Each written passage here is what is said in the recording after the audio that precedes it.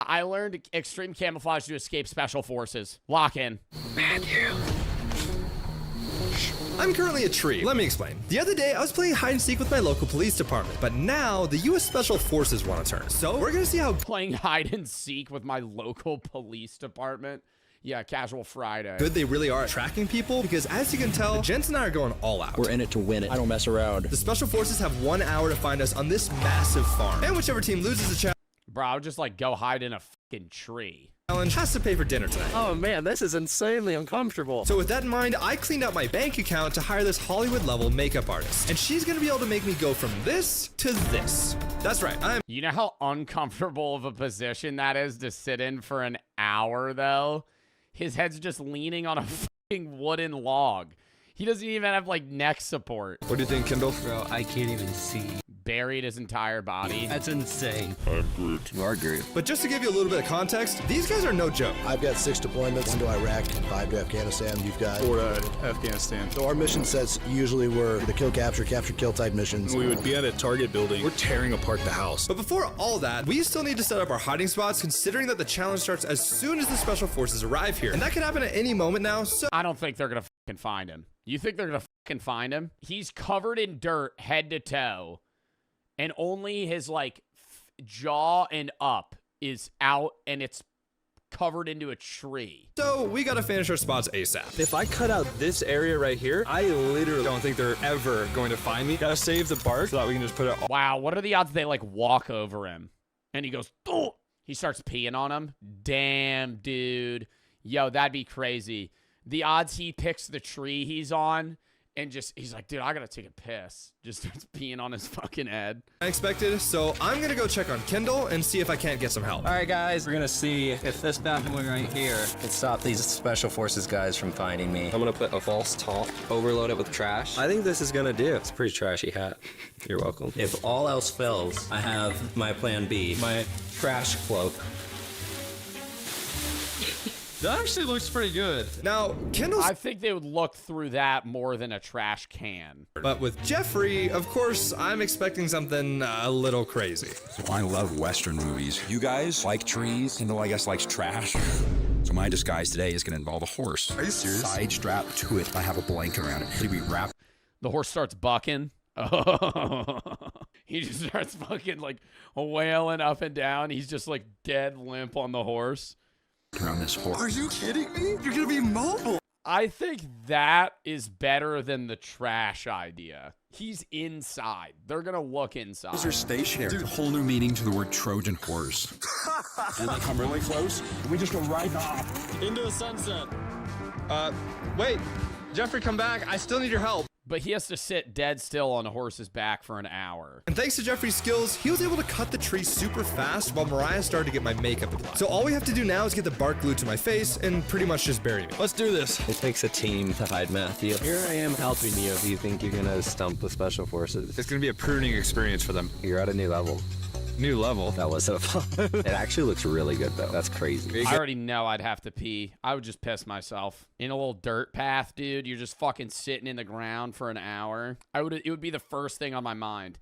Have you ever been in a scenario where there's, like, no bathroom, and because there's a lack thereof, you immediately start thinking about how bad you have to pee? I genuinely believe that's half of the times I go anywhere. I just go, fuck, dude, there's no bathroom. Well, I don't have to pee right now. Actually, I kind of do have to pee. And then I go, oh, fuck, well, I mean, I'm probably not going to be able to leave for like 2 hours. We're probably going to pass a bathroom in like a half hour, so I should probably just go right now. We are going to have quite the adventure today. These guys are Special Forces guys. They've encountered some crazy stuff in the past. I don't think these guys have too much experience with horses. That's right. We got some good stuff going. That guy, Dude, I love horses, though. Matt, he's kind of a goober, but we like him. I'm telling you. They got weird-ass heads. I mean, like, single out their head, bro. It's like a fucking triangle. They look like fucking Phineas. Just so you know, those two people are the owner of the horse and a trainer. And of course, they have a good reason to help Jeffrey with his crazy idea. We're training him for packing, so we're putting a bunch of weird stuff on him. Got him in a new environment he's not used to. Kids, don't try this at home. Miss Renee. Bro, but what happens when he starts moving around? How do you not fall? Like, he's just bear hugging the back of a horse. Oh, and speaking of special forces, Man, 50 acres, we might need to hustle a little bit. so since we have no time to waste, Kendall and Mariah are rushing to help me finish my hiding spot. A little uncomfortable, but we're gonna make it work. So this Honestly, I would not see him. You wouldn't see him unless you were directly next to him. feels like I'm screaming into your forehead. Ouch. Please, don't say that. We're literally putting the finishing touches on, just a little bit of foliage. They're already here, right? Yeah. You're gonna get your high spot? Yep, I'm going. All right, peace. Thank you. I think this is gonna work. I'm 60 minutes. It seems easy to see him, but that's because they're showing us where he is. I could see that instantly. If you're walking past the exact tree that he's at. For 3 guys on the But property. they're on like a fucking 20-acre property. You might need to jog around a little bit, try to cover some ground. And that's exactly what they'll have to do if they're gonna find us on time. Let's just hope they don't jog past my location too many times. All right, guys, wake me up. Dude, he's right off the dirt road, too. What if they just pulled his cup? What if they ran over him, bro? Like his fucking body. Jeffrey's in this open field for some reason. That's not suspicious at all. No going back at all whatsoever. And Kendall's here. That's a better strategy, though, because they're probably not going to look there. They're going to assume you're going to hide in a harder spot, whereas he's just out in the open on the back of a horse. I like that idea. Outside of the garage of the main As long as the horse doesn't fuck up. Alright, we're in the dumpster. One thing I underestimated is how hot it is. It's literally like I'm in an oven. I hear Did he drill breathing holes? I'm pulling up right now. And different from our last video where the police came to find us with all their gear, Alex and Chris from the Special Forces are so confident in their skills that the only thing Probably not. He just dives in there. He runs out of fucking oxygen. It's starting to get a little lightheaded in here, guys. It's a little hot. It's probably like 110 degrees. And I can't fucking breathe. they brought for this operation are 2 walkie-talkies. Plan-wise, we start with our buildings, do counterclockwise on the property, and then let's just go building to building to building. Time starts I feel like that alone is going to take them an hour, dude. right now. All right. Chris, I'll work this side, and then we'll go to these other rooms. It's pretty crazy how fast they come up with a plan of action and immediately start applying it. No fake seats here. And not just that, but they operate in a very methodical way. Plan here is to do kind of a grid pattern. So we want to make sure that we're clearing one area, and then we can confidently say, okay, they're not in here. Gotta be quick in here. Yep. Okay, let's keep moving. Yeah, let suffocate in there. And their strategy is pretty Yeah, meanwhile, the other kid already died in the trash can. simple, but very effective. The moment they enter any area, they go on separate... How long would it take for you to run out of oxygen in a trash can? I don't think I want to Google that. That'll put me on a list. I'm not going to Google that. Probably like an hour or two. And after a full pass, I got the vehicles. the other person goes and double checks their work, which means it's almost impossible for them to leave anything behind. Nobody in there. So I guess that's bad news for me and the gents. Well, I'll go this way, you go that way. And the crazy thing is that they're literally checking every nook and cranny of this entire farm. Yo, get the fuck out of here. They checked that whole warehouse in 6 minutes. Entire farm. You know who might be in there? Beaver Boy. I hear someone outside. Oh my God, 7 minutes. Bro, 7 minutes out of an hour in. I think I miscalculated how uncomfortable this is probably going to be. He's not going to be able to move when he gets out of here. Looking for anything that looks out of place, anything that looks suspicious. You usually pick out if things have been moved a lot recently. Fun war story. I once found a guy hiding in the hay. This? Welcome to Afghanistan. Well, what happened next? What happened after that? I've been there 5 times. Try not to step on Matt's face. You never know where he's at, man. I think we gotta get in the house. Guys, I've gotta go out. It's just too hot in here. I can't stay in here any longer. Need to quickly get through the house. I hear him outside right now. Please don't check the trash.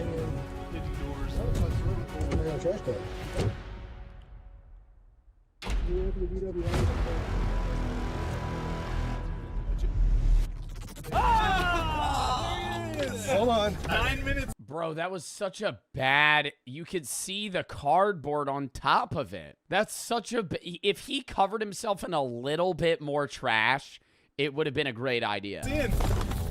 Hey guys. Oh my God, they're arresting him. Oh man, this is insanely uncomfortable. Well, if only you hadn't checked the second time. All right. I'm Kendall. Kendall, Alex. Alex, great to meet you. We gotta run or shoot him!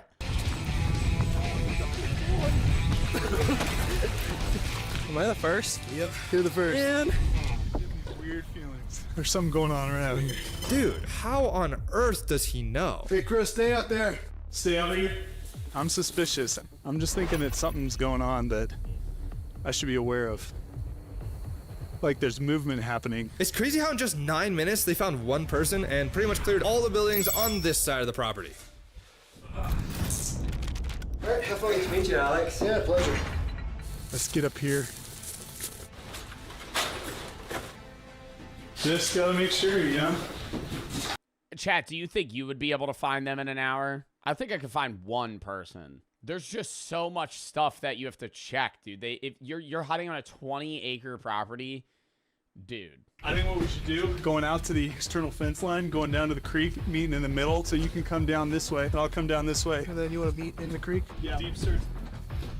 Off the rocks. We'll hit this fence line, look for anything that looks out of the ordinary. There's so much ground. I'm telling you, there are no breaks for these guys. They're always moving forward, which makes it a little hard for us normal people to keep up with them. My foot has cramped up so bad, I can't actually open my toes up. So I've given Chris my iPhone. Dude, you're wearing like wool socks. He's gonna go do his thing. Oh, God. Camera guy goes down. Joe, let's go on. We gotta find these guys. So it's weird to me. We're in this property that no one lives in, and there's people up there riding horses. It's either a complete distraction or there's something to be had. Maybe is Matthew dressed up as a horse? I would never come up with an idea that cool. But Jeffrey, on the other hand, That initial clear, try and be very quick. And you do what's called a back clear. So you clear it quickly, and then when you come back through, you back clear it, and you're a little more thorough in your search. One of the key pieces of training is that you're constantly asking yourself what could go wrong. You're thinking about all the ways this stuff could fall apart. legit, these guys' intuition is insane. I guess that's what years of I don't think he's gonna go check the fucking horse, though. active duty military service does to you. No way he sees him. Yeah, he didn't even... Well, he was... We got 22 on my clock. He purposefully coughed. We'll walk down this creek for a minute. Oh, no, that was probably cut in after. How's it going? Good, how are you? Good. Where's Matthew at? That's a great question. There's a lot of hump on the back of a horse. It is. We're doing packet training. Yeah.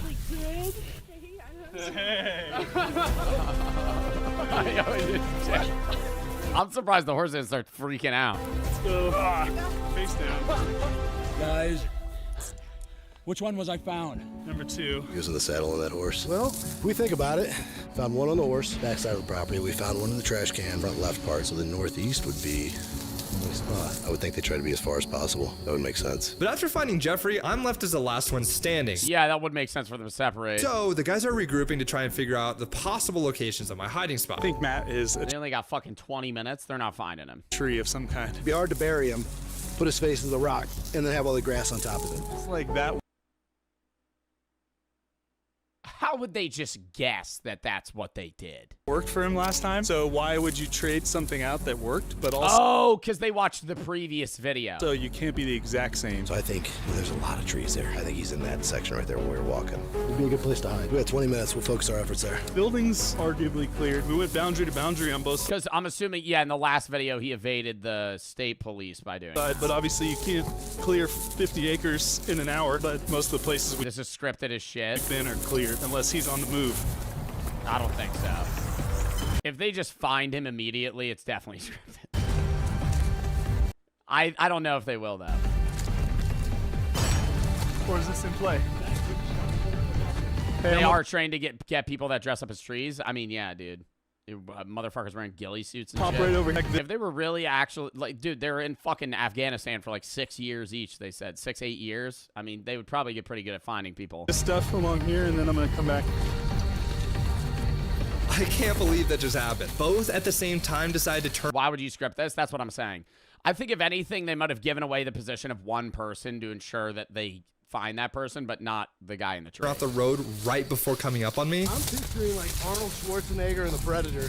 Like he just comes out of a tree trunk, you know? If Chris finds him, I'm leaving. Edit me out. They're looking in the more brushy areas, though, because that is a better place to hide. Find him. There's a lot of stuff that looks out of place. You guys have intentionally made it hard. And some broke brush. Maybe that was Alex?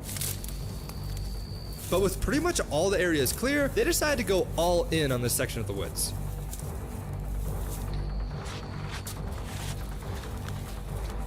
What's gonna hurt is when we figure out where he was. It's like, dude, if we've probably looked there, that's gonna hurt.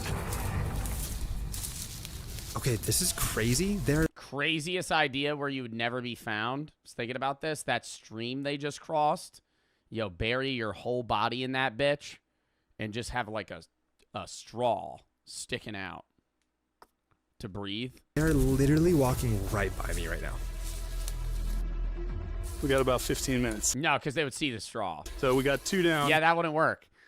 And now we can take our time to hope. Honestly, just bury yourself underground and have like a fucking metal plate with grass over it. Just hide in a hole. They would never find you. Hopefully not miss anything. But I think that defeats the purpose of the game. I mean, again, because then you're not even in nature. You're just underground. So much ground to cover. Dude, this is a lot harder than I thought it was gonna be. Big compound.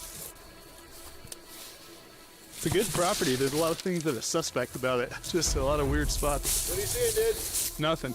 This is crazy. Whatever he's doing. He's doing a good job. Alex, we got 10. I want to see where they like walk right by him. I don't think they will. I think he picked a good chat. I don't think this is scripted. They're less likely to look where he is too because he's on the road and it doesn't make sense to just put yourself in a more obvious spot in the woods. Got him. Oh my God. Wow. The ring stuff. No, because it was like it was a more disturbed dirt. Dude, 6 minutes to kill. Are you serious? 6 minutes. Oh. That's real. I think that was real. That seems like a realistic. Grown men, highly trained war veterans playing hide and seek. Sheesh, a whole nother level. Thanks for the entertainment. Great way for special forces to stay sharp. Yeah, I mean that, dude. It makes sense that if anybody's going to find that, it would be them. Chat. I have to piss for like the 5th time today, and then we're hopping into the fucking next vid. Count me down.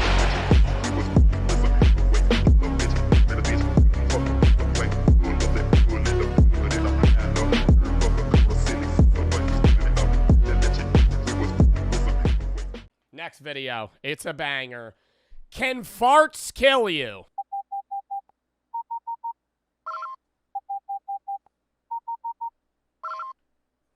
They say Fart farts City. are silent but deadly. But can farts actually kill you? Would a fart kill you? Is it okay to sleep with the fart's sister? Am I the asshole for sleeping with a fart's sister? What should I do if a fart said he'd What do you mean a fart sister, bro? What the fuck is he saying? kill me for sleeping with his sister? All these questions and more will be answered today in the Goon Cave. Farts are made up of about...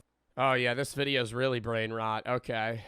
All the answers about farts killing people and farts dating a fart sister, whatever the fuck that means. Answer the Goon Cave. 3/4 nitrogen from swallowed air. But don't let this... Yeah, bro, they say that. I was Googling the other day why I fart so much because it was almost concerning. I was ripping ass probably like 40 times a day. And I was like, damn, man, like, I feel like something's wrong with me. And it said that I was eating too fast and I'm swallowing air. How the fuck am I swallowing air? Like, is that going to make me gassy? I feel like I fart so much because I eat fucking like Brussels sprouts, bro. I eat Brussels sprouts and asparagus. Asparagus makes my pee smell like death. Every day, bro. It's like actually, yo. There was one day I ate asparagus, and like a lot of asparagus. And I was at like this bar, took a piss, and it smelled so bad. I walk away and I'm washing my hands and I'm like, man, this bathroom reeks. Not even because I ripped ass. My piss, like if you smelled my piss, it smelled like it would be like neon green. Like it would burn through the ground. Figure deceive you. The vocal minority. How does your pee smell bad? Asparagus makes your pee smell like farts. Because you, like, the way you digest asparagus, it turns into, like, not methane. It turns into something that makes your piss smell like fucking shit, dude. The rest is composed of trace elements like methane and oxygen, but the smallest amount is hydrogen sulfide, which makes farts so stinky. Now, depending on your gut's composition, these metrics can vary, but... Yeah, I think what makes like a fart really smelly? If you're eating like sludge, if you're eating like a lot of fatty foods and then also like fibery greens, like if you ate for dinner beans, bacon, and Brussels sprouts, and you just and then maybe chugged a Mountain Dew, and you let that muster in the stomach region, I think you would have the worst smelling farts of all time. It would be actually morbid. I don't think you could kill somebody. If you trapped somebody in a room and like you contained the farts in a room, maybe you'd be able to kill somebody with that. Really find that farts are mostly nitrogen with some hydrogen sulfide, which makes sense because air is mostly nitrogen. By the way, I found out that a lot of these studies measuring... I do have a lot of days where my farts don't smell like anything, and that's really nice. When you're just ripping straight air. Smelly farts are funny, though. Brooke will get mad. We'll be watching a movie or some shit. I'll just rip ass. Sometimes it's loud and she'll get a warning call, kind of like a fire alarm, and so she'll like prepare herself. There was one time I ripped the biggest fart ever. It was so quiet. It was like silent, but it was a lot of air. And like 15 seconds go by and she just goes, "Oh!" And just like runs away like it was a fucking gas bomb that just got unleashed. She was like actually jump scared by it. It was hilarious. Fart composition and she was like, "Did you fart? It smells like a gas leak." I travel a lot for content, and with traveling a lot comes spending a lot of money on various things that I need to function. And one of the best ways that I have been spending and managing my money is with Chime, the sponsor of today's video. Chime leads the way for fee-free banking and helps their users keep more of their money as well as get money back on everyday purchases. Chime helps their users get paid up to 2 days early with direct deposit and also offers a 3.5% APY on their savings, which is 8 times higher than the national average. 8 times. And if you're trying to build your credit, the Chime card is for you. With no annual fees, interest, or a credit check, Chime helps you earn cash back on everyday purchases while also building your credit. Chime helps you build credit in a safe way using their secured Visa credit cards, which enables you to help build your credit if you have bad credit or if you're just starting out and need to obtain credit over time. It's also incredibly easy to set up a Chime account. It takes minutes, literally. So click the link in the description or scan the QR code and get started with Chime today. Right now, if you use my link, you could get a bonus of up to $350. Start saving and building credit with Chime. Thank you to Chime for sponsoring this video. Let's get back into it. Involved inserting tubes up people's rectums to... Wait, what? Involved insert away. I found out that a lot of these studies measuring fart composition involved inserting tubes up people's rectums to extract their big stinky farts. All right, for this experiment, we're going to be sticking a tube in your rectum. Are you sure? This tube seems I mean, that does seem a lot more scientific than like a doctor just like right by your butthole. Whenever you're ready. Farts are harmless to us because they quickly dissipate. But what if you were confined to an area with poor ventilation in a pressurized tube? Well, luckily... Yeah, like if you like put everybody in a box with no AC and gave everybody just straight beans and chili and you had like 30 men just fucking ripping ass, do you think it would get to the point where like it was actually unbearable? Like, would you pass out from that? This isn't a problem on air. Why is Jeffrey Epstein in this video? Airplanes, submarines, and spaceships thanks to air circulation, which prevents people from suffocating on farts and CO2. But are the elements in farts... Bro, the one video of the guy farting on the plane, it's not even a guy farting on the plane. It's a guy complaining about somebody farting on a plane, and he's like, "Dude, please, whoever it is, stop. I feel like I'm getting tortured." I gotta Google that. Farting on plane TikTok. Whoever is farting, don't fart, please. It smells bad. Bro, you know how bad the fart would have to smell and how many times they'd have to smell for somebody to actively, like, ask out loud for somebody to stop farting? Because, like, if somebody ripped ass on a plane one time and it reeked, I'm not saying shit. How many times would they have to fart for you to say something? 10? 10 plus. It would have to linger for, like, minutes on end. It's deadly. Well, when the brain stops receiving oxygen, it stops functioning. So all the other gases and farts could kill you. Hydrogen sulfide stands out because it severely inhibits cellular respiration over the other compounds. So hypothetically speaking, if you strapped one of those fart tubes into someone's throat, they would probably gag and eventually asphyxiate. I'd like to imagine a saw trap where hundreds of people are hooked up to those fart tubes and have them all end up in some guy's mouth. Throughout your life, you've crop dusted thousands of people and blamed your farts on small children. Now you must inhale gas until you pass. But that's a very improbable way to go out. So let's come up with something a bit more realistic. Flamethrower. Ready to roast. Earlier, I had mentioned that methane makes up about 7% of... Yeah, I've seen videos where guys will rip ass with a lighter over their butt and it'll shoot out like fire. Farts. And as we all know, methane is flammable. Oh, literally right there.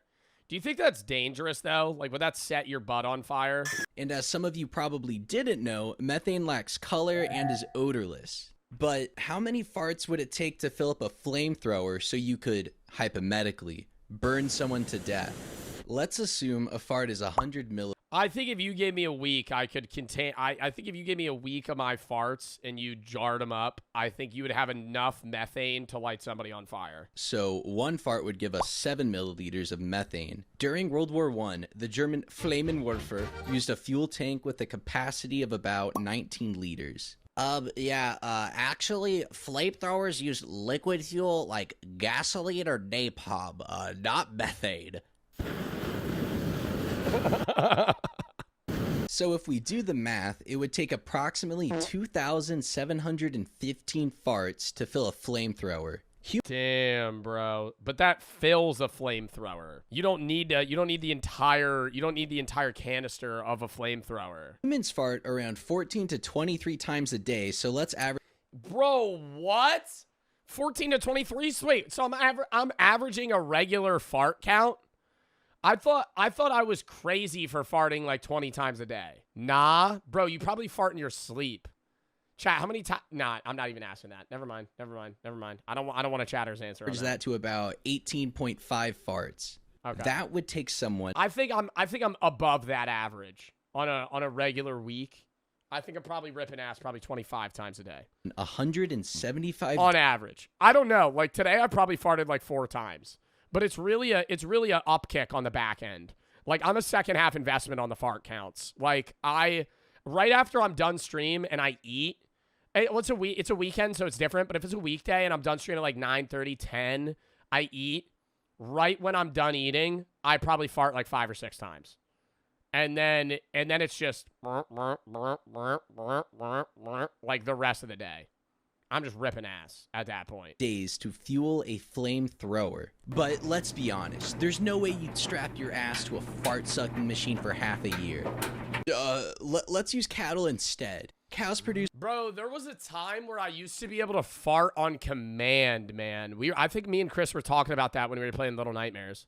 That shit was like low-key a skill. I used to be able to like suck air into my butthole and I would fart. And then I could just keep repeatedly, like, infinitely farting. But it wasn't like a methane fart. It would just be, like, air farts. Yeah, I would be, like, fart maxing. That's a thing now. Dude, what? What do you mean, dude, what? That's a regular ass. How do people fart on command? I'm so serious. Strategically swallowing air into your butthole and forcing it out. It's like,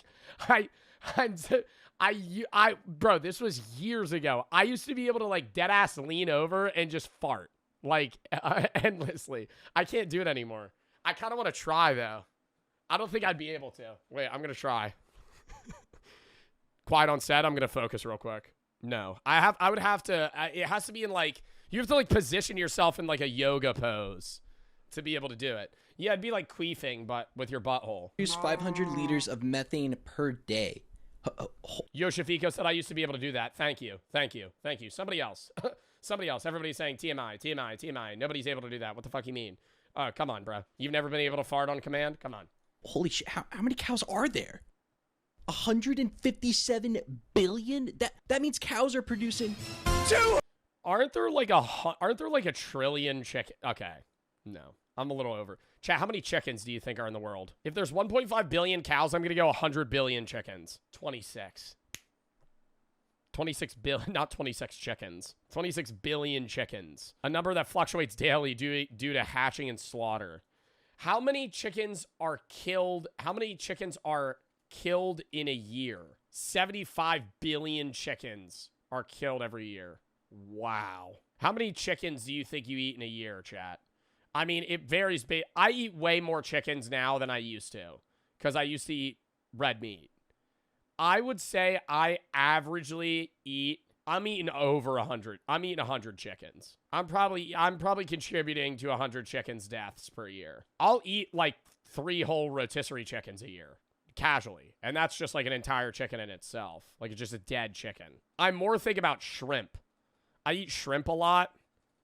And like, bro, in one meal, I'll eat like 30 shrimp. Mini shrimp, but like, bro, that's 30 dead shrimp. 186.5 trillion liters of methane that could severely impact the climate, causing irreversible damage, shutting down supply chains and displacing Yeah, it is weird that like part of a global warming crisis is cow farts. billions of people. Is anyone doing anything about this? Oh, wait. No, never mind. It turns out most of that comes from cows burping, so A cow belch is worse for the environment than a fart? It doesn't count. The oldest joke can be traced back to at least 1900 BC in ancient Samaria. It translates to something which has never occurred since time immemorial. A young woman did not fart in her husband's lap. Yo, when do you think the first person thought a fart was funny was? I feel like cavemen, bro. That shit had to be funny then. You're falling asleep, like, you know, in like a bone structure in like the Ice Age. That'd get a chuckle out of me. It's always been funny. Motherfucker said bone structure. Yeah, people used to sleep in bone structures made of like animal tusks in the winter. Learn your historical facts, buddy. When was the first fart considered funny? The earliest known fart joke is from ancient Samaria in 1900 BCE. So 4,000 years ago, somebody made a fart joke on a clay tablet. That's exactly what this guy just read. I don't watch the videos that we're watching, chat. That's literally the exact joke he just said that in the, okay. Something which has never occurred since time immemorial. Well, this ain't funny, bro. This doesn't even make sense. Something which has never occurred since time immemorial. A young woman did not fart in her husband's lap. Well, women can't fart, so that's kind of a stupid joke. It's not even...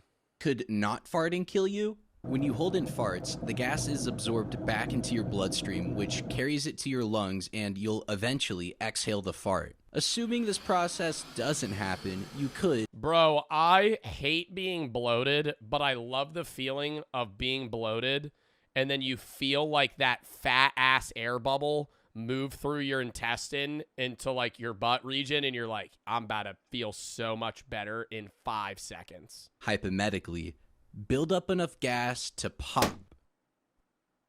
When you got those bubble guts, you never had that shit?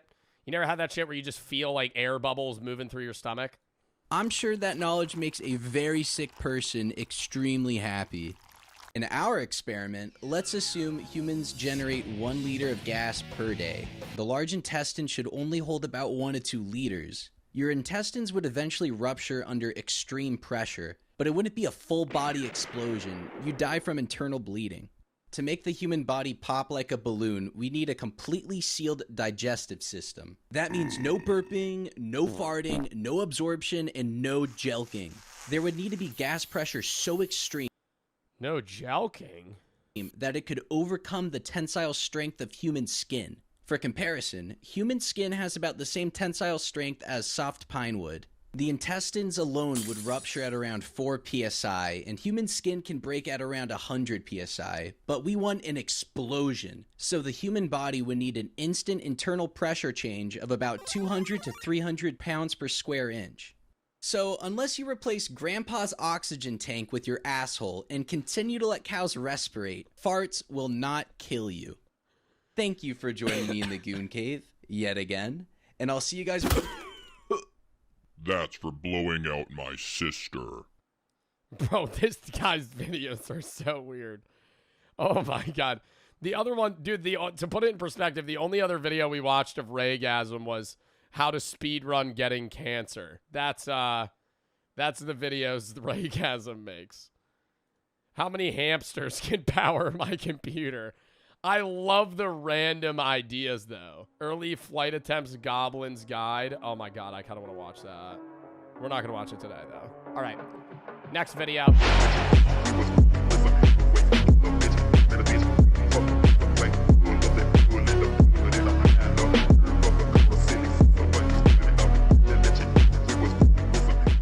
Can you profit from an all-inclusive resort? Most people come to... I think yes, before we even watch the video. Thoughts? Depends on the all-inclusive resort. That's what you gotta keep in mind. Depends on the all-inclusive resort. Some resorts are going to be really cheap, and I think it would be easier to profit off of them, but you also got to keep in mind cheaper resorts have cheaper goods. Worse food, worse alcohol. But even then... let me say this. It's possible to profit on an all-inclusive resort in how much you would have to personally pay for the products. But you got to keep in mind, if you're drinking a bottle of Tito's alcohol at a resort, that might cost you $30 to buy at a liquor store. It costs them $5 because they're buying it in bulk. And they're getting cheap sales. They're usually in different countries where there's not as much import taxes or whatever it may be. So it's like... even if you, say you spend $500 to stay at an all-inclusive resort and you personally drink and eat $600 worth of food that you would have to spend regularly, you profited, but they still made money on you. They're not in the red. For them to go in the red, you would need to drink like the equivalent of like $2,000 of alcohol because they're buying everything in such large quantities that it doesn't matter. Like when I was talking about how I went to that Mexico resort and they were just bringing out bottles of wine, it might cost me $15, $20 to buy like one of the bottles of wine they got, maybe even 30 or 40. They're buying them for like $4 because they're buying 100 of them. To an all-inclusive resort. 1,000 of them. To relax. But I'm here to profit. Can I get like 6 more of those actually? All-inclusive resorts promise that food, drinks, and experiences are all included in the price of your stay. I don't know about experiences. Is that promised by all? I don't think experiences are promised by all-inclusives. I think it's food, drink, and then obviously you're paying for the room as well. I don't know, because every time I've ever gone to an all-inclusive, like jet skiing would cost more money. Like you have to pay for that. Anything that's like a aquatic activity, like if you wanted to go scuba diving, most resorts probably aren't going to cover that. Food, drinks, and experiences are all included in the price of your stay. But is it actually worth it? We'll all be eating absurd amounts of food, drinking concerning amounts of drinks, experiencing as... Bro, what would be like the best thing to eat and drink to make your money back? Eating meats, like steak. Eating meats and then drinking just straight up hard alcohol. Like, but not, or like wine, like good wine. Like you would literally have to research like what costs them the most and then just drink that. Because they don't give you top shelf alcohol at all-inclusive. You're not getting that. You still have to pay for that. Like when I was at the all-inclusive resort in Mexico, some lady spent $400 on a bottle of Azul tequila. Idiot. Idiot. Idiot. Idiot. Idiot. I gotta say that. You're at an all-inclusive resort. You could get any mid-shelf tequila in the world, and your dumbass spends $400 on a bottle of alcohol. It's fucking free. Just drink Trace. Generations. Drink fucking Don Julio. I'd rather have that. I'm not, why am I spending $5,000 to fucking go to a resort for a week and with the flight and everything? Or not 5,000, be like 3,000. Even then, that's still a shitload of money. As much as I can and using some absolutely deviant... Did he steal the bottles of that? No, that's... ...amounts of drinks, experiencing as much as I can and using some... No. Did he steal the bottles of alcohol from the bars? Bro, you made no money on Absolute. Jack, you risked it all for what probably cost them $4. That bottle of alcohol is, they bought 1,000 of those. Absolutely devious methods, all to Wow, deviant. Dude, he's putting the fucking shampoo in a water bottle. all to answer the question, can I consume more than the price I paid for my vacation, equaling a profit? So I hopped on a flight to none other than the Bahamas. Is it really a profit or a discount? Because you're still spending the money. You're basically, it's not both. It's a discount. You're not profiting shit. You're still spending $3 grand. You just consumed 3,500 worth of stuff. Getting off the plane, I was immediately escorted to a Rolls Royce. This is where I got my first taste of the Bahamas. My man, you on Bahama time, bro. We just busy getting wasted. We drink in the car, in the street, downtown, in the bus, in the cab, in the shop, you know, man. We pulled straight up to the Sandals Royal Bohemian Resort, and walking inside, my first impression Go up to the first worker. Where can I find marijuana? Was, well, this is the nicest place I've ever seen. Where do I get that? Walk up to the most trustworthy looking person. Do you have weed? I definitely don't belong here. No. Okay. There's multiple. I'll take one weed, please. Oh my god, that's how you definitely get your shit fucking laced. You go to a foreign area. Do you know where I could acquire some marijuana? Yeah, sure. How much you want? I don't know. Maybe like what? I don't know. Maybe like 3? Pools, multiple 3 what? Multiple restaurants, multiple bars. It's almost like this place was a resort. The joke is that it is one. So I've booked a 3-night stay at this resort, which cost me $3,021. That was more than my Mexico trip, and I was there for a week. $3 grand for 3 nights? Yo, that's ass. That's actually ass. Jack, you're not consuming $3 grand worth of food and alcohol in 3 fucking days. Dude, you're on a shot clock right now. You should already be blackout drunk. This is terrible news, Jack. $1,000 a night at this fucking place? $1, which is low-key ridiculous. He gets a butler? Bro, most all-inclusive resorts you go to, you get a butler that like checks on you in 5 other rooms. Unless you're at like a penthouse suite, they're not like your personal butler. They work for like 10 people. However, included in this all-inclusive package that I've purchased is free drinks, free gourmet food, free room service, a free personal butler, and tons of amenities. I have created a jam-packed schedule to take full advantage. How is he gonna calculate what each thing is worth? Of all of these things in hopes that I can eat, drink, and experience more than what this resort cost me, making us a profit. I'm sweating bullets. Holy mackerel. Okay, I can sit here and yap all day, but we have a lot to do. So let's get going. So because I can't check into my room for another few hours, the first thing on my list was breakfast. Now this place was a buffet, so it had pretty much everything, and I'll tell you right now, this looked fire.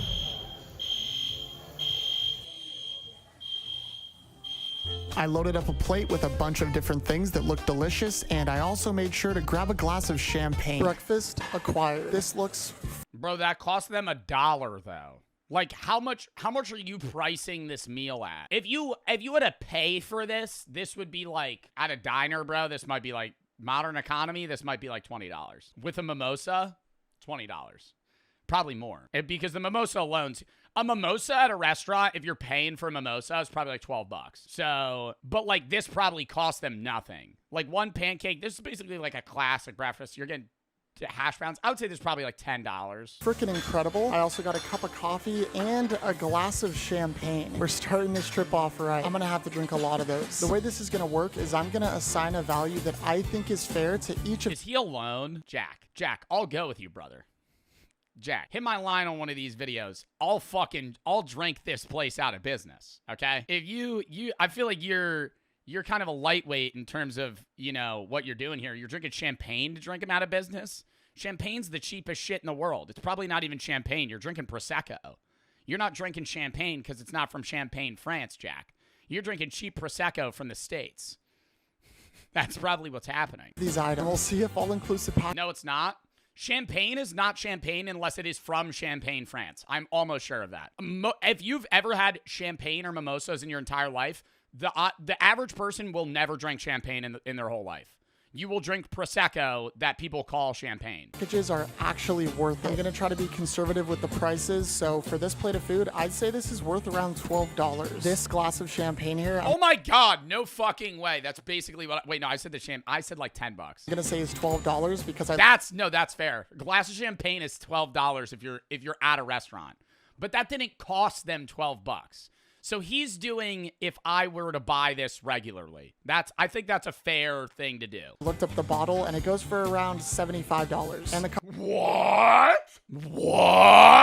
$75? They ain't fucking giving you a set. I'm Googling that. Sperone Champagne Brut. Oh, it's Celebration. Celebration Brut. Let me look that up. I'm calling cap. Bro, you could get it for $9 from Vivino.com. You could get it for $9. I'm not doubting that a restaurant would charge you that amount of money. But I'm saying, like, you could probably buy this yourself for much less. Cup of coffee, we'll just say $2. I'm gonna absolutely demolish this plate. I still think he's being fair in his pricing. Even though I don't think that champagne bottle's worth $75, I think they would charge $12 a glass at any restaurant. This is definitely the earliest I've ever drank alcohol. I don't think I like champagne. First plate of many on this journey. I'm starting off slow because I have to pace myself for the next 3 days because I'm gonna be eating and drinking a scary amount. And if you thought I was kidding, right after breakfast, I went for breakfast number 2. I got myself a nice looking... Another coffee? I'm shitting the rest of the day. I've pooped 6 times today, and it's 1 p.m. I've pooped 6 times.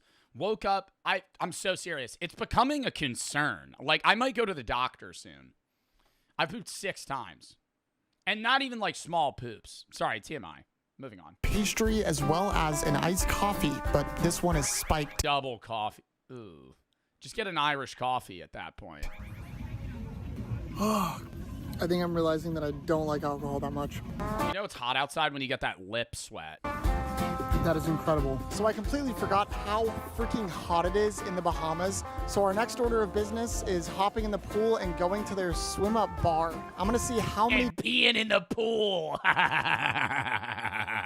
And peeing in that big ass pool. Yes, hunker down at this one seat. Don't get up for 10 hours.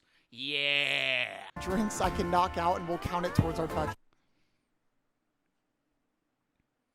Real. Oh, that is copyrighted. That is copyrighted. No, yeah. I don't know about that. This guy was. That's a good song though. Anyways, Grand Marnier. He should just drink shots. Do like a shot mixed drink. If he gets mixed drinks, that's gonna like hurt the price. Full of energy, and he proceeded to dance for another 5 minutes. The time lapse is it's still going. It's still going. I told him to just surprise me with whatever drink he could concoct, and I got this. It wasn't great. And to help us further reach our goal, I got another drink, and another drink, and another drink, and another drink. Beer's probably the worst thing you could get, but that's all I love beer. Like when I went to Mexico, I would say 50 to 60% of the drinks I had were beer. 40% were shots, and then the other 10 were mixed drinks. That beer probably cost them like 50 cents. Like you're not drinking your money's worth drinking beer. That may or may not have been a mistake.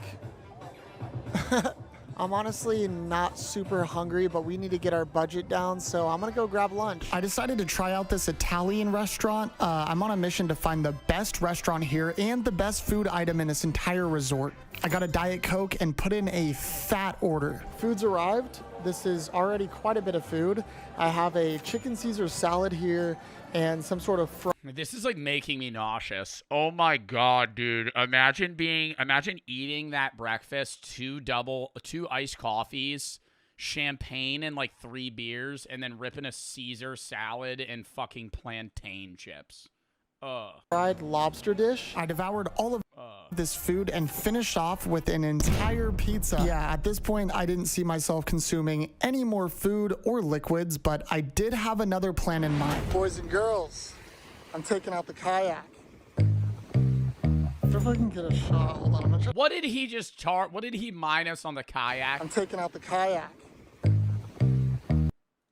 fucking kidding. $15? I don't know. Yeah, I mean, but like, bro, are you ever renting a kayak? Hold on, I'm gonna try to hold this in my mouth. That's fair. That's fair.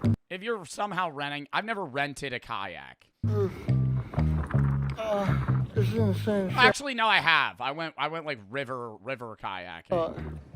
Life is good. The water is so freaking clear. I feel like a dad on a vacation or something. It's not the heat, it's the humidity that gets you. Hey, that's true. Hey, that's true. If your stomach's upset, dude, just pop 12 Tums. Just start chewing on them like a candy, man. That sometimes. Just start ripping dad quotes.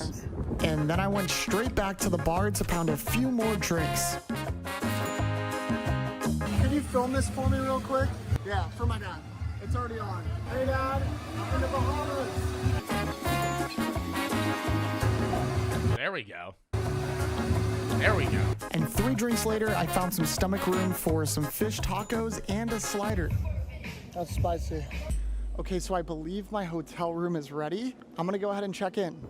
After checking in, about to be taking dirty shits this trip. Oh. And my personal butler. You ever chat? You ever go somewhere and get like what is it called? Like traveler's blockage, where you're like constipated? That's the worst. I'd rather have the shits. Going somewhere and being like dead ass constipated is the worst. It ruins the trip. Being like, you know, diarrhea, you could take like Imodium and something that seals you up. Ugh. No, I've been on multiple trips before where like I didn't poop for like 3 days. And by day 2, you're just sitting there, your guts out, and you're like, who wants fish tacos? Escorted me all the way to my room. Welcome to your suite. Woo! Holy moly. All right, guys, this is my personal butler. My name is Zali, and I will be taking care of Sir Jack. Zali, you are a legend. So I can just call you for anything? Anything. Could I get sugar-free Red Bull? And also like maybe like some shaving stuff? Okay. I don't really have much facial hair.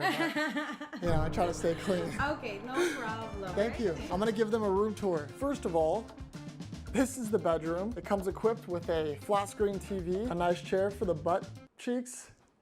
I don't know where I was. I'm gonna sound like an asshole here. Why do multi-million-dollar all-inclusive resorts still only have 30 channels and no smart TVs? 2025? I mean, like, I'm not sitting this, like, it'd be different if I was, like, staying at our hotel in, like, a random area. This is, like, a multi-billion-dollar company that, like, bro. You can't add like a fucking like fire stick into the fucking into the hotel. Every Airbnb has that. I've never been to an Airbnb that didn't have a fire stick or Roku. Hey, hell, dude, I'll post up in Roku City. That's fine. And that's like probably the same. And then I don't know, they'll have like movies on deck, but they're like the worst movies ever. And all the channels they have are like laggy. It doesn't make sense. Going with that. Just outside the room here, there's a soaking tub. Here's the private bar. Even if it was just, bro, even if it was just like Amazon Prime, dead ass. Even if it was like just Amazon Prime, I'd be like, yeah. Because like, how are you going to sit here and say, oh, this is like a 5-star all-inclusive resort? By the way, we only have channels 3, 6, and 10. And 2 of them are in Spanish. What the fuck? I mean, I'm not going to watch the TV, so it's not like I care. But like, when there's usually one day at a resort where I'm like, I'll watch the TV. And then I turn it on. Like when we were in Mexico, I was watching like luchadors. It was awesome. I'll say that, you know? So I'll give it to them there. It was fucking amazing. I didn't understand a word they were saying. But they were pulling the craziest, better than WWE moves I've ever seen. Everybody was pulling some crazy wraparound, boom, fucking slam. And the butler told me I can have as much of this stuff as I want. We're getting lit. There's a mini fridge, and all of these are free. I mean, I paid $3,000, but that's besides the point. By the way, this is gas. Wow, this is a nice bathroom. Coming this way, we have the bathroom. Absolutely freaking beautiful shower here. Sink and mirror area. Hey. Okay, why do all-inclusive resort hotel rooms look identical? Like, this looks exactly like every one I've ever been to. Like, I want some spice here, you know, make it look different. I feel like we're entering an era where all businesses look the same. Not even just like hotel rooms, like a Wendy's is indiscernible from a McDonald's, and that's indiscernible from a modern Burger King and KFC. Like, you just drive by businesses now and everything's just like gray and futuristic. And I like modern stuff, but like put a twist to where it's not like, I don't like minimalism. That's what it is. I hate the idea where it's just like everything's gonna just be marble and we're gonna have 4 things in this room. How's it going? This is the closet. I love a good robe. Another big old TV, another big old couch, another beautiful old painting. And I didn't know they were gonna do this, but they gave me my own little charcuterie board. But not only that, because they gave me my entire own bottle of champagne. You guys know I love champagne. Hello. Oh my gosh. That was so quick. You're the best. Thank you so much. Look at that. Shout out Zally. Okay, so the average price of a resort room here in the Bahamas is roughly $250. Now, I do think this room is probably quite above average, but we'll just be conservative. So we'll count 3 nights to our budget because it is included in the package. Now, to make sure we take full What? Wait, why did he just minus $750? I'm very confused. Did anybody understand what he just said? So we'll count 3 nights to our budget because it is included. The cost of, oh. He's saying the package, he's looping in what a regular hotel would cost. Included in the package. Now to make sure we take You're doing some fucking funny math here, Jack. I think we're fudging the numbers a little bit. Full advantage of this beautiful room here, I have some devious methods planned. Welcome to Jack's Hotel Hacks. Hack number 1.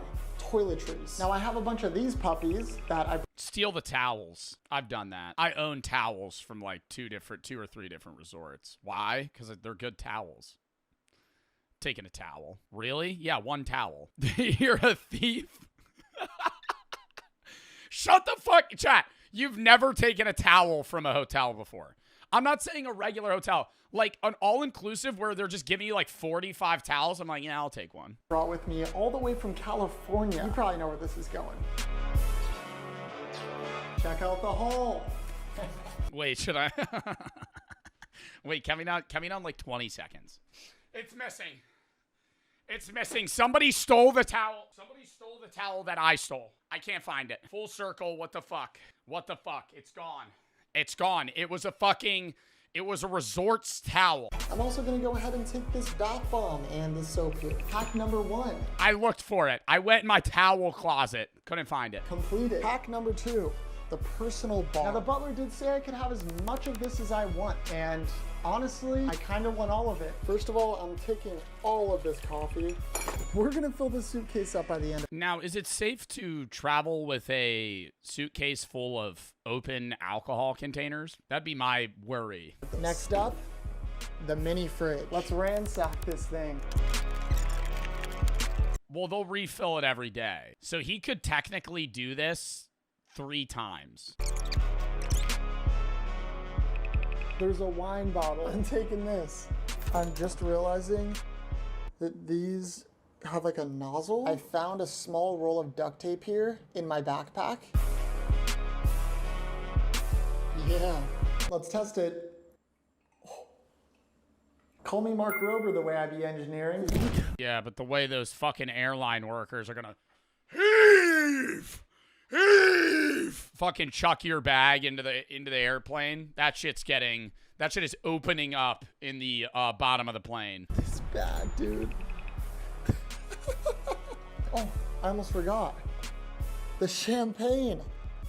Do not pat, bro. That's gonna explode. that's gonna fucking explode. That is rattling around.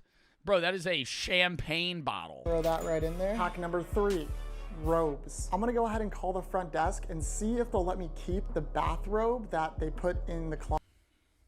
closet. Could I keep the bathrobe that comes in the room? Yeah, no, sir. But I can provide you a slippers that you can take home. Yeah, that works. I will give you 2 so you can take. I mean, deadass, bro, he probably could have just taken it and been like, oh, I left it out at the pool area. Oh, I left my, you put it in his bag, call him up. I left the robe by the pool area. Could you bring another one? Yeah, sure. Now you have a robe there. Room check. I'm not trying to promote this. I'm just saying, you gotta think. You know the logistics that I don't understand? I gotta say this, okay? When I was in Mexico, every fucking, like, restaurant and room in the resort used different glasses. But you're allowed to just leave with whatever glass you have. So there were times where I would be 3 resorts over, and I would get a drink and bring it back and leave it. And I go, there's a motherfucker whose job is to just round up the glasses and maneuver them to the areas that they need to go. You know how complicated that is? And then on top of that, like the towels, like there's thousands of towels that they're just washing every day. They got to round those up. Somebody's job is just like picking stuff up. Picking glasses up and moving them where they need to be. One and you can use one. They have like, you know how Disney has underground tunnels? They have that at a lot of resorts. So if anything goes wrong, they just go under the tunnels to fix it. The resort I was at, one of my friend's dads was telling me that some guy was mixing chemicals in the pool room, blew his arm off, and they just took him underground. And all the people were like, what happened to that guy? And the workers are like, he's okay. He's okay. Don't ask. Have a fun time. Do you want to drink tequila? Blew his arm off or some shit. He was like mixing chemicals in a closed room like a few years ago, and it went boom and fucking exploded. Everybody went, oh. And then they saw him stumble out. Something was missing, and they just took him underground. Perfect, thank you. And that was Jack's Hotel Hacks. I'm gonna go get some dinner. For dinner, I got a burger with mozzarella sticks, some buffalo wings, and a beer. And then I finished it off with 4 more beers. Yes, this was necessary. Day 1 was pretty successful. I am pretty worried about our budget. It's gonna be pretty tough making a quote profit from all of this. So tomorrow we have a lot of work to do. Luckily, I have quite this. Tomorrow's the rage day. Because last day, he's not going to want to get too drunk because then he has to go home the day after that, which would just be rough. Schedule for us. Anyways, I'll see you guys on day 2. Yeah, I'm going to go get breakfast.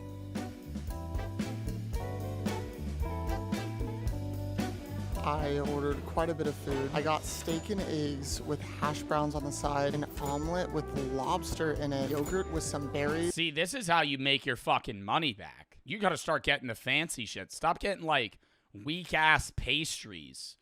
Yeah, get that lobster omelet. And a pineapple juice, which I actually already finished and got a refill for. This looks gas. I am now on a dock.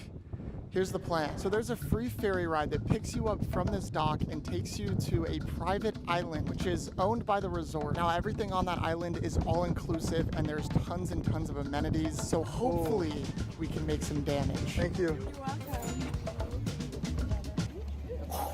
Strongest one yet. This island is freaking awesome. I found a place to sit because I am feeling a wave of fatigue, probably from the jet lag and the copious amounts of food and alcohol. That probably has something to do with it. We're gonna keep it going because we need to make a profit. So after 5 beers, a pina colada, and 2 Red Bulls, I can Oh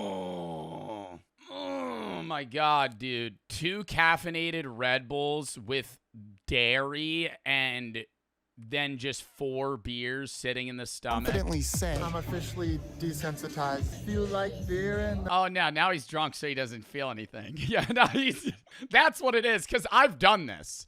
It's like, if you're sober, this would feel disgusting, but if you're drunk, he's just not feeling it. And getting drunk every day. So in order to turn an actual profit from this whole thing, I have to consume over $700 worth of stuff per day. So I'm thinking I'm gonna go into the restaurant and put in a gigantuous order here. Could I do the mahi baja smash burger, fried fish, steamed chicken, to do a beer? There's no way he's eating all ordered that. a butt cheek load of food. How do I have the underlip sweat, but I don't have any facial hair? Woo! The food has arrived. Oh my God, what did they do to you, homie? See, I have one thing that I can't do, and it's the heads on fish. That bothers me. Shrimp did not care. The one vlog that I had when we were in Mexico, I did 36 drinks in the day. When we were at that restaurant, they were passing out shrimp that were just dead and like boiled and seasoned or like sauteed. I was ripping their heads off, the tail, the fucking legs, eating them, no problem. Don't care. A dead fish head, though, I can't do. I know, I don't, it's just like a mental blockage. Gross. If they chop the head off, I don't care. Pride. I definitely bit off a bit more than I could chew here, but I was eating as much as I possibly could. Head of any animal. I've always wanted, okay, this is going to sound fucking nuts. I've always wanted to try like a goat head. Because I know, dude, I'll see videos of people prepping the fuck out of it and they make it look like I can't because I have fucking alpha gal now. Why? Because it's like a cultural dish. I don't know. You know how many people rave about that shit? I'm so serious. I'm fucking so real. Like people that are like, yeah, chicken feet are good as hell or like a goat head. Like I would try it, but I can't now because I fucking have alpha gal, but I'd try like chicken feet. I've never had chicken feet. I would try stuff that I'm just not accustomed to just to see if I liked it. As full as I was, Sure, Joe. No, I would eat it. It ended with a mango ice cream. I would love to try bull nuts. I would love to try bull nuts. Just one time, dude. What do you think they taste like? You know, I'm thinking they taste like scallops. That's what I'm thinking the consistency is like. Have you ever had a scallop? I think it would be like an ocean scallop. A little mushy, like elasticity-wise. For dessert, and took everything I didn't eat as leftovers before heading back. Probably tastes like balls. Well, I've never eaten nuts, so. To the main resort. After another That's kind of gay. Pina colada, I decided we might as well embark on a water activity. All right. This guy taught me how to sail a boat, which I've never done before. We're doing it. This was honestly a great change of pace and a perfect opportunity to make more room in my stomach. Oh, just you and that one guy alone out in the water? No, that would ruin the trip for me. So now that we're sailing at 5 miles an hour, you know, how do you get this job? Do you like it? You just make it small talk. Manuel. My goat. After grabbing 4 pastries, a coffee, and drinking 3 more beers, I thought to grab a couple water bottles to stay hydrated. And this is when a genius idea occurred to me. Could I get these filled up? Could I do just rum in these? They won't do that. I had to give a guy at the resort $20 to fill a glass with vodka before. Yeah, he didn't want to do that. Oh, he was thinking about it. The most expensive one?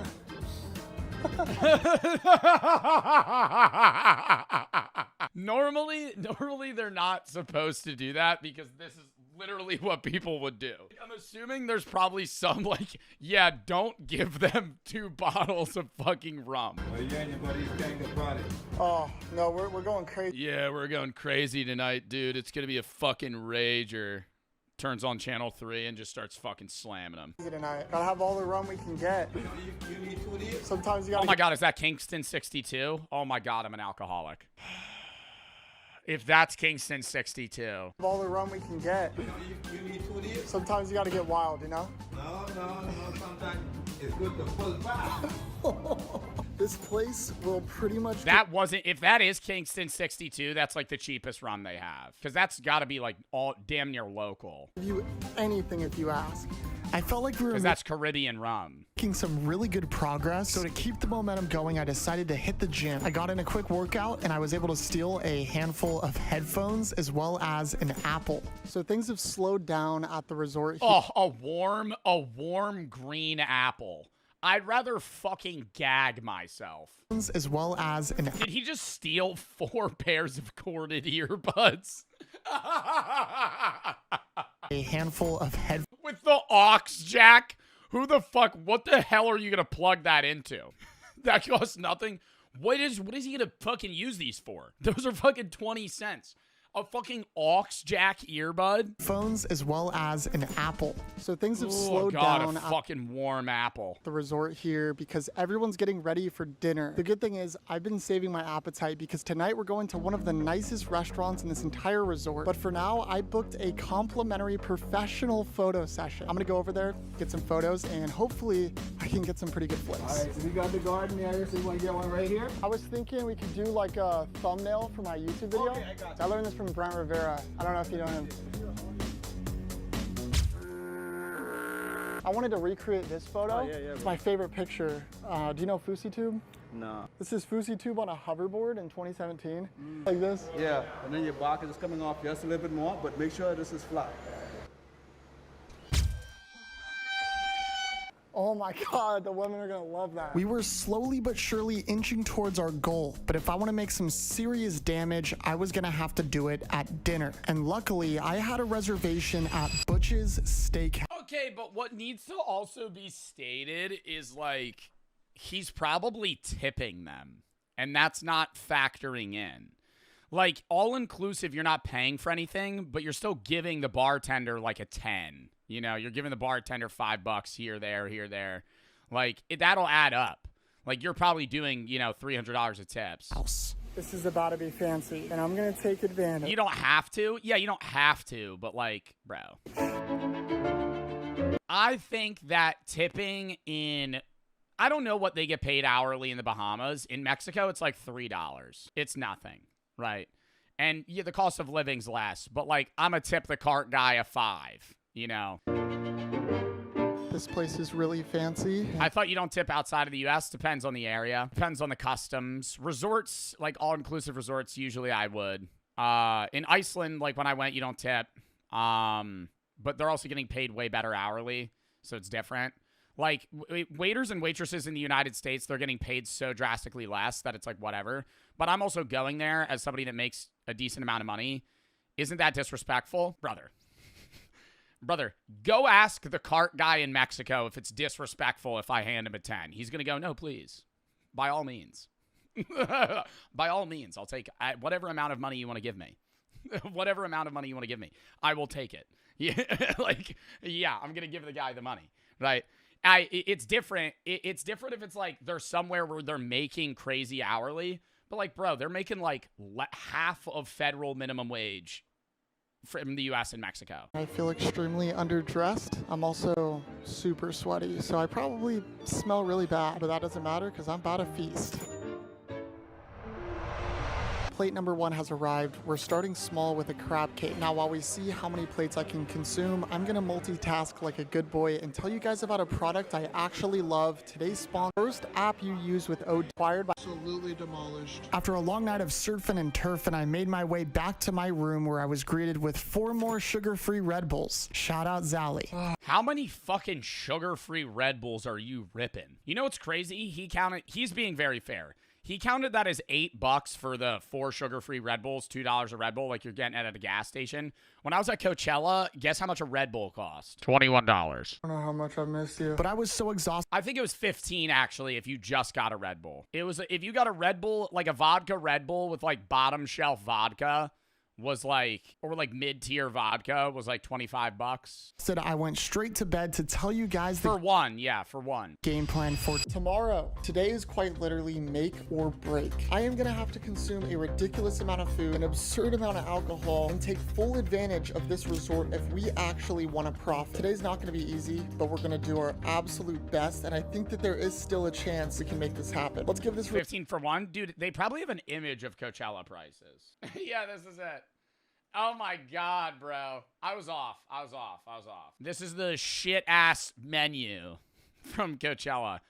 Red Bull and vodka, $23. Absolute vodka, $28. Heineken, a beer, $15. A can of beer. Not a draft, can. 0% beer, $10. If you just got the Red Bull, apparently it's $6. I was way off. But they were promoting it. They were like, every Red Bull and vodka is a full can of Red Bull. I'd be like, wow, that makes it worth it. Resort a run for its money. This morning was the hardest one. $6 isn't bad. Yeah, but $23 for a fucking vodka Red Bull. $17 of vodka in that thing. You poured me one shot. Yet, and I started to realize that all this champagne was really starting to get to me. So I decided this morning I wasn't gonna drink. Well, I had a breakfast of absolute champions and one too many mimosas. Unfortunately, it started raining, but that wasn't gonna stop me. And when in doubt, if you don't know what to do, there's always one option. So I went straight to the bar, and this is when I met Valerie. I teach dogs how to go and find missing people. You're kidding me. No. How the fuck does a dog do that? By like smelling their belongings? You know how you get search and rescue? Well, I teach pet dogs how to go and find a missing person. That's crazy. I'm trying to eat and drink and experience the equivalent to what I paid for the resort. That will be hard. Could I get 5 mimosas? Yes, please. Yeah, let's get 10 rounds of Jaeger bombs for me and Valerie here. Thank you. All right, guys, I don't recommend anybody to do this. I'm gonna try to take these down. He's gonna rip 5 fucking mimosas back to back. That's disgusting. Anybody to do this? I'm gonna try to take these down. Bottoms up.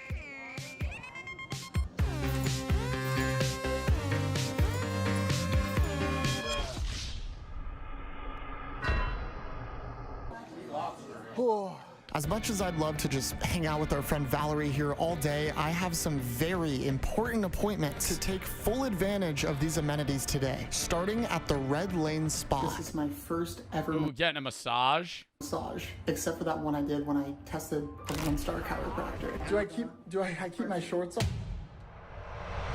That was insane. I was real nervous for my first massage. Me and Brooke went. We were together. And it was, they were like, we only have a man and a woman masseuse. And Brooke was like, which one do you want? And I was like, well, you're not getting the guy. So I was like, I'll take the guy. He came in. I was a little fake story. Yeah, it's a fake fucking story. He came in. I was a little nervous. He whispered in my ear. I swear to God. But it was an amazing experience. He had very short, like stubby hands. But they were fucking, like, muscular. And he'd go, I need you to roll over. He'd go, I'm going to put hot rocks on your back. I'd go, okay, sounds good, boss. And it was awesome. He did this one scrub, and then he would fucking dig in, man. I'd be hitting him with, I'm not going to make the noises I was making. It sounded good. Or not sounded good. It felt great. I walked out. I felt like I took like a 10-hour nap. Massage. Yeah, he was digging, dude.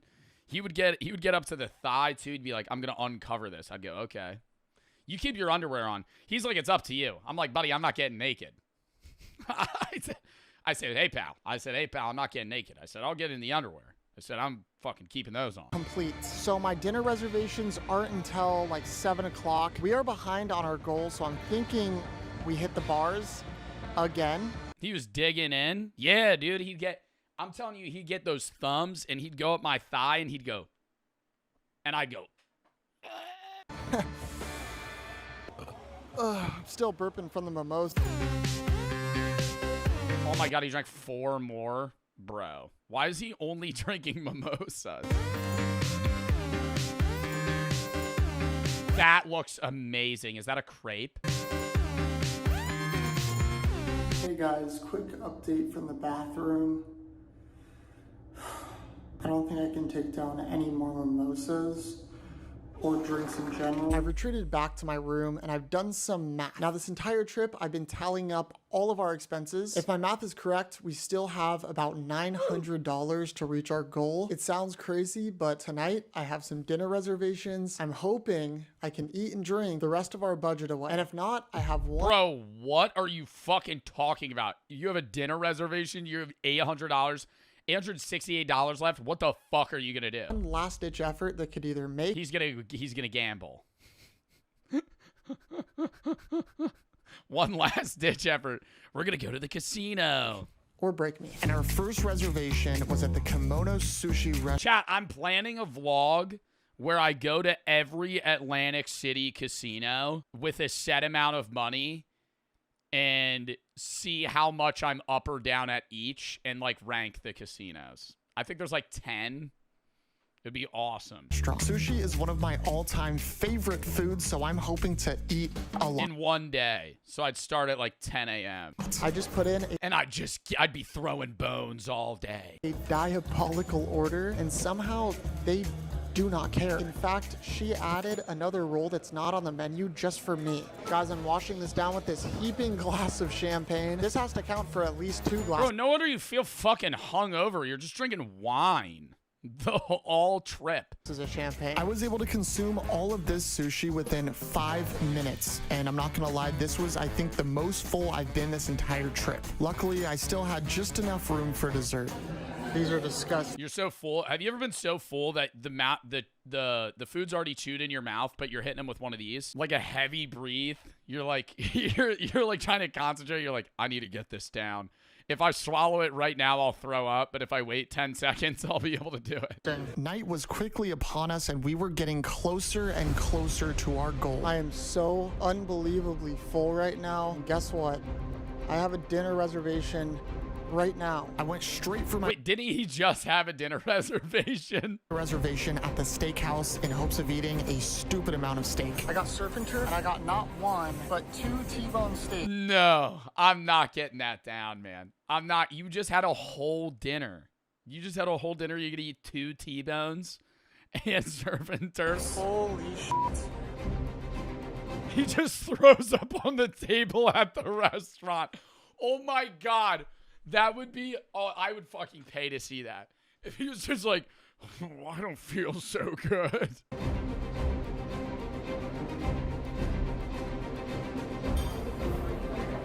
Oh yeah, he's hitting a wall right now. Start getting the meat sweats. Oh, that's the worst. You start feeling unwell, like you've been poisoned. That's what the meat sweats is like. There's a feeling of impending doom and you don't know why.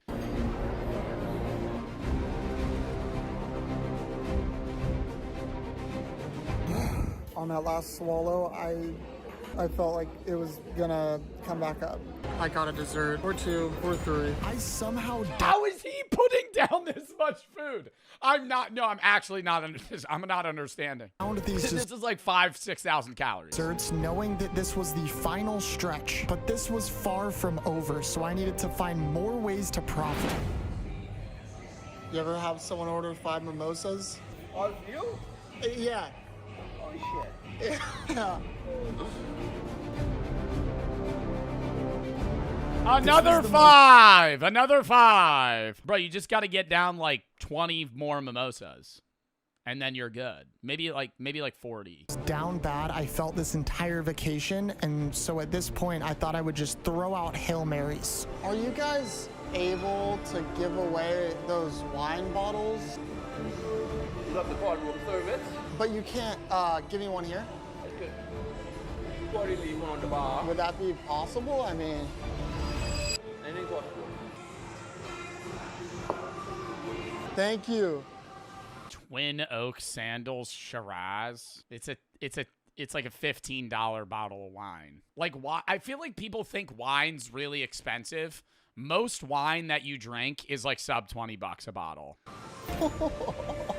This was the exact kind of thing. I love how drunk he is in this. And that fucking maniacal laugh, like he just pulled a devious lick on this place. Like he just robbed them blind. He's gonna fly home with this. He went, oh. Thank you. This was the exact kind of thing we needed to actually hit our goals. So I went straight to the other bar. You're gonna bar hop and ask for a bottle of wine at each place. And tried to replicate my success. What are you gonna do with the wine? Is he gonna put it back in his suitcase? Like a bottle of like wine. Could I get 2 red? Thank you. Thank you so much. And he gave me a beer. It's the same fucking bottle. We are just over $300 from reaching our goal and coming out with a profit. Here's the bad news. Those were the only 2 bars that are open, which means there's not really anywhere to go from here. I do have one more He's gonna put on a fake mustache and go back to the bars. Hey, what's your ruling on having a bottle of wine? Dude, you're just the same guy I just saw. idea. It's not Could I get another bottle of that Twin Oaks wine? technically a part of the resort, but it's within walking distance.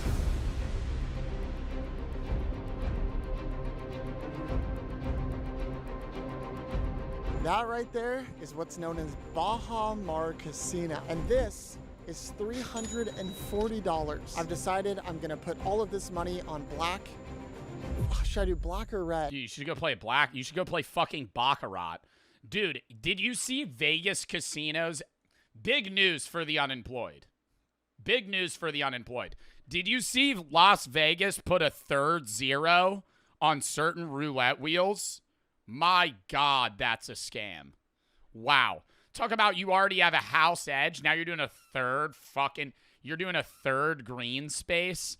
If you don't know what that is, a roulette wheel, European roulette wheels have 1 0. The reason you have a 0 at casinos that's green is to give the house an edge. Because if you had a roulette wheel and it was just red and black, it's 50-50 odds, and you could theoretically play forever and break even. So what they do is they put a 0, and that gives the house an edge to where sometimes it's going to land on 0 and you're going to lose, even if you're able to bet on the 0. American casinos have 2 zeros. Las Vegas casinos are starting to add a third 0. Crazy, crazy big news, right? Baccarat, best odds at a casino.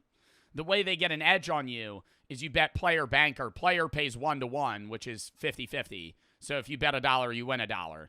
But banker, you win like 95%. So if you bet $1, you win 95 cents. But it's basically 50-50 odds. You know what? That's not advice. I'm just saying. He shouldn't bet on a roulette wheel if he wants to win. Day I came on this trip, Statistically, it's like one of the better odds for one bet, but wore a red Hawaii. Even blackjack would probably be better. Hawaiian shirt. So I feel like I have to do red. I'm gonna place one hand, and if I win, we're gonna profit 5. Or just put it on one number, and if you win, you get thousands of dollars, Jack. Think about it. 1 out of 36 chance. You put that shit, put it on fucking, I don't know, number 25. $25 from this vacation, and if I lose, whatever happens in that casino, this trip has been absolutely incredible. It's been a once-in-a-lifetime experience, and I've met some absolutely amazing people. Rewatched if 25. If it's 25, I'm ending stream and going to the casino. No, it's a charity stream. Shout out to the sandals in the Bahamas. And I got to do Marvel Rivals later. Some of the most genuine staff I've ever met. That being said, let's do it.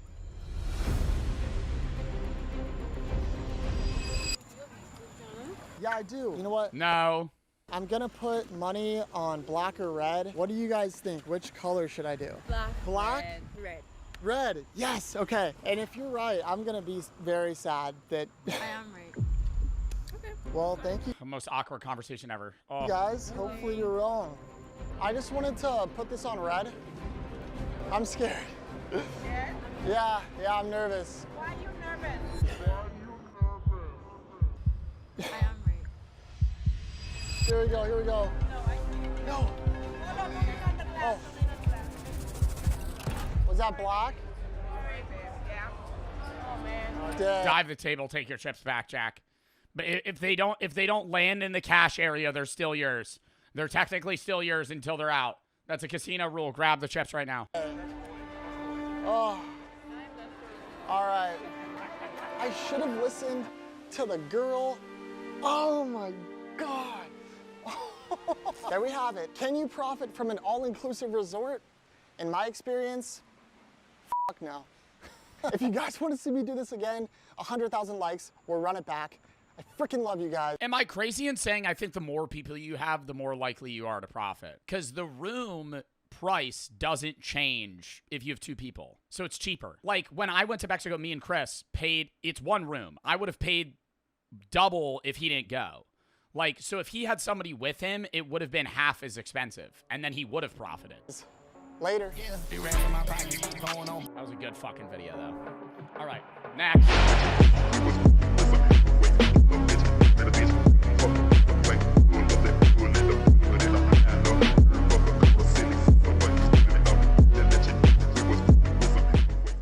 100 Kids versus World's Strongest Man new Mr. Beast video. Let's give it a watch. Who would win in a game of tug-of-war? The strongest man on earth or 100 kids? 3! The 100 Kids. If you had like multiple strongmen, he could. I think if he was able to plant himself, he maybe would win. But just off stance, he's not going to have enough friction to be able to hold them. They're going to instantly pull him. You remember before, I don't know if Mr. Beast did this, but you ever see like the off-brand Mr. Beasts that'll be like, who's going to win? The world's strongest man. It's just some bodybuilder they got from a fucking local Planet Fitness. Some bald guy with a beard. Mr. Beast actually gets Brian Shaw. Jack Pembroke. Jack Pembroke. No, it'd be like Brent Rivera. Brent Rivera would be like, stuck in an ice prison with the world's strongest man. Yeah, Preston plays. The world's strongest man. Some dude that could just bench like 280, 315. Just like a very averagely, you know, big guy that like just a dude you would find at your gym. Strongest man on earth or 100 kids? 3, 2, 1, go! And that's just the first of some of the most epic competitions you've ever seen. We're racing the fastest jetpack in the world. We have the world record. That looks genuinely terrifying. To be the jet ski, no big deal. This shit, bro, full leaning forward like you're in a fucking futuristic video game. That looks fun. Yeah, but I could see you just like over pivoting too hard and then just dive bombing right into the water. World, we have the world record high jumper in a dunking contest. We have the world's best soccer player competing against celebrities, starting with the fastest woman on the planet versus these 100 men in a race. When did you win these 3 gold medals? 2 weeks ago. Literally 2 weeks ago. What event does she run, though? Because if they're running half a football field, this is slightly unfair. How many gold medals do you have? 0. Yell if you think you can beat her. That's easy dubs, baby. Let's go. Between us, are you confident you're going to beat them? Yes. What is her name? Melissa what? Wardman? Melissa Jefferson Wooden. I keep up with track, but I haven't been recently watching. Melissa Wooden track. She does the 100 and the 200. 100-meter time. She runs a 10.6. She's probably smoking all of them. They're 100 average soccer players. A 10.6 is, she would lose against like the top 10 guys in high school state. But like she's going to be faster than almost everybody alive. 10.6 isn't that fast for college. 10.6 isn't that fast for high school either now. Dude, you see, I'm saying for women, that's insanely fast. But I'm saying, like, there might be one guy that beats her. These 100 men in a race. Just 100 random dudes. 100 random guys. I feel like all of them lose. You probably know maybe one person in your life right now that could run a 10.6. Unless you actively run track. Like, I could not run a 10.6. I'd probably run, like, an 11. Not you. No, she would smoke me. I would lose to her in a race. She's a fucking Olympic gold medalist. Or just a gold medalist. Gold medals do you have? 0. Yell if you think you can beat her. I'm telling you right now, this guy's not beating her. Number 39's not winning. If I had to take my bet on anybody that's going to win right now in this lineup, it's 37. Oh, show me double 67. Who's wearing the double 67 shirt? That's easy dubs. Show that baby. guy. Let's go. Between us, are you confident you're going to beat them? Yes. Okay. Hey, guys, I'll give you 100 grand if you beat her. $100,000, bro. Oh, my God. I'm laying it all out on the field, bro. I'm breaking both my ankles fucking making it over that finish line. Are they running 100 or a 50? I feel like she would beat all of them. If it's a 50, they lose. Because she's shorter and she has faster, probably, acceleration. I feel like men would have a higher top speed, but she's going to hit that top speed, her top speed, way quicker than them. Please don't lose that. This is a race to the finish line. Oh, that's 100. And the first one to cross wins $100,000 to anyone faster than Melissa. 3, 2. I don't know, man. None of them are in a track stance. I feel like this guy, if you're in a 40 stance, bro, you probably know how to run. You know? Like them, if you're starting, you're cooked if you're starting a race like this. She has cleats on. Well, I think some of them have, oh no, they all have sneakers. She has cleats. Ooh.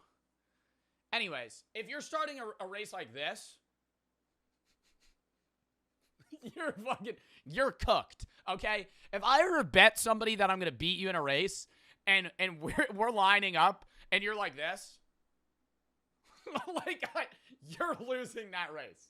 You're losing that race. Like, there's nobody that runs a sub 11 is starting a race fucking just hunched over. What? Like, that's a decent starting stance. That kid fell. All right, they're up. They're up. Can any of the guys beat the fastest woman on the planet? Wait, is he giving 100? What if like 10 people beat her? What if she has like a terrible start, 10 people beat her? Now he has to pay out $1 million. Bro, where is she? Oh, she's out in front. Let's go. Oh. She's ahead. She's ahead. She's ahead. Oh, she's ahead. Oh, it's actually close. She's currently in the lead. Wait, 35. 35 is gaining on her. Oh, she's speeding up. She's going up. Oh, my God. Oh, look. Oh, she.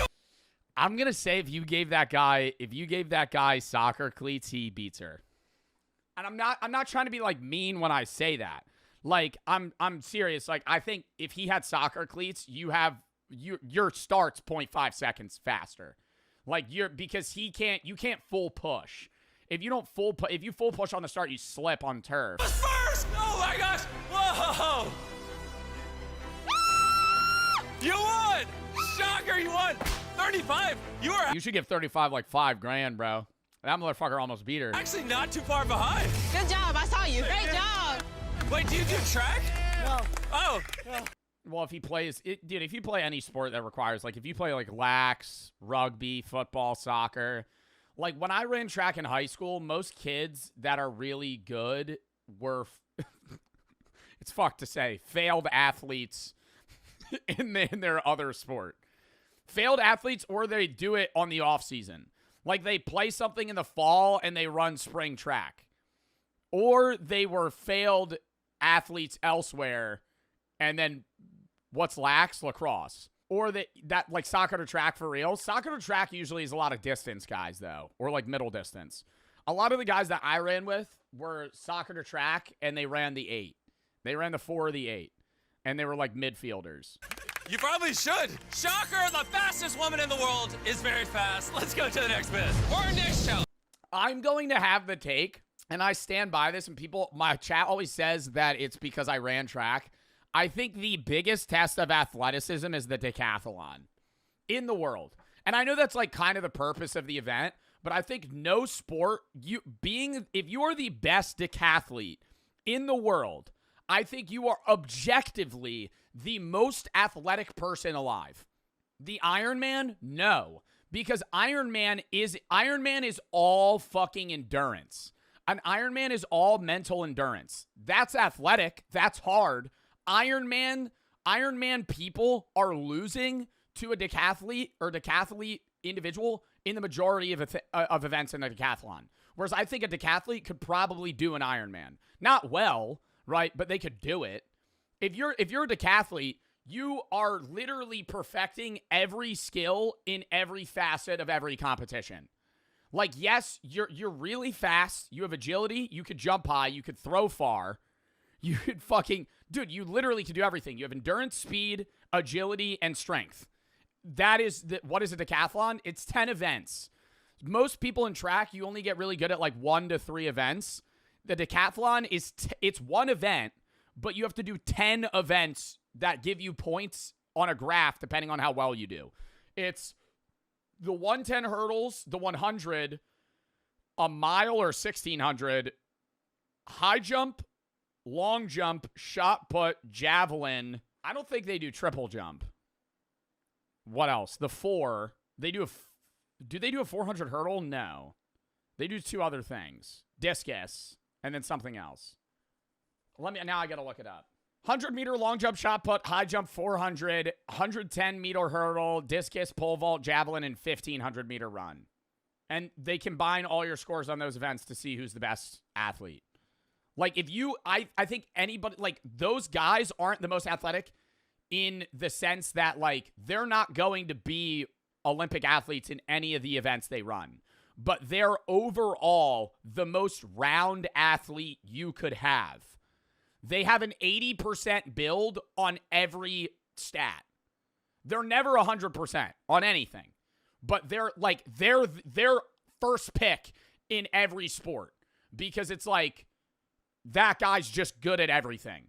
We have the smartest. He's a master of none. Well, an Olympic decathlete would be a master of every event, but not to the point where they would win, like, a medal in the 100. Greatest. No. But, like, an Olympic decathlete's still probably running 100 in, like, a 10-2.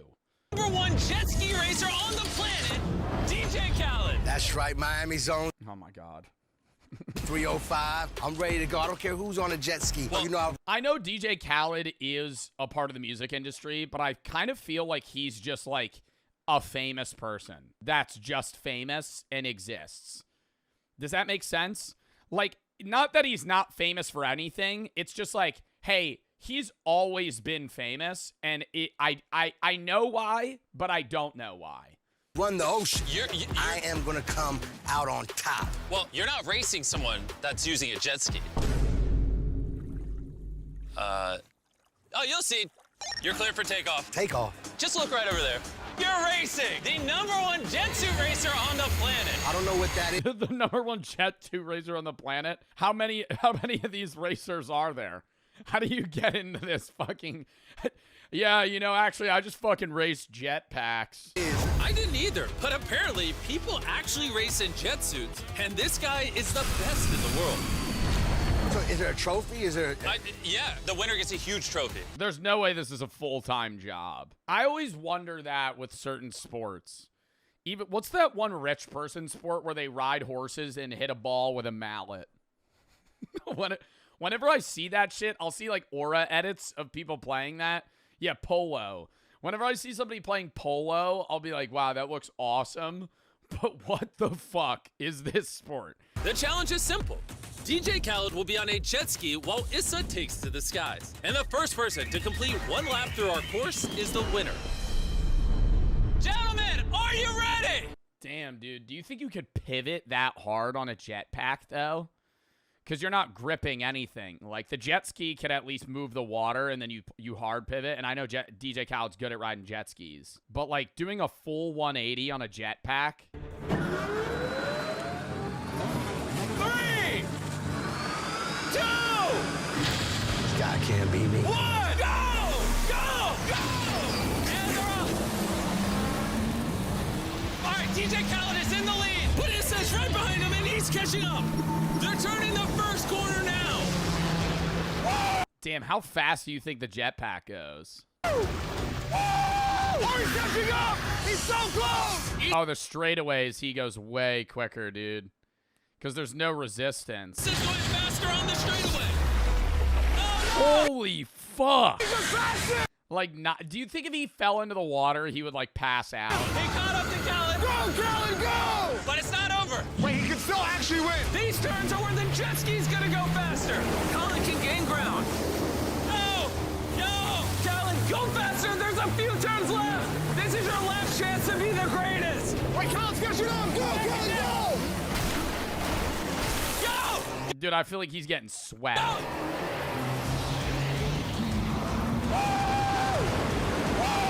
What are you doing? Go, Khaled, go! The race is still going! Why are you celebrating?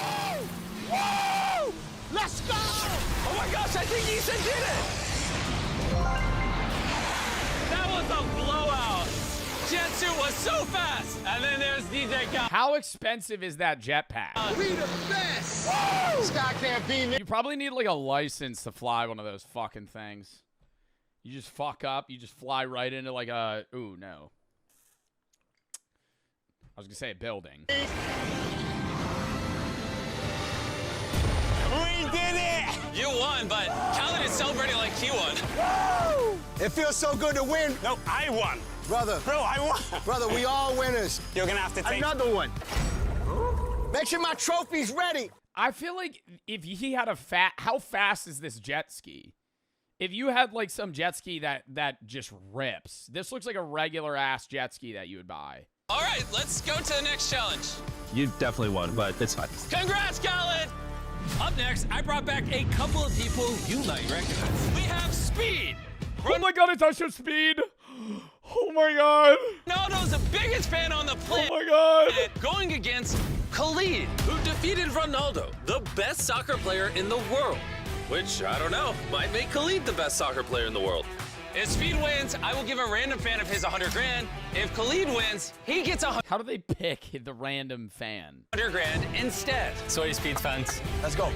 Let's go. All right, the rules to this game are simple. First person to hit 3 targets wins. Exactly like the game you beat Ronaldo in. Back then, I said it's a 50-50 chance, but now it's like 90-10. Whoa, you're that confident. He's too confident. He beat Ronaldo. Ronaldo wasn't trying, so now he thinks it's all rainbows and horses. Let's go. Is everyone back up? Good luck. Okay, Speed, 100. Bro, does Speed ever have like time off, bro? I feel like Speed just be streaming, and then when he's not live, he's doing collabs.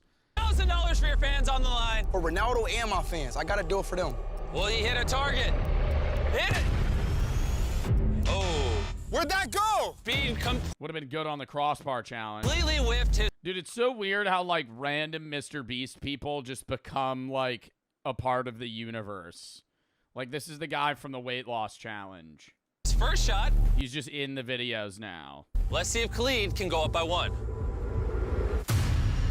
Oh, he got close. He's too accurate. Oh my God, that was close. All right, Speed's going right into it. What's going through your mind?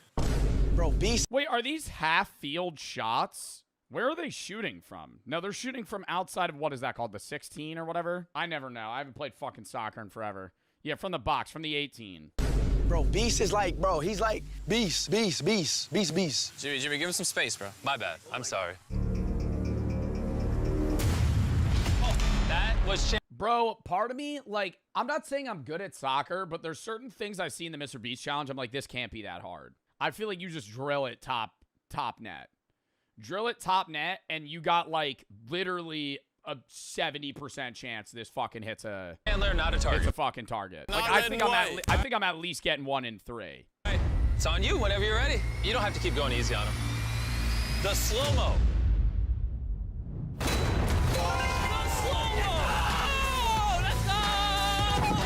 Bro, I'm on face, bro. Oh my God. Oh my God. Oh my God.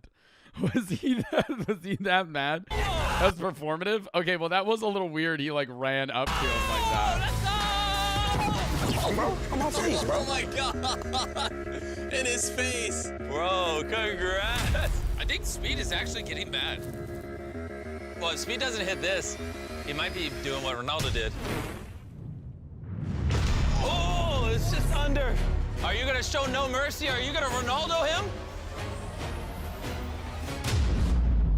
Oh no. Oh my God. It's 2. Oh my God. Okay, I do love how Speed cares though, you know? Like, do I think he's getting a little too mad about this? Maybe. But I feel like a lot of the time when he pulls on celebrities and shit, they just let the other guy win. And Speed is like aggravatedly fucking just being like, dude, shut the fuck up. I'm going to make this. He's getting rage baited. I don't know. You could say that's fake, but at the same time, bro, like if somebody made a goal and they ran up to you and started like aggressively chest bumping your body, I would probably immediately go 0 to 100. I would get really mad. Speed, do it for your fans. All right, surely he hits 1. Oh my gosh. I've known Speed for a while, and I could tell he was actually getting mad. Oh my God. And why is he wearing a sweatshirt, Known bro? Speed Do you for see a the while, fucking sweat? and Do you see the sweat on the back of his fucking... Dude, literally. That's not a shadow. Like, I don't understand why people wear sweatshirts in the fucking heat like that. I could tell he was actually getting mad. Oh my God. This is literally to a T what happened to Ronaldo. Ronaldo. You're about to beat Speed after beating Ronaldo. No shot. No shot, he just ended it right here. No shot. Oh! Speed, I can't believe I'm Dude, 3 in a row would have been nuts. saying this, but you're about to get 3. Oh. Anybody used to watch all like the Sidemen crossbar challenges? Used to be obsessed with that shit. I remember I watched the FaZe versus the Sidemen crossbar challenge like the day it dropped. Ronaldo, if you're watching, look away.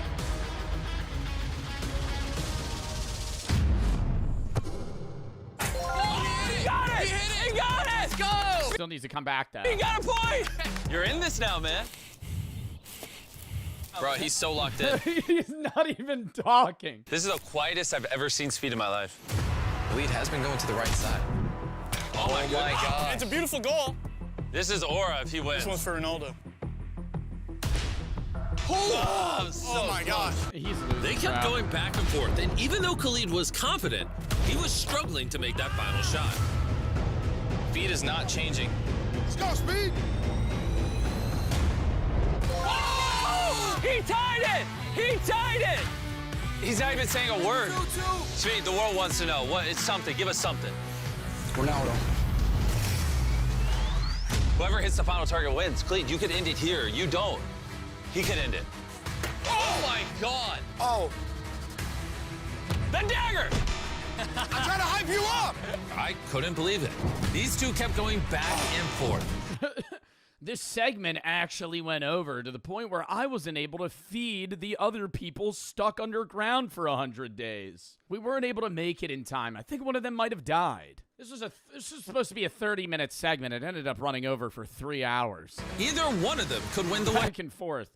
How long do you think this actually took? $100,000. Probably a fucking while. This is Speed's opportunity to end it all. Get the dub.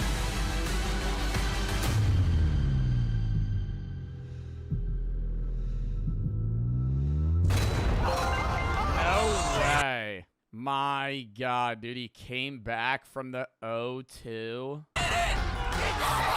Oh my God! Congrats to this Speed fan for winning $100,000. Wait, some random kid. Bro, imagine just being a viewer of iShowSpeed being like, hey, we're just going to give you 100 racks. I think I'm getting scammed. GG's, bro. Just some dude named Fierce won $100,000. What do you think he's going to do with it? GG. Probably some 8-year-old. Oh my God! This is the strong. Oh my God! Unlimited V-Bucks! Oh my God! I'll be able to buy my way to the fucking max fruit! Holy shit!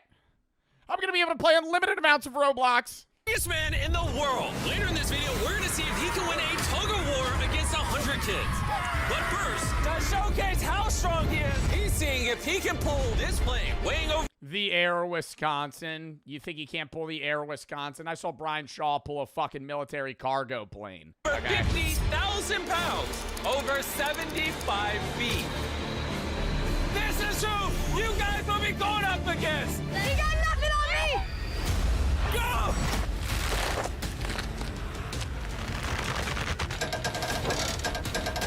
It's not budging! Like, I can't put into my brain how hard this is, though. You know what I mean? Like, do you think the average person could pull a car with the same setup? Yeah. Like, I think I could pull, like, an F-250. If you gave me, like, high grip shoes and this thing, because once you get it going, it's easy. It's just moving a 50,000-pound plane is borderline impossible at the start. Once it's rolling, though, he has it. It's not that hard. Well, this is fucking impossible. It's not budging!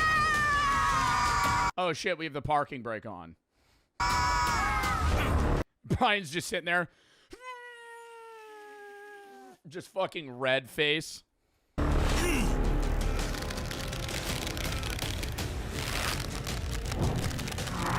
Moving. Wait, guys, look, it's moving!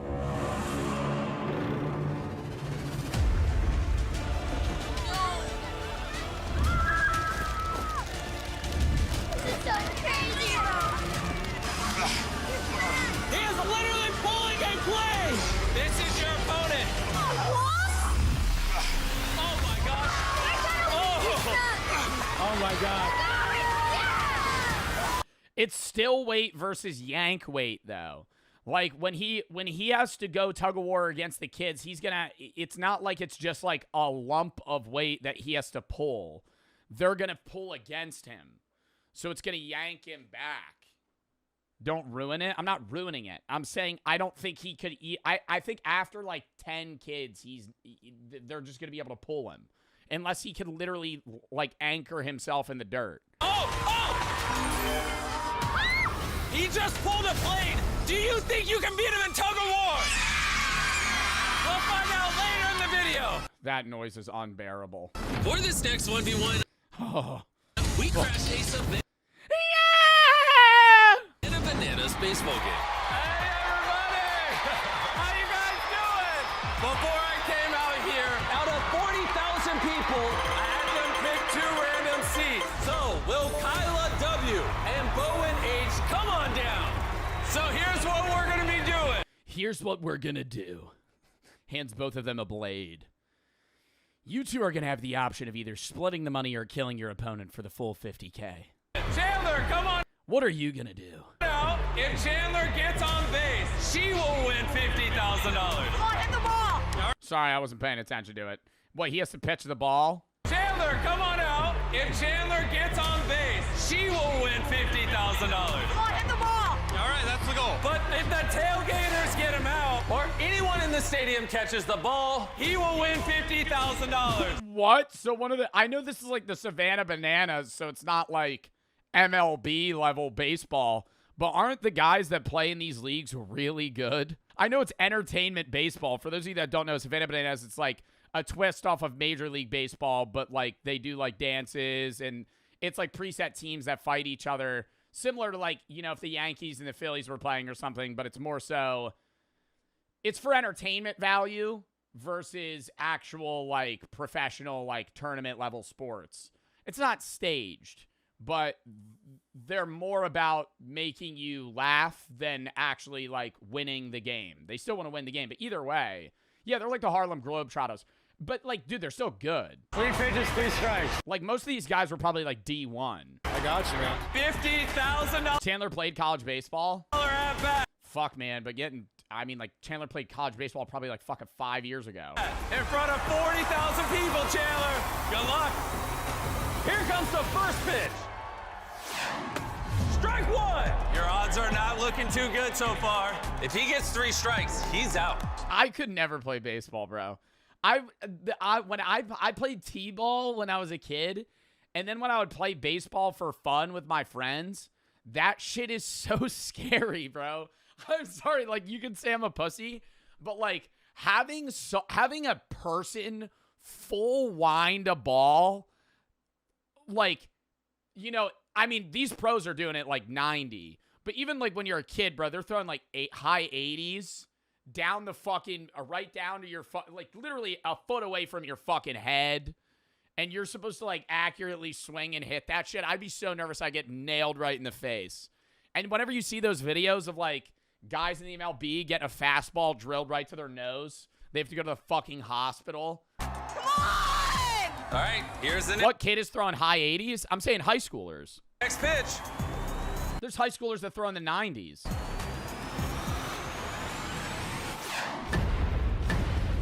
No way. Oh, man. All right, it's going into the stands. If the fan catches it, he's out.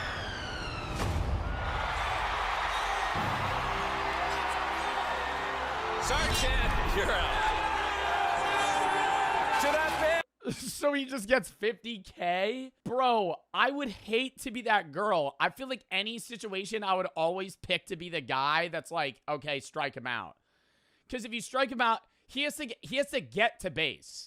So he can't hit a foul into the stands because they're just going to catch the ball. Even if he hits a home run, they could still catch the ball in the game. But that's how the Savannah Bananas work. Isn't that a rule in the game where, like, the fans are interactive? That's one of the different rules. It's like, if you're in the stands and you catch a ball, they're out. That's not just for this Mr. Beast bit. Like, if one of the fucking Savannah Banana guys hits it, and they fucking home it, but you catch the ball, they're still out. That's fun. No, that makes the game more fun because now you're involved. Like, you're not just, like, not paying attention. But I'm saying, dude, I would always rather be the guy that's just betting on the dude fucking up. And over there that caught the baseball and won you $50,000. What do you want to say to them? Thank you for $50,000. I just showed up to this game and won $50,000 because Chandler sucks. So, of course, we found the... Bro, that sucks being that girl. Oh, my God. 50 grand? I'd be like, you pull me up just to like, bait you into thinking you're going to win fucking 50K. And that caught the ball and brought him down to the field. So, we can also give you $10,000 for getting Chandler out. Let's go. Chandler, what do you want to say to him? He's the reason you got out. Why would you do that to me? My bad. It's all right, congrats. Chandler, that was embarrassing. I know, I'm a little... Oh, my God, if I'm that girl, I'm crying. I'll put up... If I'm that girl, I'm crying. I'm full crying. I'm going to the bathroom right when I get off the field, and I'm being like, you're kidding me. $50,000. Another 50 grand if you want to run it back. I do. But since this was an actual baseball game, we'll have to wait for the next inning to end. All right, it's Oh, they're going to do it again? time. If Chandler gets on base, Kyla here, unlike last time, will win $50,000. But He's gonna slow pitch it. Okay. I don't want to say it's. I think the first one was real. Now they're just gonna give her the 50K. He's gonna give Chandler a lob. Chandler's gonna hit it, get like a 2 base. Gators get him out. Then Brian, the fan that caught Chandler's foul ball, will win $50,000. Oh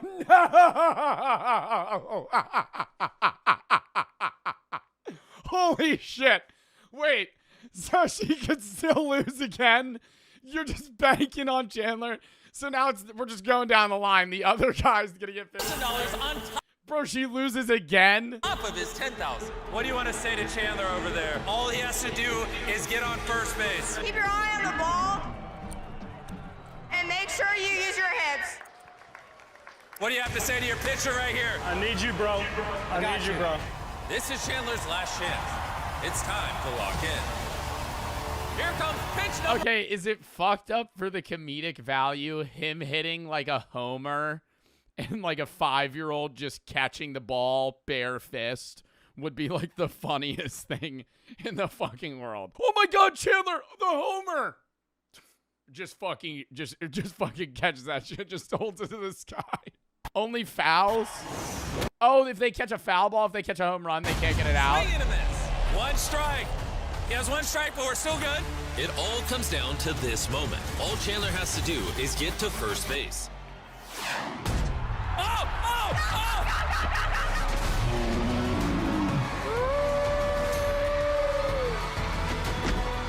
It's going to be close.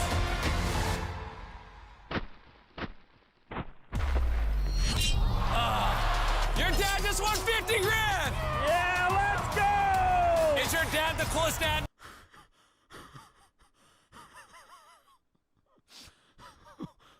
Oh my God. Oh my God, there's no way. There's no way. Now. Yeah! Anything you want to say, Chandler? I'm sorry. Yeah. Let's go to the next bit. Next. Oh my God. No, they just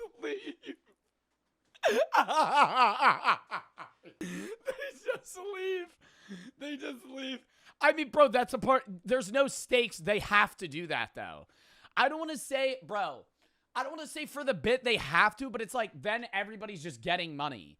There's no point, like, there's no value behind, like, the suspense if, like, everybody just gets 50K. But that sucks. Up, we have one of the closest competitions we've ever done. You think she got anything? I wouldn't be surprised if they probably gave her like 10K. Whether or not they did, I don't know. But like, I doubt they give her 50. They might have given her like 10K or like $1,000 or some shit. If this amateur, Johnny, can manage to hit this golf ball all the way to the middle of the... Never happening. Never happening. This is the worst idea for a challenge in the world. Golf is the hardest sport that I've ever played in my entire life. And it's not even close. It's not even close. And I don't care what anybody else says. I think, like, you can pick up any other sport in, like, some sort of fashion where you're able to play at an amateur level. There are men in their 70s that have played golf for their entire lives and still hit a 110. Sketty said Joe ... Sketty, I would personally bet $10,000 that your dumbass could not hit this ball hit that car with that ball in 100 strokes. I think I'd give you 100 tries and you would not even get close to hitting that fucking car. I know you wouldn't. Johnny can manage to hit this golf ball. I'd prove it immediately. That's like 220 yards out, Sketty. You're going to hit a small platform 220 out. Bro, 100 strokes, you're not hitting that. You're not hitting that car. All the way to the first 50, you're whiffing. You're miffing that shit. You're fucking 100 yards away. Middle of the lake and hit this Tesla. Hell no. He keeps it. And no joke, Johnny is literally a random guy I found on a golf course. Are you subscribed to Mr. Beast? Yeah, for sure. Oh, random guy you found on a golf course, bro. This guy might shoot like an 85, bro. You don't know. All right, maybe. Cause like I think if you're shooting like, I think if you're a par golfer, like if you're a scratch bogey guy, maybe. But if you're like an average golfer on a golf course, I think the average golfer shoots like a 110. A guy shooting a 110 is never hitting that shit. Are you free for the next couple hours? I can be. Come with me. But if two-time major champ Bryson D hits it before him. Sketty, thoughts now? Sketty, thoughts? Sorry. I just want to input here. Sketty, so you can hit the Tesla. Now you're saying you can hit the Tesla, and you got to hit it before fucking Bryson DeChambeau. I think I would rather, I think I'd have better odds playing Russian roulette. I think I would have better odds. If this was life or death, I think I'd rather spin the I do one in the chamber. I think I would more likely live. This is insane. What are the fucking odds? I mean, dude, give him like 10 tries. Why were we going against Bryson? DeChambeau, one of the greatest golf players. 5 in the chamber, 1 empty. I still have better odds. Alive. Hits it first. I will give his biggest fan the Tesla instead. Let's go. And who the fuck is that? Obviously, since he's the best golf player in the world, we're going to give you number 1 fan, some random guy. 3 shots for every 1 he gets. Good luck. Oh, okay. Good luck. All right. Bro, I feel like Bryson hits that like try 5. All right, Johnny, you're up first. 3. What club you hitting? Chad has no idea. Oh, putter? I don't know how far it is. It looks really fucking far. That's at least 200 yards. I feel like I'd hit, dude, they're going to hit like a low iron, a 7 iron. I don't know. I feel like you wouldn't want to full power it, though. You'd want to hit a higher club weaker. So you're more accurate. Johnny, did you do it? Go. The biggest one, the driver. They pick up a guy. Dude, Nolan grabs a guy off the golf course. It's his first time golfing. Yeah, sure. Let me actually just whip out the fucking, the wham cannon real quick. Oh my gosh, I might actually. Wait, I actually might snipe it. Johnny, did you do it? Go. Oh, it hit right in front of us right before. Oh, I'm getting real nervous. All right, 2 more. Are they sitting in the car? Bro just fucking drills it right through the window, just knocks him out. Oh, there you go. That left. Wait, that one was way off. All right, I gotta get it right here. Last shot, and then it's Bryson's turn. Oh. Turn. Oh my God. Okay, Carl sitting on a jet ski out there is probably the dumbest thing in the world. I feel like if you got drilled with a ball like that, you could fucking, like, actually get paralyzed. Like when you see the videos, bro, this is the dumbest thing that I see people do. They'll have their friend line up with a golf club or golf club, and they'll shoot a golf ball at their friend turned around. Bro, if you hit them in the spine, they're dying. All right, Bryson, I need a ride home. The bus dropped me off, so I don't want to carry these clubs all the way back. Oh, baby, come on. Bro, is he gonna one-shot it? Come on, Bryson DeChambeau. Best golf player on the planet. Oh! Hits Carl in the temple. Oh, wait, I think that's... Fucking just falls right into the water. Whoa! Oh, to the right! Got 3 more shots. Nothing special here. Is that it? Get away from come on. That's it. Oh. Right. Does it have to hit the car or the platform? Over top. This is his second. That's looking good, third, baby. Wait. Come on. No. Oh! It hit the dock, Okay, it has to hit the car. but not the Tesla. That was so close. 3 more shots, Johnny. You're not gonna get many more chances. Yo, that wrap on that Tesla is despicable, though. Congratulations! You just won a new Tesla. It's just full wrapped in Feastables. Oh, yeah. Carl!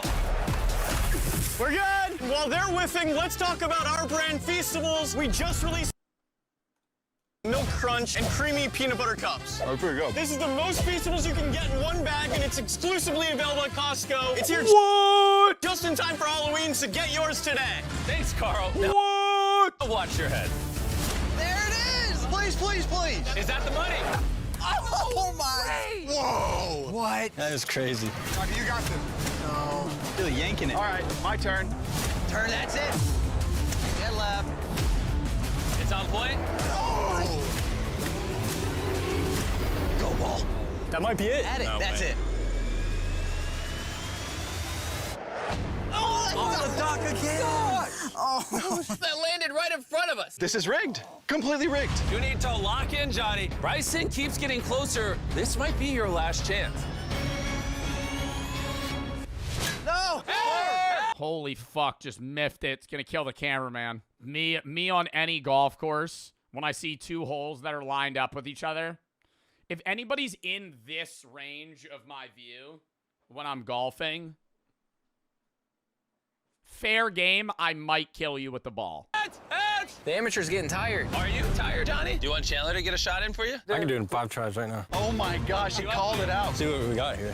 Oh, Chandler's hitting? Ooh, little celeb shot. Little sub. Little sendy by Chandler. Oh my god. See the way I'm gonna piss him off. Beep the horn as soon as he hits it. Chandler is subbing in for Johnny, but it will still count for Johnny. Who honked in my swing? If it's Nolan, I'm gonna get him. He's gotta be mad. Chandler, he's getting closer than ever. This could be your last chance. Chandler doesn't have a chance. Oh, man. Oh, no! Chandler, I'm begging you. What are you doing? Chandler. You got this, Chandler! Your family. Yeah, if they hype this up and he doesn't get it.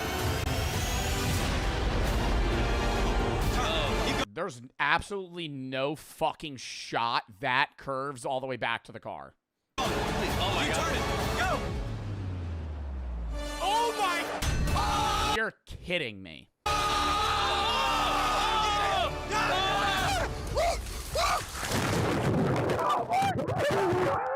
I'm better than Bryson this handle. Bryson, I have to walk. Let's go. Congrats! Bryson, #1 fan. Who the fuck is this guy? That's on the Tesla. Chandler, you're better than Bryson DeChambeau. Let's go to the next bit. Let's head to our final challenge before 100 kids face off with the world's strongest man. Up next, we have Darius, famously jumped higher than a tiger, topping his own world record. And he's gonna go against Drewski in what, a dunking contest? Vertical leap, doing a dunk contest versus Drewski. All right, well, it's GG's. All right, let's go next segment. Oh, he gets a trampoline. With the trampoline. Let's move the trampoline a little bit closer. Well, that helps. There is that helps. I don't know if that's gonna one get him all catch. the way. You will have to Bro, dunk on this 10-foot. On a 10-foot rim. Oh. But each round, we will be raising the height by half a foot until one of you can dunk and the other can. Let's see what you're up against, Drewski. Darius is gonna be. Bro, how big of a trampoline is that? I don't think Drewski is, even with a trampoline, I don't know if Drewski could dunk on like an 11-foot rim. Going first, we're starting off with your typical 10-foot hoop. All right, we'll see if I still got it. Let's see Darius. Oh my gosh, wait. Yo, he just tricked Spin behind the back. Got it on you. He said a normal dunk. Legs. It's too easy. Oh my god. I got something. Boys. Drewski isn't obese. I never said Drewski is obese. I'm saying Drewski is just, like, I don't think he's going to have the jumps. Bring in the trampoline. Drewski's turn on a 10-foot goal. We let somebody test it before I go out? You're worried you might break it? Because you had some of your boys set up some of this stuff. Yeah, you won't die. Okay, all right. You'll be good. Make me like Mike. Did they test it with somebody that's like Drew? Like, did Nolan jump on this? Is Juice hit? Like, I'm just saying. All right. Michael Jordan.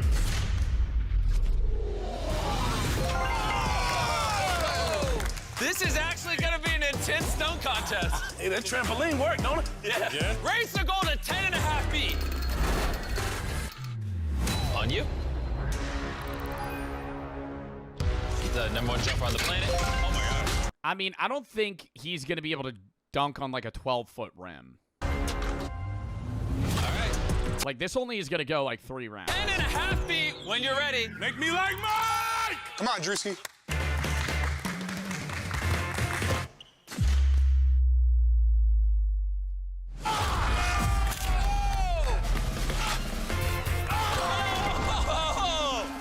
I don't know if he's getting the nenext one. Drewski, wait. Are you okay? Yeah. All right. Cool. Where's the prize money? It's about pride. It's about showing up the highest jumper on the planet. Prize, not pride. Yeah, it's about pride. Okay. All right, 11 feet. Raise it up. All right, surely he can do 11 feet. Okay. What was his world record high jump, bro? He could do 11 feet. Do you think he could? Do you think he could grab the top of the backboard on a 10-foot rim? Okay. If he could do that, he could dunk on a 12. Whoa, I think we're getting to his limit. 11 and a half, that's going to be tough. Yeah. But I don't know if Drewski can do 11, though. So I think I'm pretty confident. Bring out the trampoline. Come on. Let's go. I can see him shaking. You see him shaking? Yeah. Drewski, this is a big moment. 200 million people are going to watch this. Where's the $200 million, man? Okay. Maybe next time. Does Mr. Beast have his own, like, athletic gym for challenges? Like, this is all painted for him. All right, Drewski, 11 feet. This is going to be interesting. LeBron James!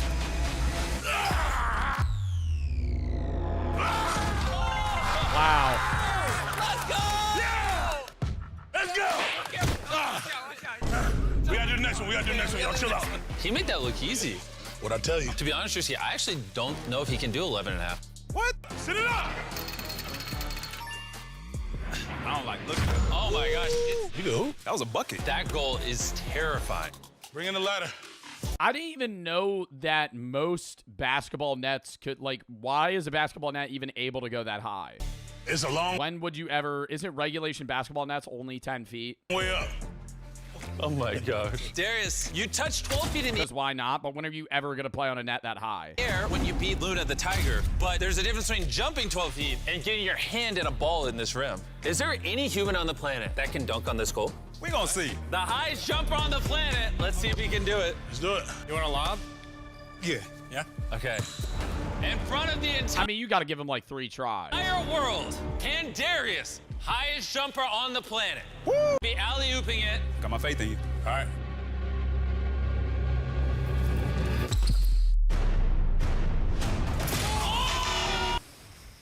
Oh! He missed! No way. Drewski, if you hit an 11 and a half foot dunk, you win. Yes. But you got this, man. I got this. Everyone is going to think you're an athletic freak in nature. Everyone will respect you now. No, they always Put that ball in the hoop. People always respect me. What are you talking about? Man. Let's go, Drewski! Off the backboard, right? Yeah. All right, you don't need that anymore then. All right. Okay. Come on, man. Don't let me Deep down. breaths. I got you. Drewski, are you the most athletic man on the planet? Be honest. I am. Prove it right here. Come on, Drewski. I'm like Vince Carter! Oh, fucking no shot. Wow. Was that 12 feet? No, that was 11 and a half. I've never seen him run that fast before. Yes, sir. Woo. I told you, man, when we started this, I was more athletic. Y'all can bring the water in. Yeah. Here, you need to sit down. I told you. You can jump higher than a tiger, but not Drewski. Let's head to the next challenge. And Not Drewski with a trampoline. now, our grand finale is one of the world's craziest battles of strength. This is the strong. They gotta be, bro, they gotta have more than just Brian Shaw. If it's really Brian Shaw versus 100 kids, this is gonna be the most anticlimactic ending. They gotta have like 10. They gotta have like Martins Lisis, Brian Shaw, fucking Half Thor, Eddie Hall. You got to get, like, all those guys. Strongest man in the world. And he's going to be playing tug-of-war against these 100. Because he did it. He did that video with Eddie Hall we watched, and they lost to, like, 20 kids. I think it was, like, 30. That is a... But these are, like, children. These are, like, 5-year-olds. I think they were going against, like, teenagers. A lot of kids. That plane you pulled earlier weighed 50,000 pounds. So, in theory, you should just be able to drag them. It sounds so simple when you say it. Well, simple doesn't mean easy. In this version of tug-of-war, you'll have to pull the other team's red marker across the red line to win the round. If you guys win, I'll give you Feastables!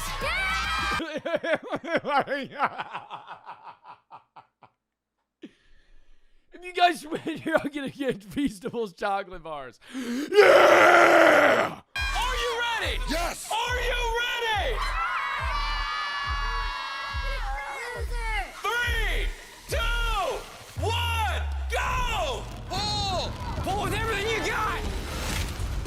Yeah, they're immediately yanking him. Oh my gosh, the kids gained momentum. Fight! Fight! The runs across the line. The kids just destroyed him. All right, bring the rest of them out. Okay, see, there we go. Oh, no, now it is. Oh, my God. It is not even close now. They actually have Martine. I knew they were going to bring all the fucking YouTubers. Is that Robert Obersk or whatever his name is? Oh, wow, they literally got all of the strong men. Holy fuck. I brought the 10 strongest men on Earth. These guys are freaking huge. Wow. These are all, like, professional strongmen. I haven't watched these comps in forever, though. You are scary! You are scary! Standing in front of you. I crush your head like a cantaloupe! They just get mass roid rage.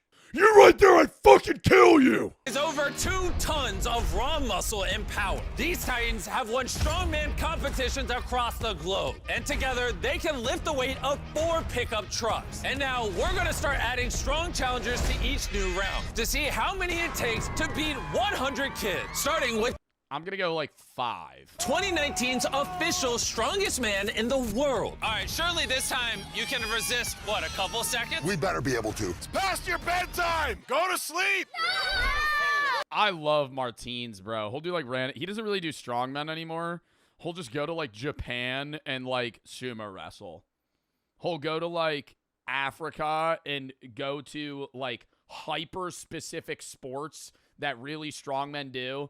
He'll respect the culture. He'll do a whole documentary about it. And then he'll just enter like a high tier competition. And it is insane to watch. All right, 3, 2, 1, go! The kids just yanked the rope. Oh my God, they're waxing them.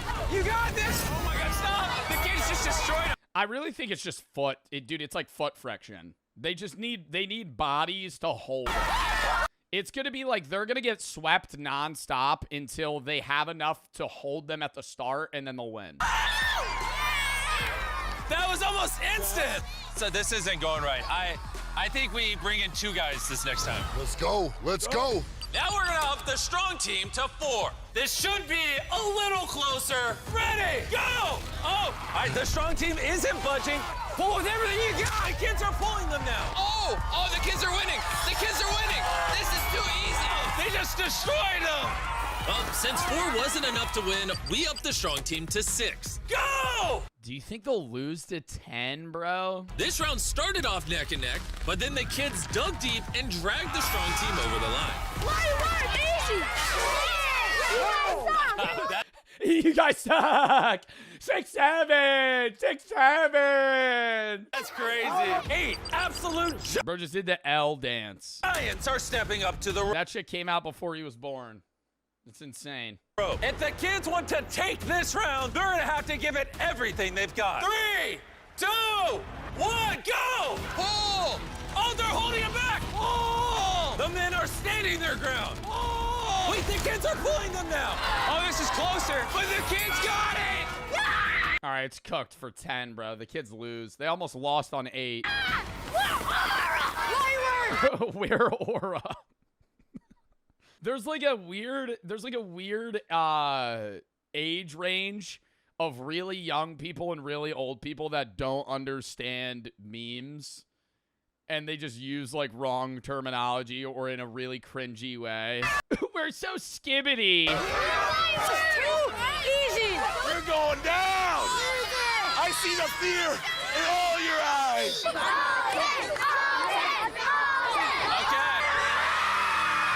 Now, the moment we've all been waiting for. The 10 strongest men on the planet, weighing over 4,000 pounds, 7 world championships, versus 100 kids. Are you ready?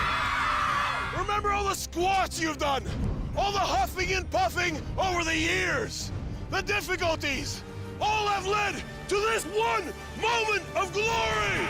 Right, this is tug-of-war versus 100 children in a Mr. Beast video. My entire life Both sides has led up to this. Are you ready? For glory and honor. Our ancestors used to duel each other to the death.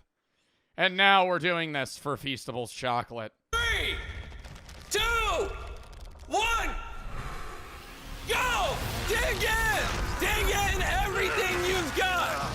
Oh my gosh, the kids are pulling them! Look at that teamwork! They're taking off! The guys no are fucking way. losing ground! Hold! Hold! No!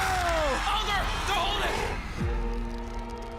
Dig deep! Give it everything you have! All your hard work comes down to this one moment! Show these kids what you can do when you dedicate your life to one thing! Dig in! Oh my gosh, he's slipping! See, it's the grip, bro. That's what sucks. If they had, like, dude, seriously. If they had, like, spike shoes that just planted them into the ground, I think they pull them no problem. It's just like, no matter how they stand, they're just gonna they're gonna be dragged across the grass. Because their strength doesn't matter at that point. It's just like weight. Oh! Fight! Fight! Fight! Oh! You're gonna do it! You're doing it! Yes! You won! You Damn it! I wanted the strongmen to win so bad at the end there. beat the 10th strongest men on the planet! I can't believe the kids won! Hey. Nah, that pissed me off. Nah, that pissed me off so bad. Oh my god. The run up to you. L. The Fortnite dance. Brian Shaw just picks one of them up and splits them in half. You lost. Just fucking like, just ultimate gore just rips one of them pure in half. Just walks off. Mr. Beast is like, subscribe. You're like a Mortal Kombat level finisher. Oh, that was an interesting video. Next video.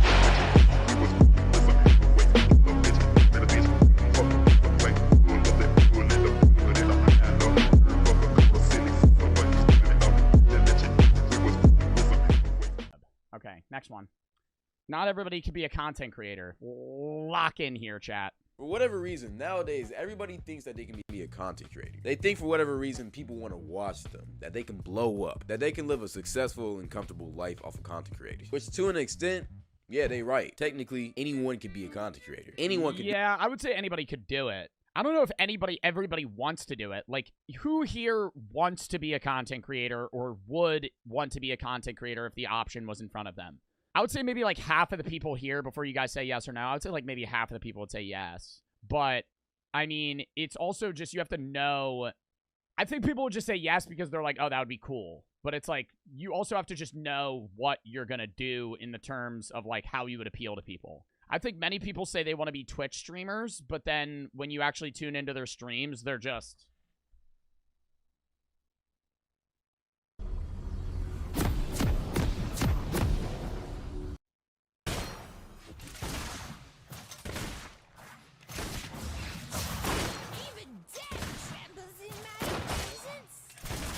Yeah.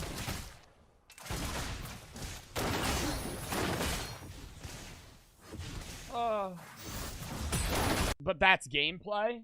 Bro, but that's gameplay, but, like, you're not providing anything else. It's just watching somebody play a game.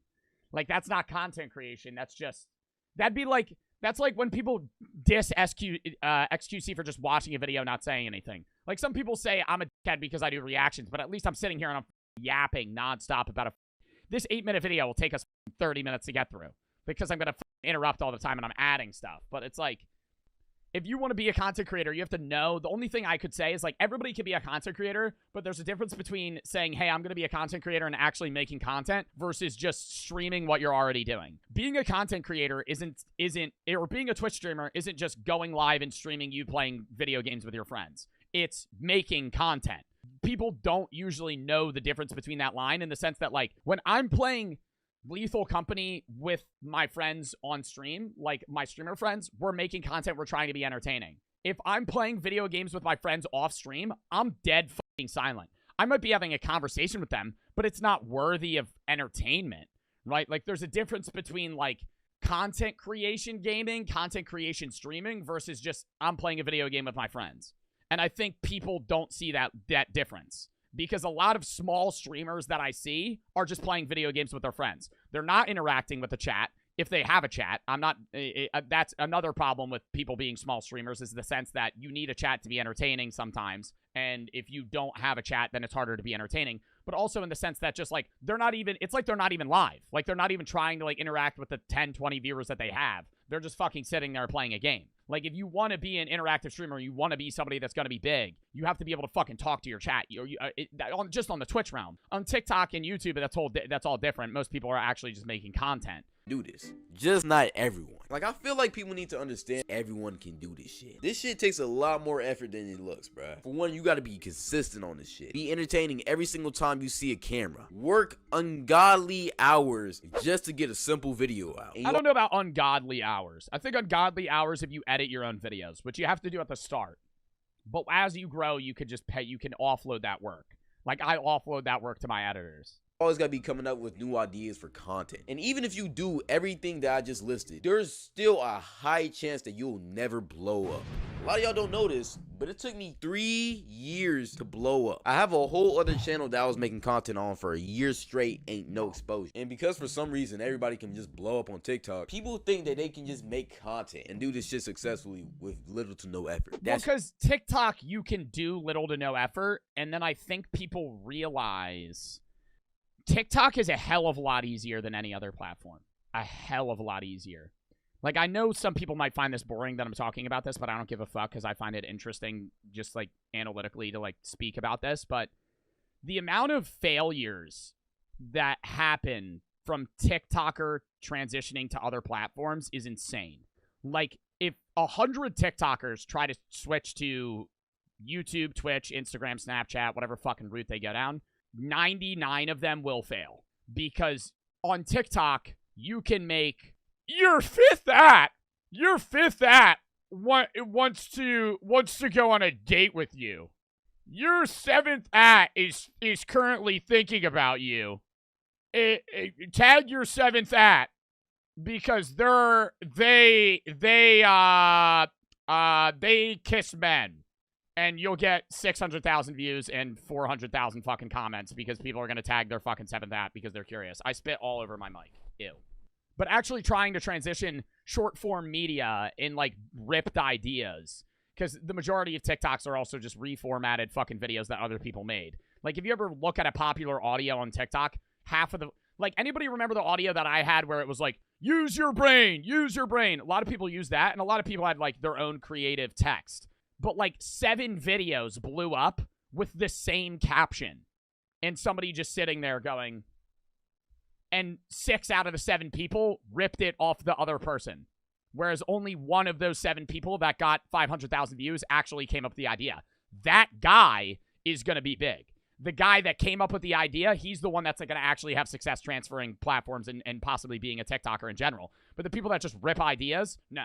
A lot of people say I rip shit, but I would say I react to shit. I mean, that's also just your own fucking take. I am a reactor. I do much less lower effort content than other creators. And I give credit to the creators that can just straight up create from nothing. But what I'll say is, like, TikTok is definitely easier to blow up. I think everyone can blow up on TikTok. I don't think everyone can blow up on YouTube because it's more effort. TikTok, you can crank out a video in 2 minutes. I sit down and make videos for 4 hours, for 5 hours, for a fucking whole week. But Twitch, I have to stream for 4 days for an individual day. Or not 4 days, for 4 or 5 hours for an individual day. Ace for the sub. This is not true. You really want this shit, you actually have to be entertaining. And that has been a big problem recently. Let me explain. Alright, so recently we've had a lot of interesting content creators blow up. People like iShowSpeed, Fousey having a second blow up, White Boy M, hell, OneCloud9, and a whole bunch of other YouTubers that probably aren't listed on the screen, but I'm still gonna do this. Sneeko, Ryan Trahan, Aiden Ross, Hambucha. Like they are listed on the screen. Editor, don't leave me lacking. And as these new content creators are starting to blow up, there has been a lot of new, well, let's just say, interesting content that's blown up too. But I think a big problem with all these new content creators starting to blow up is that a lot of these content creators are blown up off of just plain stupid shit. Like, the amount of people that I've seen doing stupid shit just to blow up is insane to me. I ain't gonna lie to you. Like, you got people over here spazzing out on camera, acting like they're a special needs kid. Hell, pretending to be AI robots just for some goddamn donations, bro. Like, do y'all people have no goddamn shame, bro? Like, there just has been a wave of new shady ass content that's just been surfacing on the internet, bro. And it's just flat out crazy how this shit is just blowing up. And let's not all be dumb here. We all know the real reason why a lot of this content is happening. It all started with one person, Speed. And honestly, in my opinion, Speed has I don't know if Speed started the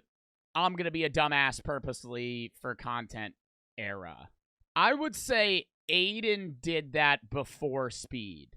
Like, just being dumb on purpose. And like when Speed lit a firework off in his house, he knew, that's just an example, he knew that that was gonna go terribly wrong.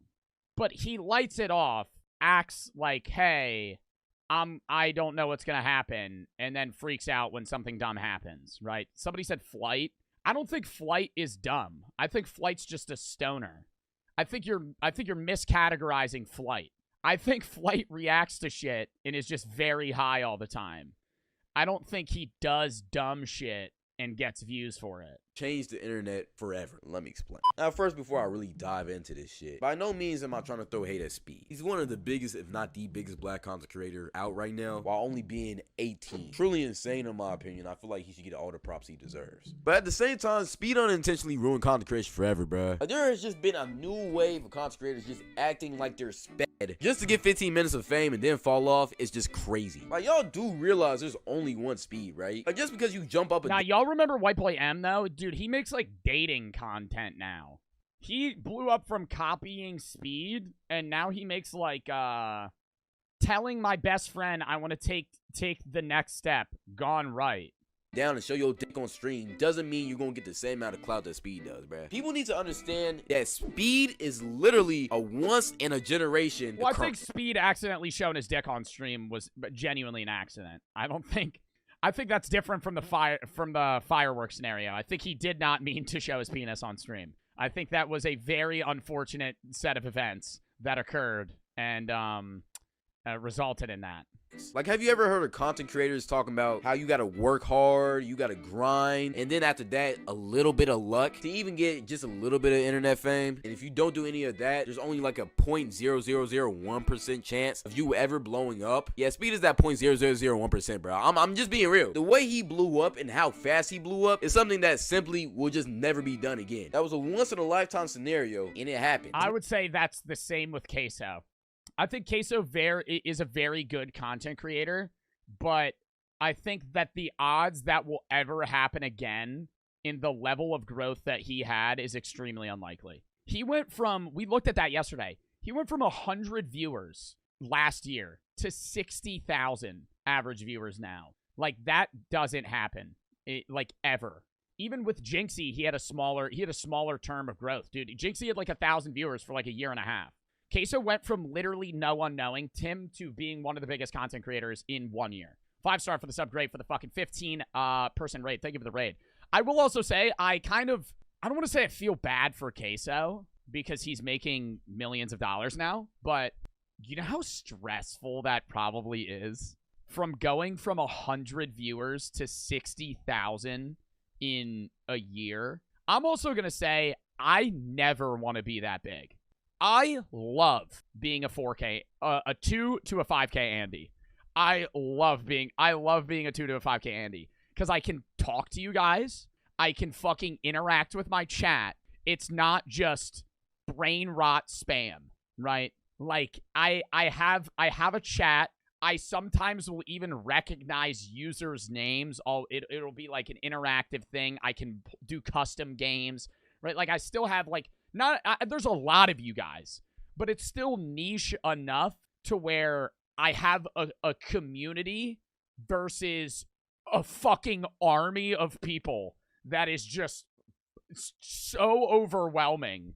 Like, it's unbearable. Not gonna happen again, like, ever. So you acting like a kid, shaking your ass on stream, barking and shit, is absolutely gonna do nothing for you, bruh. Not finna blow up, not finna get all the clout and fame, and the most you'll probably get is extreme embarrassment, laughed at by all your...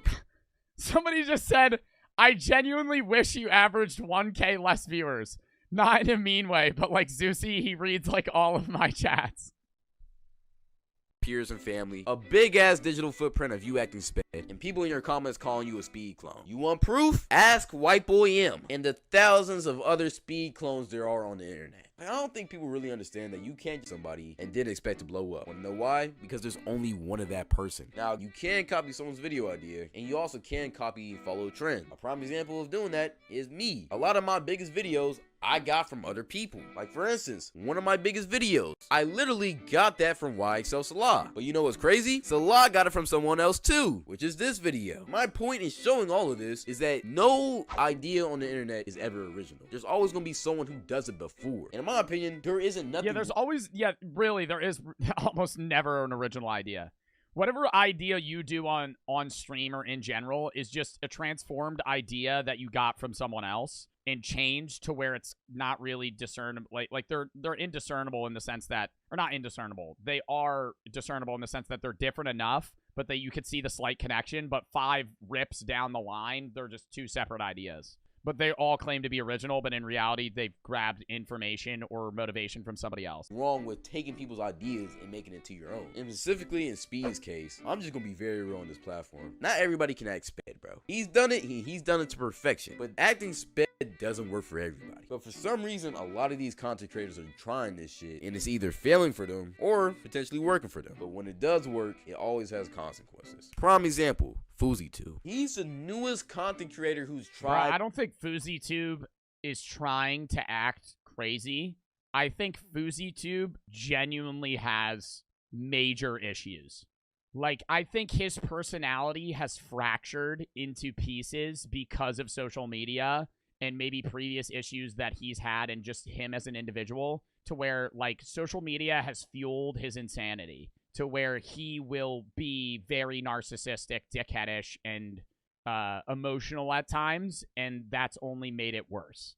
Had this little approach. He's been taking drugs, acting completely crazy and sped, doing insane things in public, all for the name of content. And honestly, this shit's been working crazily well. I mean, he's been the hot topic of the internet for about a month now. Everywhere you go, you hear about Fousey doing this or doing that, or just flat out doing some dumb shit. I mean, Fousey's just taking over the internet right now. It's honestly kind of inspiring how he's doing that shit. The only problem is he's losing his mind doing it. I mean, this man has had episode after episode of him just completely breaking down on camera, going flat out insane, and he even got arrested times. On a live stream a couple weeks back, FouseyTube was having a little mental breakdown. He called the cops because his fans were swatting him. So the cops came, seeing what was going on, arrested him, and took him to a mental hospital. Now when this happened, of course, he got sent to a mental hospital?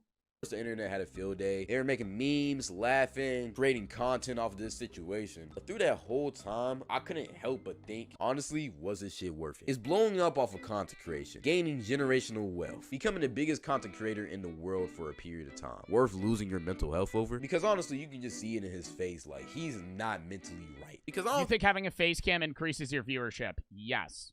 I think that's a fact for any channel ever. I think having a face cam gets more viewers. If I did this and I just reacted to videos never showing my face cam whatsoever, like, people would not want to see my reactions. I think people understand content creation does take a toll on you. Like, as a content creator, you have to have energy whenever you have a camera. Your Rage did it for a while. I mean, there's a lot of streamers that can do it and pull it off, but it's very few. Connor Eats Pants, H2O Delirious. Like, there's a lot of people that don't have a face cam and do very well. But I would say in, like, 2024, I would say, like, I'm just guessing here, 80% of big streamers have face cams. Your face. You gotta be entertaining, cracking jokes. You gotta keep people's attention so they continue to watch. Dream for a while. Well, yeah, Dream before his face reveal. But that's also in the Minecrafter realm, and I think Minecraft YouTubers have a very high rate of no face cam than face cam. Am I wrong? Like, is there any other game that has very few face cam YouTubers? League of Legends, maybe? No. Because League still has a lot. Like, the biggest people have face cams. 2K? No. I think there's, like, very few creators or very few games like Minecraft where there's, like, a majority of the people don't have face cams. Genshin? Oh, Genshin Impact? Yeah, maybe. I don't watch Genshin, though. VTubers? Well, that's still kind of a face cam. VTuber is basically a face cam. Watch you. Now, that might not sound like it's a lot of pressure. Like, you have a face cam. It's just not you. Roblox? Bro, what fucking Roblox streamers are you guys watching? Y'all saying Roblox like you fucking averagely watch fucking Roblox streamers. But if you have to do this 24/7, non-stop, for weeks at a time, it will take a toll on you. And honestly, truthfully, I think we can all see the damage that it done to him. So even in his case, where he got what he wanted, the fame, the clout, the money, all of the attention you can ask for, when Fousey looks back on this years later, do you think he'll think it's worth it? The money is nice, and he is gaining generational wealth, but like, you will get used to the lifestyle. Eventually, money won't be the most important thing to you. But when you look back at what you did for that money, you think that shit's gonna be worth it? And some people might say yes. I mean, like, who really cares what people think about you, right? But what happens when your kids see it? Your grandkids see this? See you geeked out on drugs just to get a bag. Well, you think it's worth it then? But all of this leads into my main point. Not everybody can be a content creator. And if you got to resort to doing stupid stuff like this just to get famous, maybe you shouldn't be a content creator. Bring back talent. Bring back hard work. Bring back pride. Because a lot of y'all would rather sacrifice y'all pride and y'all image just so you don't gotta work. I think a prime example of an amazing content creator is Jack Pembroke. And I know I dick ride the shit out of him, but I've never seen a bad Jack Pembroke video. And he only has 17 videos, but he's a new content creator. And he like makes like what you would ideally say as like good content. Like any video he makes is good. Like it's well thought out ideas. It's not toxic. He's doing something that's like a fun idea of like, oh, what would it be like to be on Pawn Stars or something like that? And then he just fucking runs with that, you know? Like it works great. Card or be talented. A lot of y'all not gonna like this video. I'm already knowing, bro. Does OnlyFans count as content creation? No. I would say OnlyFans counts as porn, not content creation. I mean, yeah, you're creating content that's being consumed, but it's a different type of content. Like when somebody says content creation, OnlyFans is never thrown into the loop.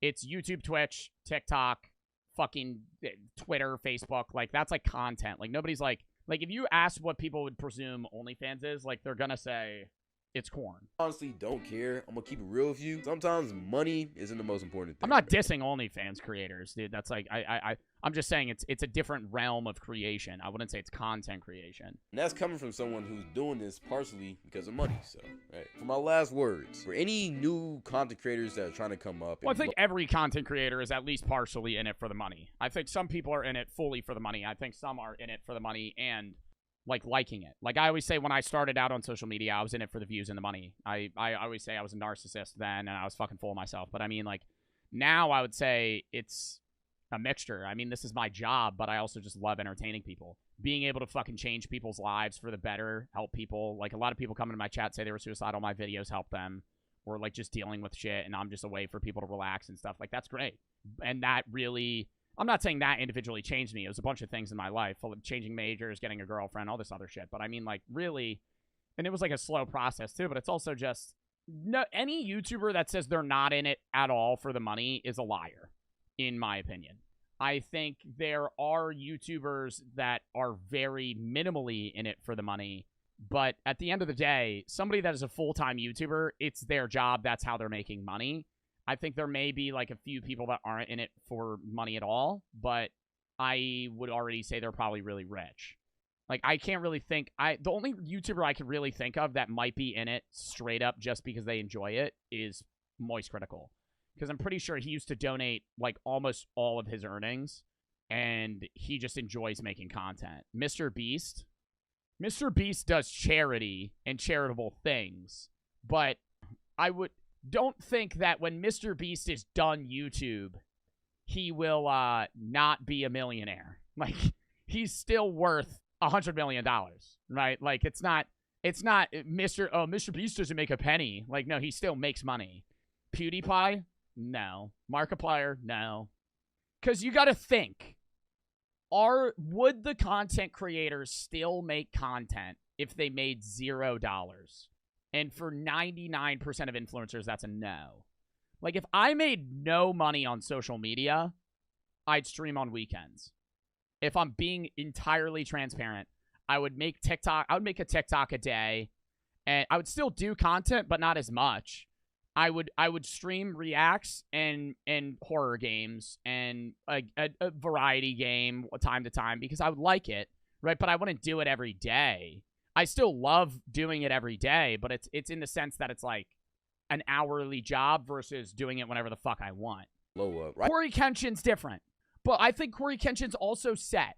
I think Corey Kenshin can do it just for the content because Corey already had a long YouTube career where he set himself up. Gideon's also went out in the route of like, hey, I made a lot of money in this content. Now I'm kind of changing towards Christ. I think that's religious content, which is also different. Right now is the perfect time, but if you're gonna blow up, be different. And please just be real. You don't gotta do all that crazy shit just to blow up. You can blow up by just being you, but just be entertaining. You can ask anybody I know in real life. I'm the exact way in real life that I am This motherfucker said Jake Paul. on here. I don't switch up for the camera, and I never will. And besides that, that's pretty much it. I know the drill. Follow all the socials. The live channel and the Discord is in the link in my description. Go cop the merch, off-brand. The sale is over, but the merch isn't expensive, so go ahead and cop it. Fucking W video. First video I've ever seen of this guy, by the way.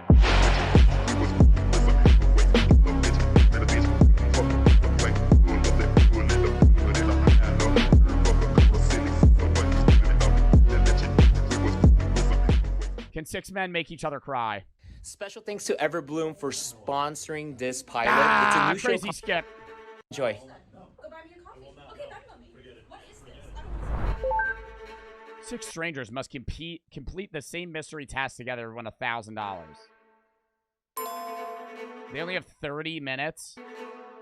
God, you think you could make yourself cry in 30 minutes, chat? I feel like I would hurt myself. But that wouldn't make me cry.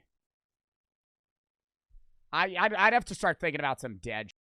Like some dead people that I know. Something sad. Or I'd just play that one song, bro. That one song where he's like, I'm not your son. You're not my father. That one. That would make me cry. There's a few songs that would make me cry. I don't know if that's allowed though.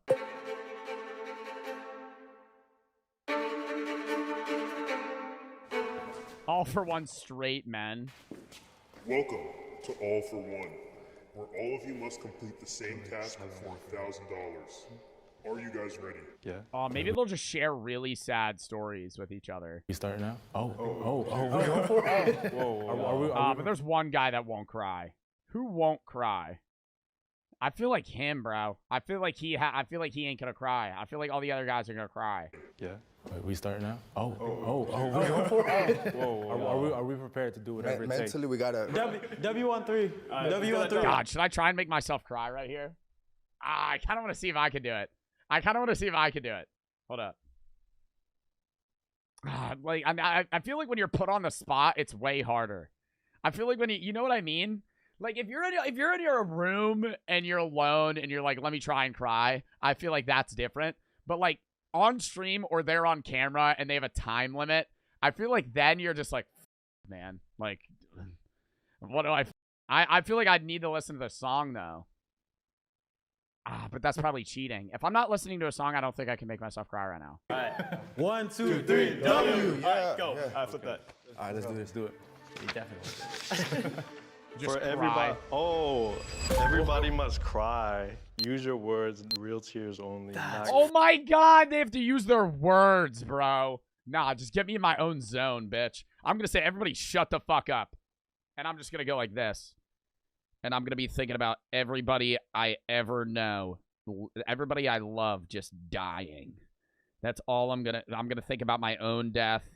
I'm gonna sit there and I'm gonna fucking ponder life and how scary that shit is. And then I might think about that one scene from Up where it shows the wife really wanting to go fly, but then she fucking dies and that old guy makes a bunch of balloons for her.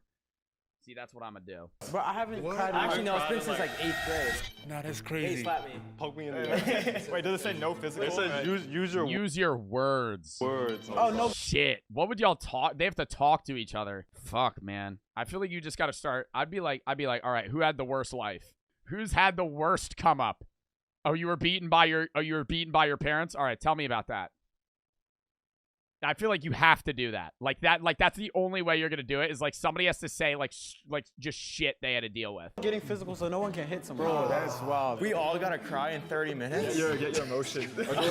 I don't think we can do it, honestly. Damn, we're not getting $1,000. Yo, we're not winning the money. Like, let's be real. We're not gonna get the money. I was like, man, I thought this was gonna be like fun. I don't cry easily. I can't really cry.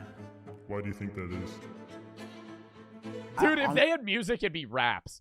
I feel like music is the one thing that just makes your emotions just skyrocket, dude. I honestly don't know. Be honest. Who looks like they do not cry? Dude, I struggle with crying. I struggle with crying. I feel like you don't cry, bro. No, I don't cry. It's been a minute. I feel like you could cry. Yeah, I could cry. Like, yeah, I'm a big soft baby. Not that I don't want to. It's just that it's hard. It's hard for me to. It's hard. When's the last time you guys cried? It's been a while. Mine was 8th grade. Same, dude, 8th grade. The last few times I've cried. 8th grade? Shut the fuck up.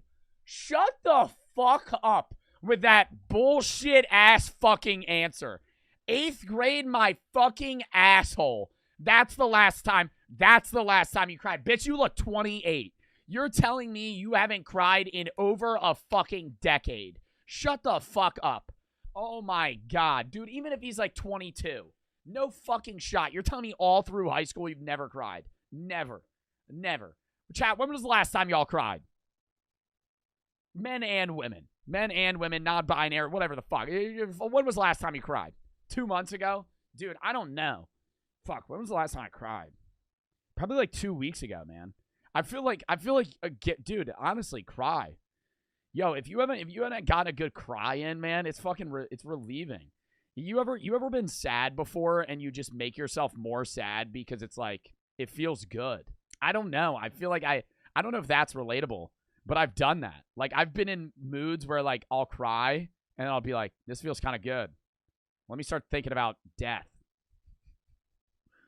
let me start just getting really sad here. And then I'll put on some emotional music and I'll put myself in scenarios that are really sad. And then I'll relive those scenarios that like were really sad in my past life, not past life, in my life in the past. And then I'll just keep crying. And then I'm like, damn. And then at the end of it, I'm like, oh, all right, good shit. I'm like, fuck. All right, good shit. Happiness, like, not really sadness. Tears of joy are real tears. Okay. By the way, the timer is going. We got 20 minutes here. God, when was the last time I had tears of joy? When was the last time y'all cried from being happy? Fuck, man. I don't know about that. I would rarely have tears of joy. I think I've had tears of joy putting myself in hypothetical scenarios. Like, I'm saying this right now. The day I get married, when me and Brooke, 5 years from now, we get engaged, get married, I would cry. I would 100% cry. If I was standing in a suit and I saw, like, my soon-to-be wife walking down the aisle, like I saw Brooke walking down, I would fucking bawl my eyes out. Oh, my God. Like, I already know when I have to say wedding vows, it's raps, man. I might as well pre-record it. I'm not going to be able to talk. That, speaking at a funeral, well, that's not tears of joy. That's tears of sadness. But tears of joy, I feel like marriage. God, what else would make you cry? Tears of joy. I don't really know. I feel like that's very infrequent that you would have tears of joy. Cool. I can't. All right, let's log in. Focus. Think about the $1,000.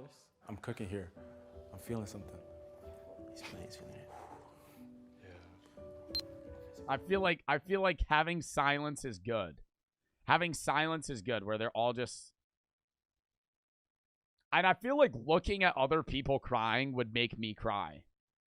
I feel like if I saw other people cry, it would be easier for me to cry.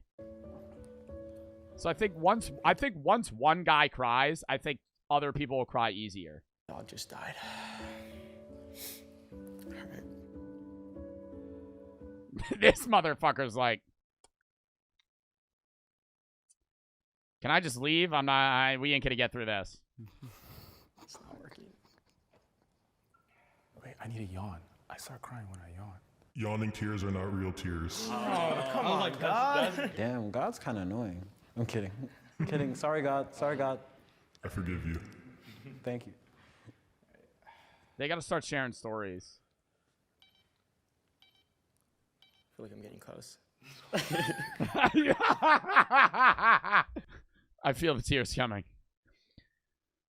They're like, I feel my fucking tear ducts activating.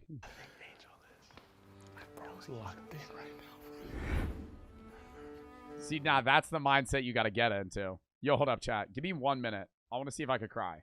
I can't, dude. I'm picturing the things that would normally make me cry. Like, I'll picture death. I'll picture walking a loved one. A big thing that'll make you really cry, if you're a dude, specifically, because I'm not necessarily if you're a guy, but just in general, walking your loved one's casket. Like, you know how people carry people's caskets? Imagine yourself carrying somebody that you love's casket when they're dead. And that will almost 100% make me cry. The one thing I'm trying to do is I'm trying to imagine my mom, like, sorry, Mom, if you hear this, but I'm trying to imagine my mom dead because I feel like that's something. Bro, no, literally. Like, that's like, yeah, like, because you're going to go through that. Like, I mean, it's like a fucked up thing to do, but I mean, like, if you're really trying to force yourself to cry, think about, like, the person you love most dying. No, like, kind of forced me. Pretend to be his mom? No, bro. You guys talk about the last time each of you cried? Yeah, I feel like that's smart. Me? Oh, I fell off the swing in, like, 8th grade, so, yeah. Before that. God, I feel like that's not, like, I feel like that's not healthy. To have not cried for like 6+ years. That, like, I didn't want to eat like eggs. Like, I hated the egg yolk. And no. And then my dad's like, bro, you gotta eat it. And I was like, no, I don't want to eat it. Get some eggs in here. And then he told me how to stay in that seat until I ate it. And it went from breakfast to dinner time, and then I finally ate it. I was stubborn. No, I just sat there looking at the egg. Guys, we're spending time laughing. Oh, shoot. What time we got? 20. None of them have cried yet. So I'll get in our sad zone. Why did we let the fucking one guy that said he hasn't cried in fucking 6 years tell the story about when he cried? Let somebody talk about how their fucking grandma died or some shit. Like, that'll make you fucking sad. About what you're thinking about. You know what's crazy, bro? I used to cry all the time when I was a little kid. Yeah. And then, like, I kind of just got to a point where... Wow, really? Wow, really? You cried when you were a kid? Oh, when you were 5, you cried about a lot of things? Where I just kind of stopped crying, you know? Like, it's not like I haven't gotten sad. I've gotten sad, but I just don't really... like cry anymore. Yeah, I get what you mean. I'm the same way. Yeah. I think that's probably like a societal thing, right? I feel like as guys, sometimes you're taught more to like bottle it up, right? Maybe not be as emotional. So yeah. I've just weed makes it worse 100%. Weed makes it worse 100%. Oh my god. Fuck, you have like no emotions. You're like a robot. When you get really high, because then it's just like dulls everything. It's just like something traumatic could happen and you're just like time to be like emotional and like, you know, really like kind of just like understand how I'm feeling in the moment. I'm thinking about just like if I lost like a family member. Yeah. Because for me, family is like so important, you know? Just imagine waking up and like they're not there no more. You can't knock on their door and be like, hey, it's true. Hey, like just yeah, imagine. Just picture that, like the reality of actually looking for them, trying to text them, sending a text message to the number, and they're not answering. You get me? Yeah. Like that, like an empty message, you know? That's crazy. No one's getting it. Take off your hat. You look like a fucking goofball. I'm sitting here. He's sitting here talking. I'm not going to be able to cry. If I'm this guy right here, and the other guy's talking about something sad, and this man's going, yeah, that'd be crazy. Yeah, no lie. Yeah, your mom being dead, not being able to contact her. Yeah, that'd be hella crazy, man. No lie. Yeah. Like, I'd be like, bro, shut that. Fucking take off your goofy hat. And fucking shut up. We're getting there. Like picture. I think it's heavy when you don't know why. Oh, he looks like he's something crying. He happened, looks right? like he's crying. It looks like he's crying. I don't know why they passed away. Yeah. It breaches a sensitive topic, but if you talk about, yeah, I guess suicide. They have to right? forget about the challenge. If they forget about the challenge and they just have an honest talk with each other, I think they could cry. It's like you don't know what's going through their head. You don't know what made them come to that decision, right? You don't know what you could have done to prevent it, right? And like you think it's your fault, right? It's like I could have been there for you. I could have consoled you. I could have been more emotionally available, right? But I wasn't, right? And this is something that happened as a result of me, right? Like,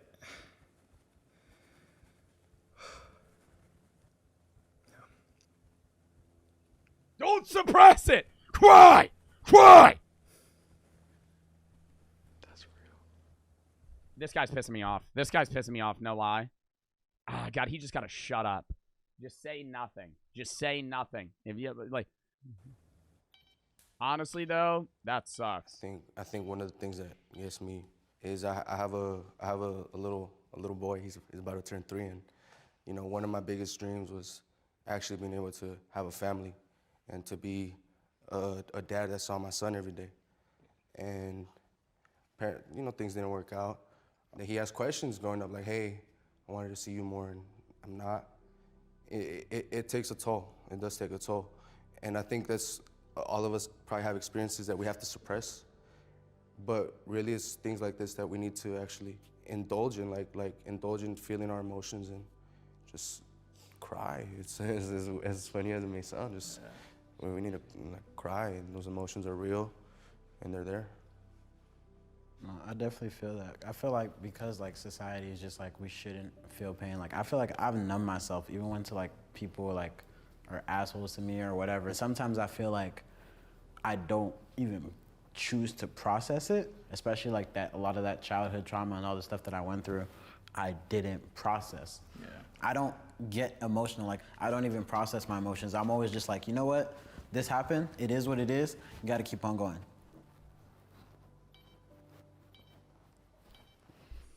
Damn, they're already halfway through.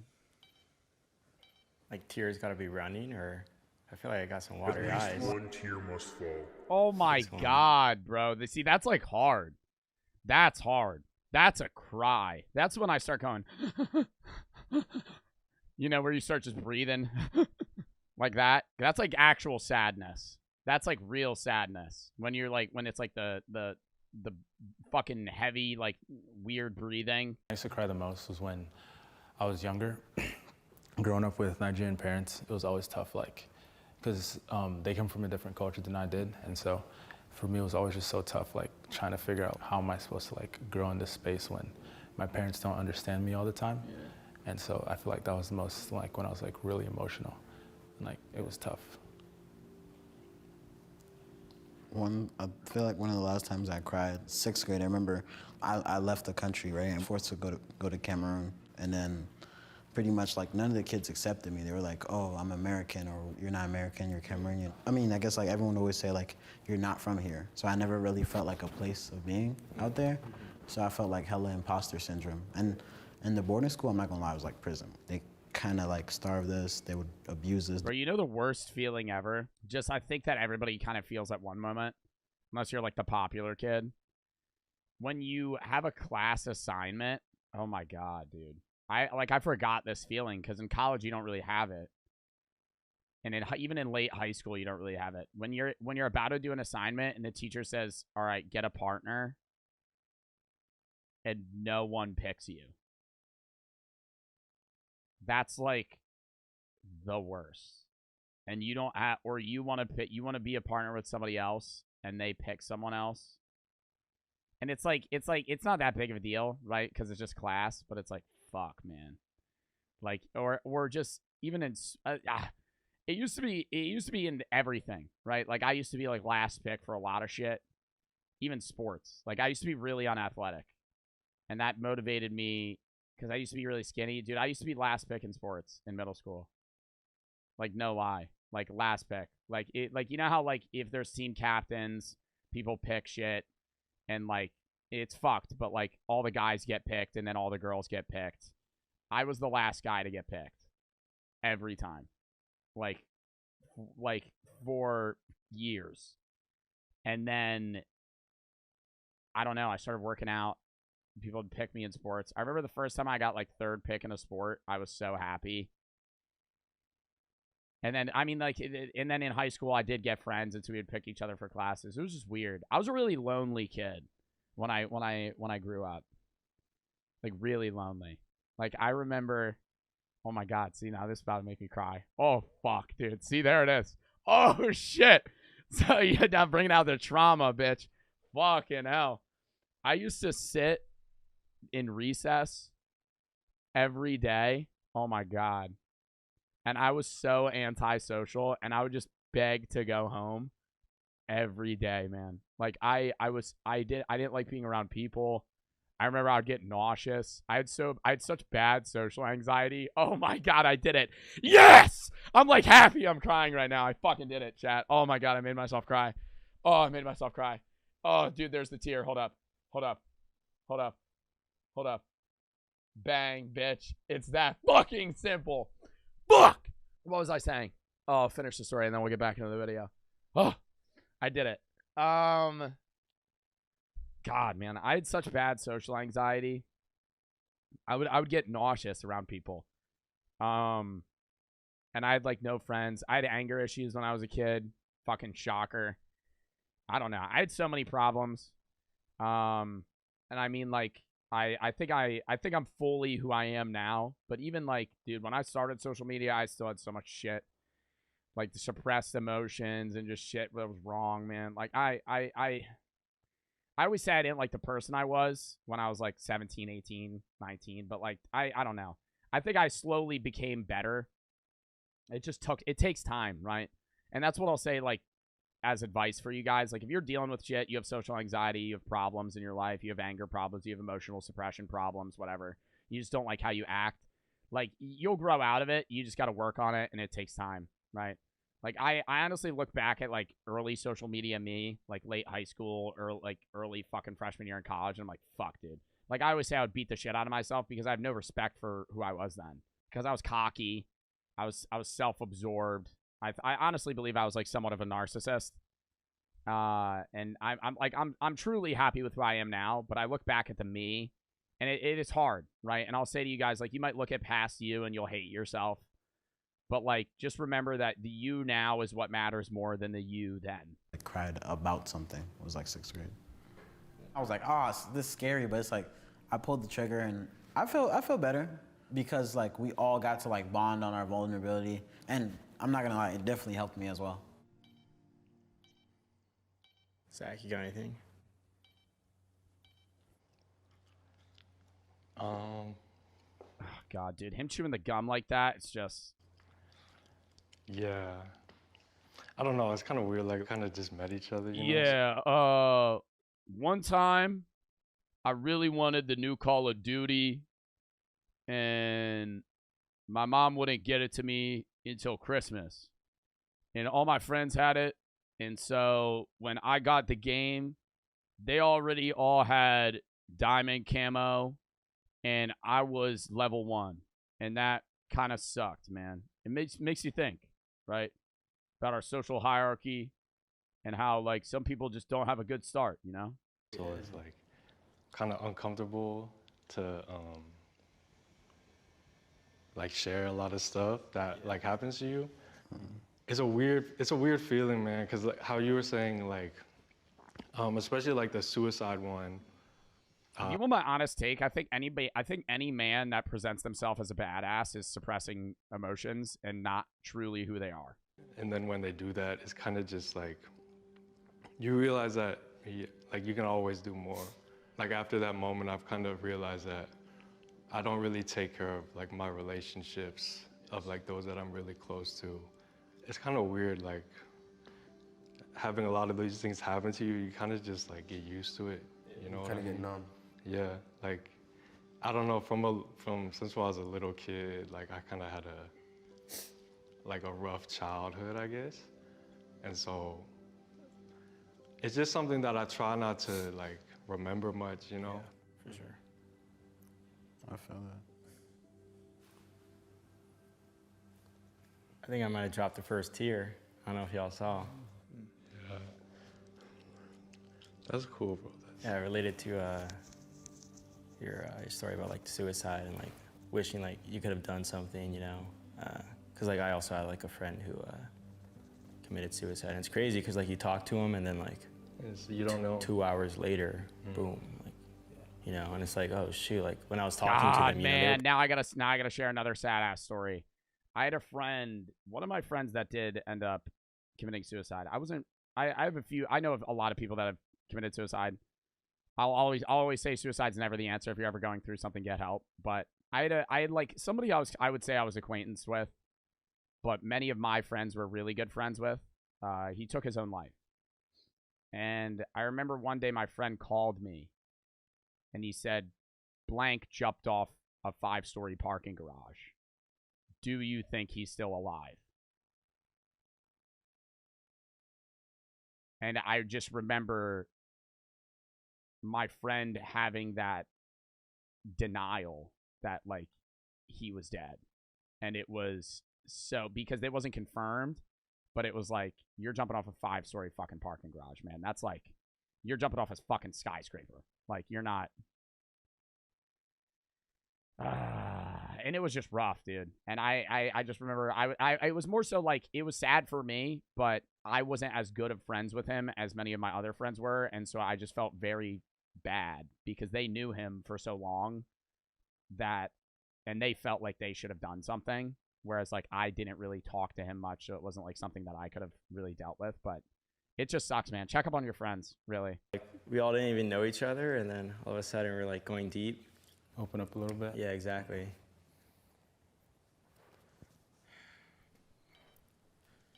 Crazy too, like how many of your conversations are just like shallow and like surface level. Yeah.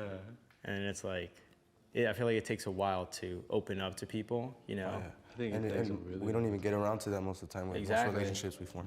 Yeah. We don't do it. We don't do it. I'm probably gonna start after this, like just try and dig a little deeper. That's good. I even appreciate y'all because I didn't feel like sharing, but then you guys were just like shooting it out, and I was just like, I feel like that's what's inspired me. Dude, because guys don't like, do you guys talk to your friends about your emotions? Like, I'll talk to my friends about like some deep shit sometimes, but it's like very, very infrequent, right? Very infrequent. I had one of my friend's fathers pass away recently, and I went to the funeral. Just be there for your friends. God, I feel like I'm going to get sad again. Because when I showed up and he saw me, his eyes, like wide opened. Like, he did not expect me to be there. Because men might, go to their friend's funeral. But, like, being there for your friend's problems is something that women are really good at. But men suck at. So I would say be there when your friends need them. I've ever told anyone about the fact that when I cried about in that 6th grade time. Yeah.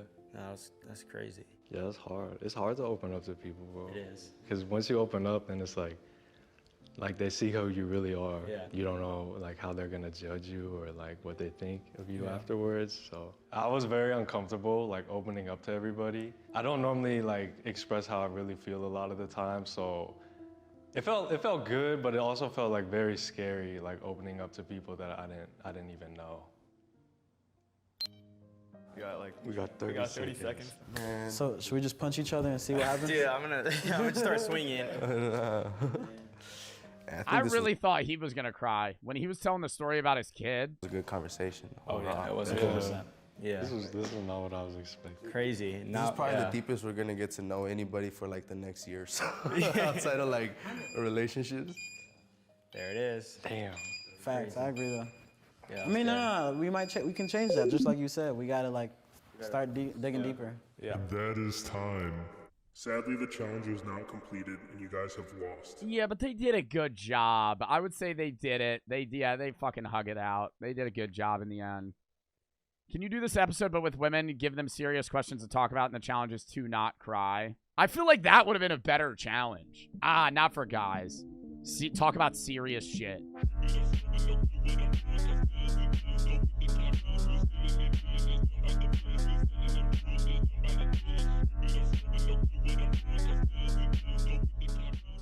I tested ridiculous knockoff products, a Jack Pembroke video. I love Jack Pembroke. This is a knockoff Temu bulletproof vest. And to see if it actually works, I'm gonna test it. It's a good thing that's VFX. Dude, that bullet is going right. I'm telling you, that bullet's going right through that vest like it's paper. I think Temu sells genuinely good, cheaper alternative products, but anything that involves safety, I think even if it's name brand recognition, buy the more expensive one. Buy the more expensive one. Like if a fire extinguisher, a bulletproof vest, right? Any situation like that, buy the better, spend the money. You know, don't cheap out on it. And that's just one of many ridiculous a life vest. Knockoff products that I'll be testing because I want to know. A knockoff gas mask? Are any of these knockoff products better than the real thing? Starting with our first...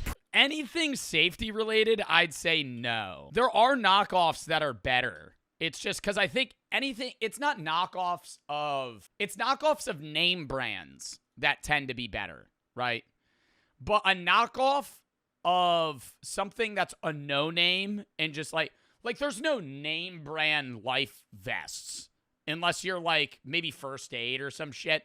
There's no name brand things to like the average consumer. I think there's better alternatives for like Doritos or like that. Like there's probably other products that are just cheaper and they just charge more, like Nike. There's better products than Nike shorts, right? Nike shorts are just up-priced because they're Nike. But for like other specific niche things where like one company manufactures these and they're just expensive because it's expensive to make, I don't know. Product, the Plus Pro Pro Max XXR triple proof cell phone case. Now this phone for $5.24. What are we going to pin this one up against? An OtterBox or a LifeProof? Phone case. Now this phone case here claims to be... That is a name brand. OtterBox is a name brand, but I don't think it's a name brand for like fashion reasons. I have an OtterBox. This thing's fire. I drop my phone all the time. Anti-drop, and according to Edgar, who's definitely a real person, his phone dropped and was hit by a van, but thanks to this phone case, his phone wasn't... What situation did his phone fall out of his pocket into a street and get run over? For $5, that seems a bit too good to be true, so we're gonna test it with my iPhone 15 Pro. So I took my phone out of its original case. Now this... Okay, well that case is also like a cheapo case. That's not a good case. That's that clear, fancy one. That's one of those cases you'd get at like a fucking mall pop-up store. And I'll stand by that. Those fucking mall pop-up stores that sell phone cases and have one guy working at that fucking stand make no money unless it's straight up just a money laundering business. How many fucking phone cases are you selling a day to keep yourself in business and make a salary? Because the employee at the shop is usually not the owner. So that's just a guy getting a salary, and then there's profit on top of that. Get the fuck out of here.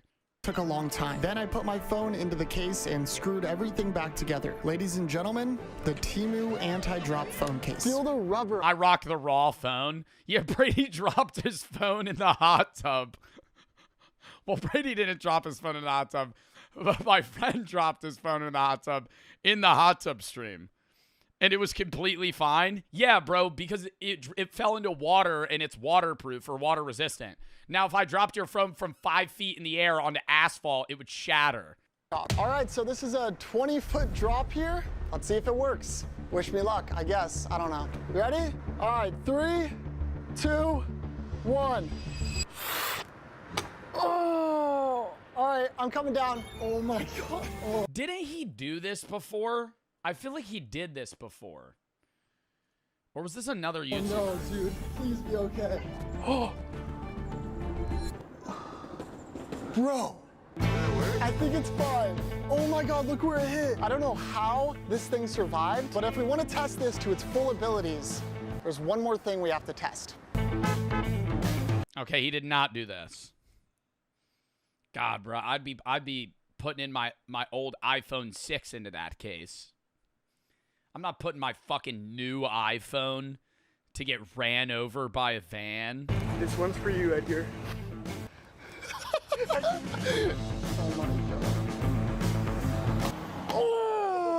I think it's fine. I feel like you would have heard a. Oh, that sounded terrible. Yeah, that's my phone. That's your phone.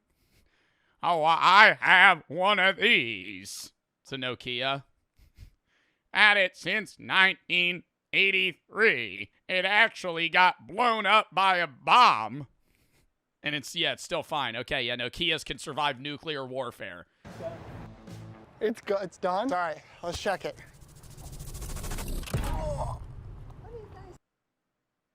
Hey, it's still on, though. Hey, it's recording. Oh. Wait, that might just be on the case. No, wait. So we took off the case to find out for sure, and... No fucking way. No. It worked. Oh my God, only the case shattered. Holy that was scary. Shout out Edgar. This is a... I mean, I've seen people... Wow, for $5 too. I've seen people run over otter boxes with fucking cars, and they're fine. I can't believe a Temu $5 phone case. Product. Our next product is something you usually wouldn't want to buy a knockoff for. Introducing the Temu gas mask. I'm stood here. Why are they selling that? See, Temu sells everything. It's like, it's not... Amazon's different because I feel like businesses purchase from Amazon.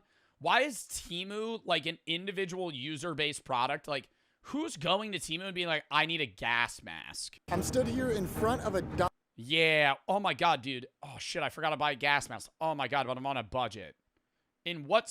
Who's ever in that scenario? Dumpster that I'll be climbing inside of while a smoke bomb goes off inside. We're gonna compare the Temu mask to the real deal, a military grade gas mask. We're gonna see which of these gas masks allows that one looks like a fucking snowboard mask. Me to stay inside of that dumpster for longer. I suited up for battle, starting with the military grade gas mask.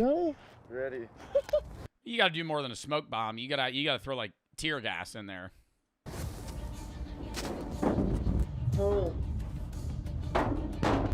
my gosh, this is crazy. Imagine driving by Jack and his friend doing this in just like a parking lot behind their apartment. So what are you guys doing?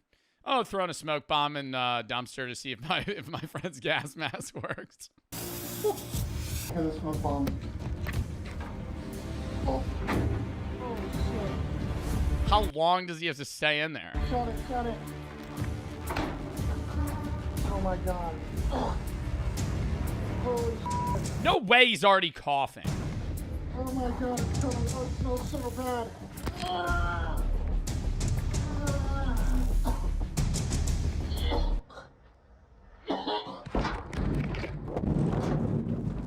24 seconds?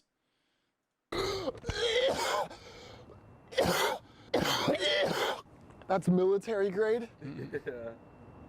Holy shit, dude. So with the military grade gas mask, I lasted 24 seconds. Let's do the Temu one. I'm so excited. Dude, this thing looks 10 times. The Temu one looks like some shit out of the fucking Black Plague.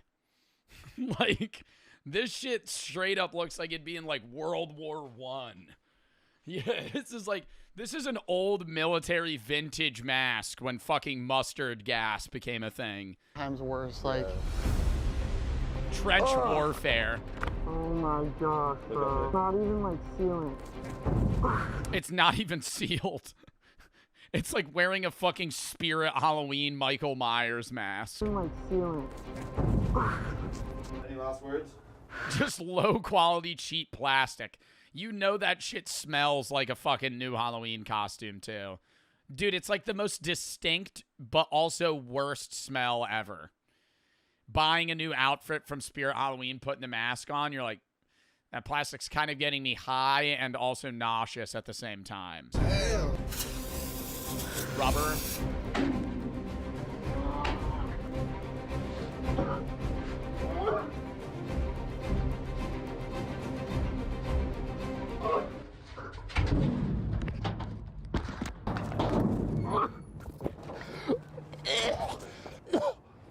my gosh. Well, we reviewed the footage. Using the Temu gas mask, I was able to stay in the dumpster for 49 seconds.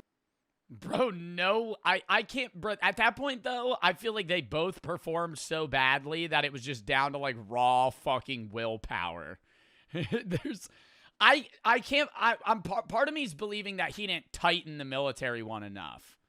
And I don't know, maybe military grade, but not a military gas mask because it has those rainbow decal on it. Like, what military fucking infantry is wearing that? Mask, ironically, it's gas.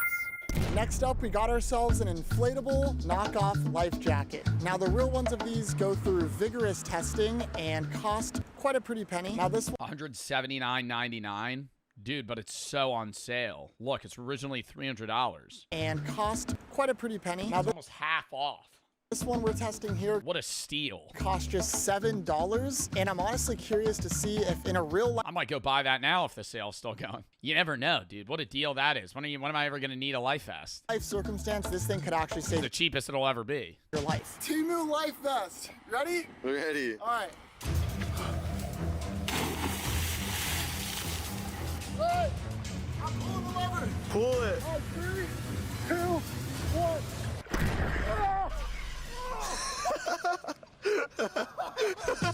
I'm floating with ease. The Temu life vest actually works. This product is gas. This next product is a knockoff of a product that was banned across America. The world's spiciest chip. Wait, what? The world's hottest chip is banned now? I bought it like a year ago. Yeah, that kid died. When was that? I remember, I think it was like right after I did it. I've done it twice. Yeah, that kid died. And then they stopped selling it. The real version of this product was once in 7-Elevens across. I don't know if it was like a predisposed, predisposed health condition. I don't know why he died. I know it was because of the chip, but I don't know. It does have warnings all over it.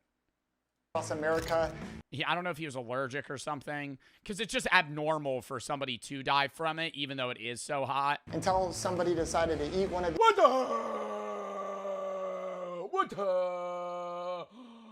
Whoa, that's yeah, as we're talking about it. Until somebody decided to eat one of these and they died. Dude, no, it would. I'm serious. If you have like a heart problem, I would. It's bad, and I don't know how to describe the pain to somebody that's never experienced it. I will say it's the worst pain I've ever felt. Like in terms of physical pain. Like I've gotten injured, broken my foot running. Like, I've never, like, shattered my clavicle or something. But, holy, dude. It gets so... It's so bad. It gets so bad so fast. You eat it, and it coats your tongue. It's this big black chip that's probably around this large. And you try to jam it in your mouth. You have to eat it in pieces. I was wearing gloves because if you touch your eyes, it'll be like fucking pepper spray. And... You finish chewing it, you're like, that's fine. Stick out your tongue, it's coated in black ink. Or coated in the black stuff. So even if you drink water, it's still there. And it's just like, most spice shit, like jalapenos, it's like, hot, plateau, go down. This, it's like, and it just keeps getting worse. Even if you drink milk, even if you're eating ice cream. No, like, ice cream could be actively in my mouth, and it would still be like a 9 out of 10 pain. Like, it actively feels like somebody's stabbing you. Lucky for me, not only was I able to get my hands on the real product, but... He's gonna do both? I haven't had this one. Naga Viper Pepper? Which one did I eat? Oh, did I eat this one? I ate the 2022, and I think I ate the 2024. I ate it last year. But I was able to get my hands... I feel like that one's not going to be as bad. On its knockoff. No way Jack eats the whole fucking thing.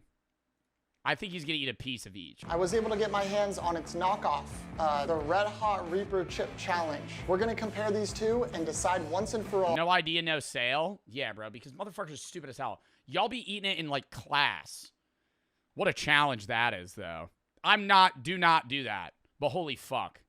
Imagine you're in the back of English. You're like, bro, eat this chip. You're hungry, right? Here. Hit him a tortilla chip.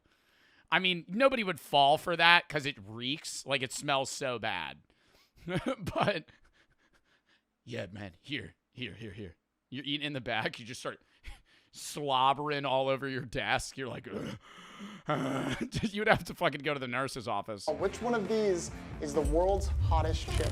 Both chips are now in front of me. That's the Carolina Reaper. Surely, right? The ones that I ate were black. One on the left is the real one, and the one on the right is the knockoff one. Bro, that's like some fuck-ass Cheeto. That's like a Dorito. That does not look... Dude, the darker... Bro, when you pull out that one chip, and it is like dark, like no light in a room black. Like you shine a light at it, it doesn't reflect at all. You're like, oh, fuck. I will say the knockoff one looks similar to like a Dorito, which gives me hope. The one on the left, on the other hand, that's like pitch Dude, it's got, black. the one that I had didn't have those flecks on it. I don't know what these are. That must be that like Viper pepper or whatever they put on it. On the other hand, that's like pitch black, bro. No chip should be that color. I have a jug of milk. He's not eating the whole one. That's good that he's not, because he wouldn't be able to eat them. Okay, well, he can't eat them back to back. On the other hand, that's like pitch black, bro. No chip should be that color. I have a jug of milk here in case everything goes wrong. I'm gonna start with the knockoff. This is the Red Hot Reaper. No lie, I'm eyeing that banana. If he, dude, that would calm your fucking taste buds so well, I bet. I've never tried that. But just imagining like a overripe mushy banana, that would probably that would help so much. Challenge. Lock in, baby. All right. 3. He just starts doing bananas in milk though. Ooh. 2, 1. Spicy. Good strategy. Eat it as fast as possible. It's so spicy.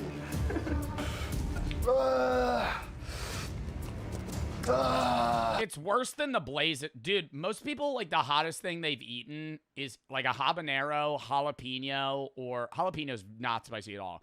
Jalapeno, habanero, I think a lot of people have tried, like, the Blazing Wing Challenge at Buffalo Wild Wings. That doesn't even fucking compare, dude. That's spicy, bro. It really is like a panic. Like, like, you get scared. I'm gonna have to go for the other one. I can't wait. Now it's time to compare that to the real one. Why? No! Dude, the other one hasn't even cooled down. He's gonna eat the other one. 3. Have you ever tried Bulldog Ramen? No, that is one that I would do. I would do, like, new spicy challenges. I don't want to do the one chip again, because I know it's gonna suck, and it's just, like, so ass. 2, 1. Oh, my God. Holy it's way worse. No, stop, bro. I messed up. No, it goes on for, it's like a solid 20 minutes. I don't know how you guys find it entertaining. I think a lot of my audience doesn't, because it's like, it's funny for the first bit, and then when you're just like freaking out for like 15 minutes straight, it's just like, all right, pal, pack it up. But it doesn't get better. My issue the first time I had it was I was drinking so much milk that I started getting nauseous from the lactose intake. When you compare the fake one to the real one, the knockoff is trash. For this next product, I'm gonna need you guys to close your eyes and picture this. Your car is upside down in a ditch, the doors won't open, the windows won't roll down, and your seatbelt is stuck around you. But luckily, that's when you realize you bought a window-breaking seatbelt cutter. Only, it's from Temu. Well, I want to see if this $2... They always say you need that, and I know I'm gonna sound like a dumbass like this. I feel like I could kick the fuck out of my window. But if you're wearing like shorts or something, then you cut yourself with glass. But I'm pretty sure it's that fucking shatter glass. No. I feel like I would just carry a hammer. I do have like a slightly irrational fear that whenever I go over a bridge, it'll collapse and I'll plunge into the water in my car, but somehow survive and then be like stuck in one of those situations where I'm like, my car's filling with water and I need to get out.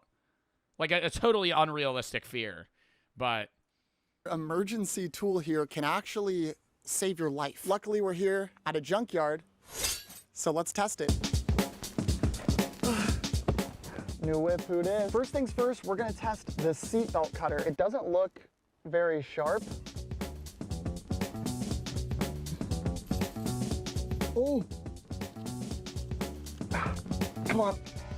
Oh, it's working. Oh, yeah, baby. I don't know how that works. Our testing is not concluded. This tool has two sides. The other side is a window breaker. We're gonna... Bro, I could just jack. I could tell it's 110 degrees outside. Why is your dumbass in a hoodie? Why are you wearing a black hoodie in a non-air conditioned car, probably in like California in the dead middle of summer? Try to smash the window. Oh my gosh. Okay, hit it right there. 3, 2, 1. All right, I'm gonna try it one more time. Bro, just put a fucking real hammer in your car. That solves all problems, no? Why do I need, like, I hate when there's like, hey, this is a ball-proof pen that I'm selling for $45, but it has a fucking bottle opener and a fucking window shatter glass tool on the fucking back. Like, I'm gonna keep that pen on me. And Bruh. I don't know if this thing works. Like, at that point, bro, wrap your hand in your fucking shirt. Boom! Break my fucking hands. All right, guys, well, there you have it. The Temu window breaker will not save your life. This product is trash. Oh, it was only $2? Before we leave, there's one more product I was super curious to test. I wonder the ratings on that, on the Temu fucking window breaker. You think anybody's like, my car fell into the water and I was submerged. Luckily, I had my Temu $2 fucking window shatter tool that I brought with me. Saved my life. 5 out of 5. Before we leave, there's one more product I was super curious to test. It's this scratch wax scratch repair. Apparently, you put this on your car, and according to the bottle, it takes full-on scratches out of a car. Now, for $3, I feel like that's kind of hard to believe, so we'll see if it works. I don't have high hopes for this. I'm gonna cosplay an ex-girlfriend, put some scratches on this puppy. All right. I've never done that. That felt cool. We gotta do that more often. Yeah, let's just go around town and start keying cars. Now I put a little bit of this on. There's our scratch repair. I'm just gonna rub it on there. It's not gonna take out the scratch. Scratch repair stuff outside of genuinely going to a professional, like a big key scratch, it'll usually minimize it. Like, it'll make it less noticeable, but it's still there. When I got my first car when I was 17, a week after I got it, I was doing work, like yard work, and I had a wheelbarrow, and I walked by my car and like tipped and it fell into my car, and I scratched the shit out of the hood, and I like immediately was like, fuck! Tried fixing it, doesn't work.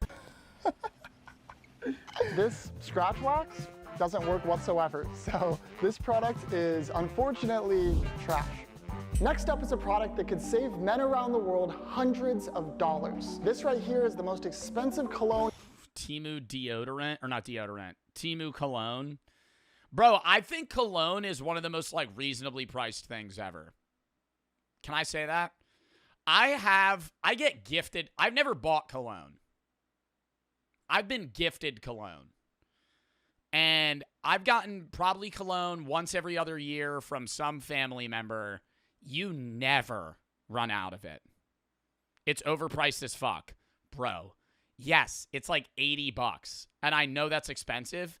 Bro, you're spending $80 for like, no. Hold up. Look, I have had, shout out Eternity for Men, Calvin Klein. I have a few deodorants. Or not deodorants. I have a few colognes. So this isn't the only one I use. I have this one, and I probably used it for like 3 years, 4 years. It's like halfway. And look at the spray. This is what I do. Whenever I use the cologne, I go like this.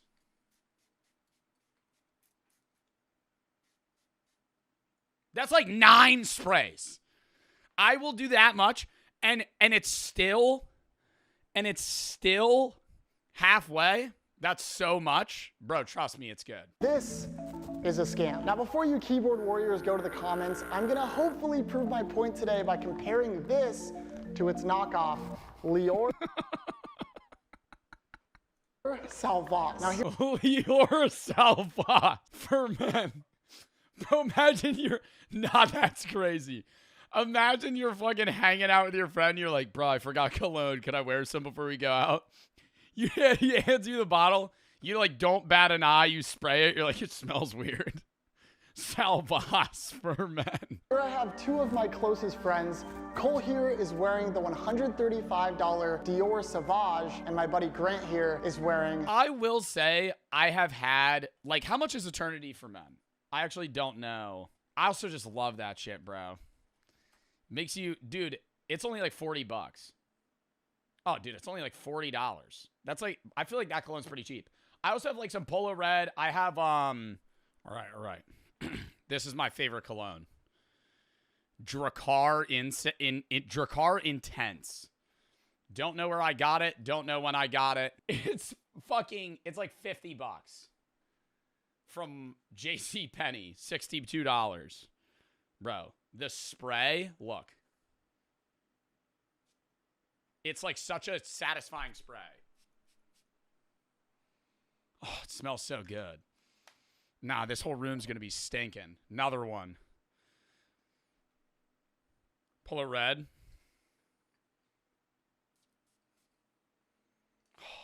Also smells so good. It's starting to stink in here. Oh, this is the wrong one. I have this one too. Obsession. I have like 10 different colognes, and I'll mix them up sometimes. The $7 Lior Salvas. Now, just outside, I have 4 girls lined up ready to smell each of these guys, and they're gonna decide which of these colognes they prefer. And by the end of our testing, we'll see once and for all if expensive cologne is actually worth the price. Let's get our girls. All right, you're coming up on 2 guys here. Lean in. Yeah, take your time, take your time. Really get a whiff. You feel good? I feel great. Your next guy is right here. Just whisper in my ear which one you like more. Okay. Number 2, one by one, I had these girls thoroughly sniffing and smelling. And the entire time I was tallying up each and every vote. The results are not what I was expecting. This is crazy. Girl after girl, I was starting to get just slightly nervous at which one of these would win. This last one is the deal breaker. I need this cheap one to win. I've been trying to prove this point for years. This is a passion project. As we were coming down to the wire, I had the last girl sniff each of these guys. And finally, it was time to see the results. It's time to reveal our results. Our Lior Salvas $7 bottle of cologne got 1 vote, which means the real one got 3. The real one wins. I mean, it's just higher quality shit. I think at some point, like a mid-tier level cologne is competing with like most high-tier colognes. You know what I mean? I think like an expert would tell the difference between like a $50 cologne and a $100 cologne. But the average person, it would be a lot closer. But then the average person is obviously going to like a $150 cologne comparable to like a $6 cologne. Like a $6 cologne is going to smell like some fucking shitty-ass body spray. I hate to say it, but Lior Salvas is trash.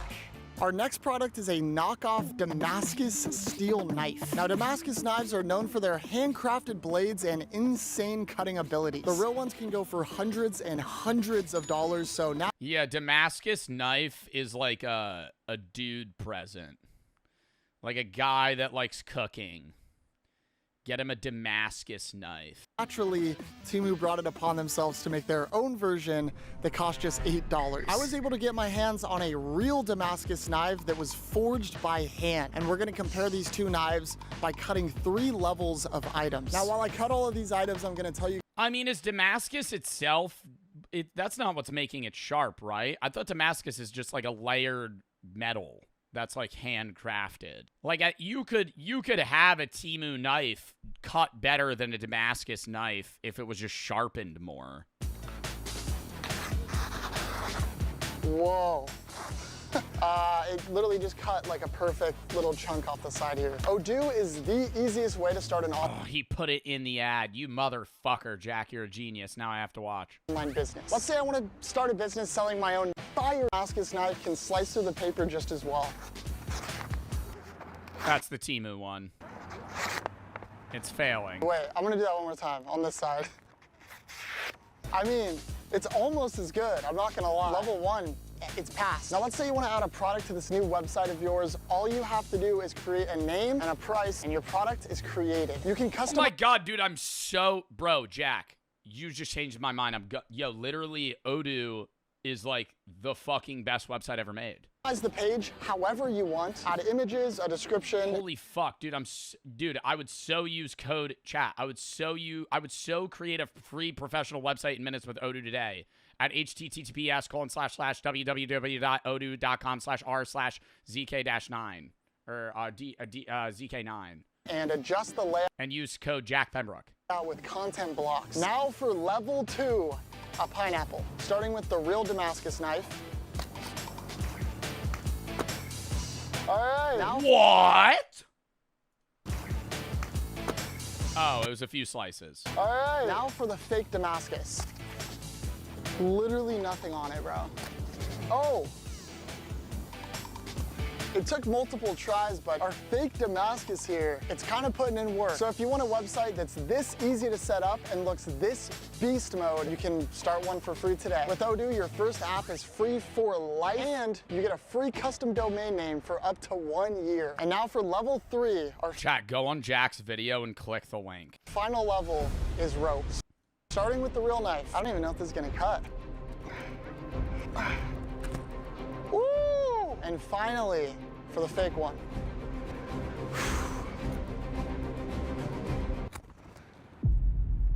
Bro, I'm no knife expert, but I guess this product is gas. Our next product is a knockoff of something I think we're all familiar with. Apple headphones, the knockoff version. $25? On first glance, this packaging here actually looks pretty legit, but I can't see a single Apple logo on this box here. I caught these on Alibaba for $25, but I also borrowed a real pair for my friend that paid $400 for these. Let's see which one sounds better and if— Bro, I have Apple headphones. I will say they're overpriced, but my God, are they good. My God, you hit that fucking boom. I'll hook up. I'll watch. Sometimes if Brooks is asleep, I'll put on my Apple headphones and watch YouTube. So it's silent, so I'm not waking her up. And I'll like giggle and I'll wake her up and she'll be like, Joe. Oh, sorry. Because I'll forget she can't hear it. Because I'm just sitting there like by myself, just watching TV. Dead silence. It's actually worth spending the extra $400. I'm gonna start by unboxing the fake ones.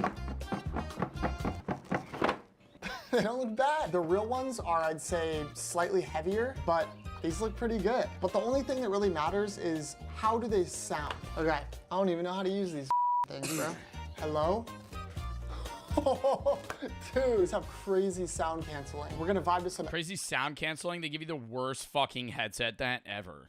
Outro copyright free music.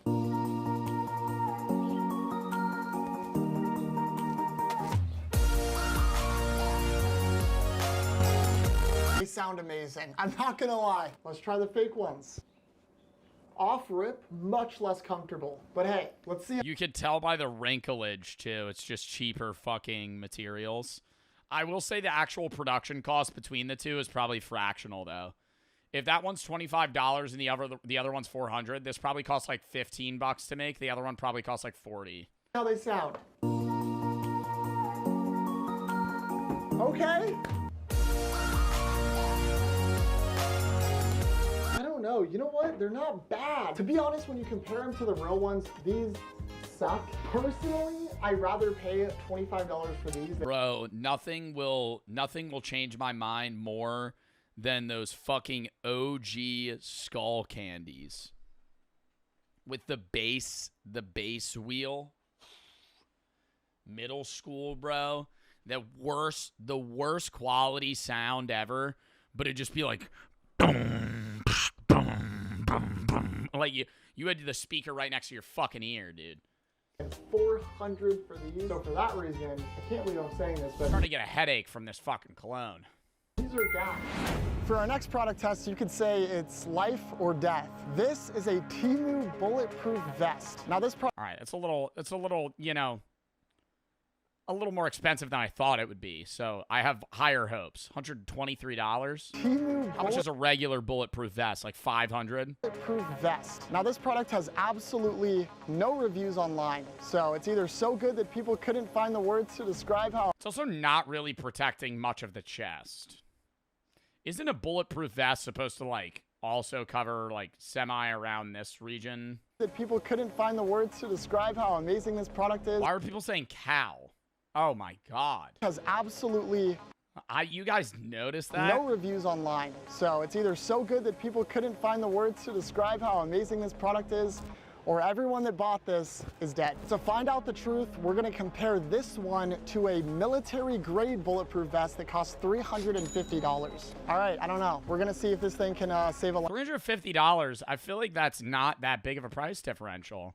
I'm surprised the Temu bulletproof vest is that expensive. This is my boy Dylan. Everything here is done. I mean, there has to be, I would assume if you're selling a bulletproof vest, there has to be like corners you physically are not allowed to cut. Like you're probably not allowed to sell a bulletproof vest that doesn't work. By trained professionals. See what we can make happen. You think the Temu one's gonna hold up at all? No shot. So first we decided to test the military grade real bulletproof vest.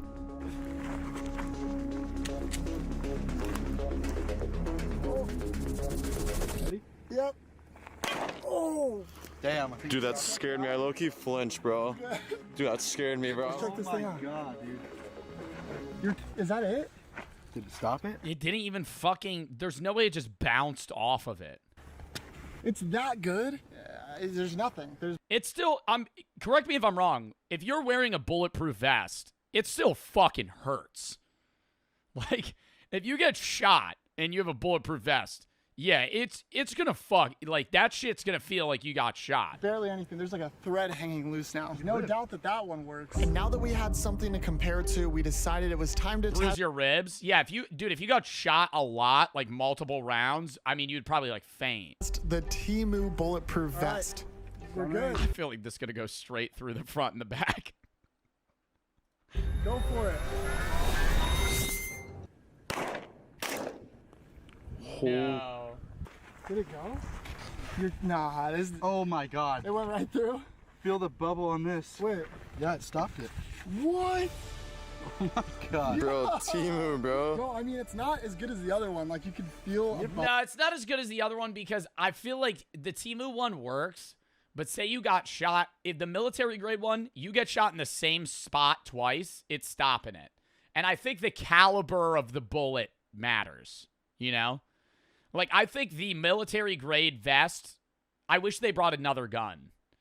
Like a bigger round. Because a 50 cal next. Boom! The fucking Bob just explodes.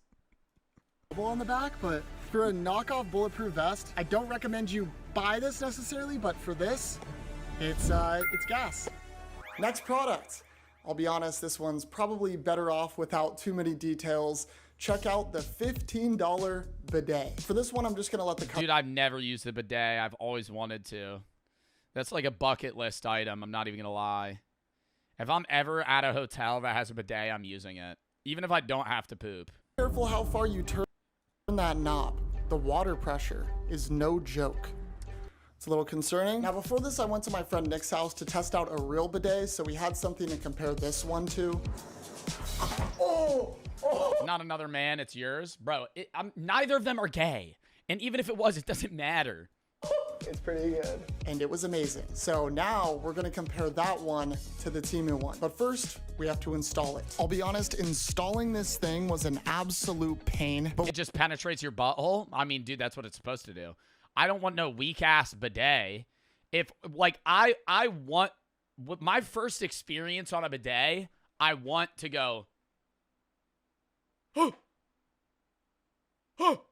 you know? I don't want it to be like you're just a droopy water hose. That's not getting the poop out of your butt. You know, you need some fucking water pressure. Some, like a big, like, you know when you have a hose and it's like drooping out and then you put your finger over it and it just starts fucking spraying? That's what you need. Once it was finally all set up, this is what it looked like. The bidet is all set up. Like a dental tool? No, that'd be like a laser. That would hurt. Feeling a little uneasy? Let's get pooping. What'd you eat for dinner? Panda Express. See you on the other side. Hope you guys like this angle. As long as it doesn't hurt, I'm fine. Now we're being dramatic. Let's give this thing a try. 3, 2, 1. See, that's good.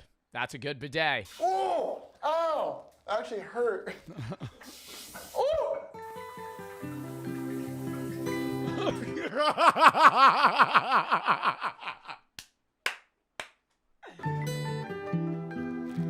I feel clean. It's gas. Gas? Yeah, it's good. I brought some backup to test our next. Well, I think it's like, it's a bidet attachment, you know? Then there's actual bidets. Like, the streamers that you know that are like, yeah, I own a bidet. They don't own the attachment. They own, like, a literal bidet. Like, either in the toilet. I feel like a lot of them are in toilets, but I've also heard that, like, there's a toilet and then there's a bidet. Product. Introducing my barber, Greg.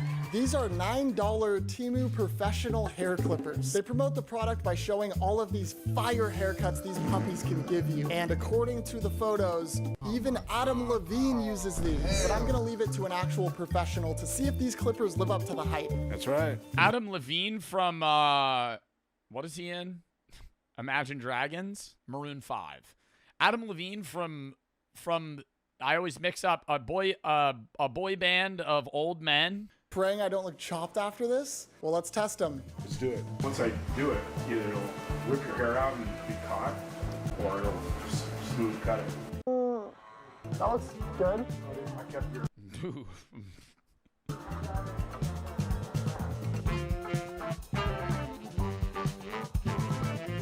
They work good, actually. They're not, you know, they're not bad. Look how they cut your hair pretty nice. Okay.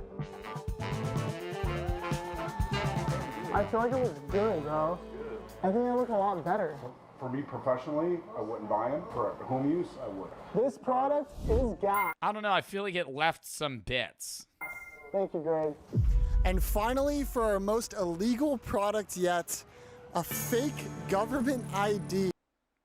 Okay, that's just illegal. Now I'm gonna attempt to go into this.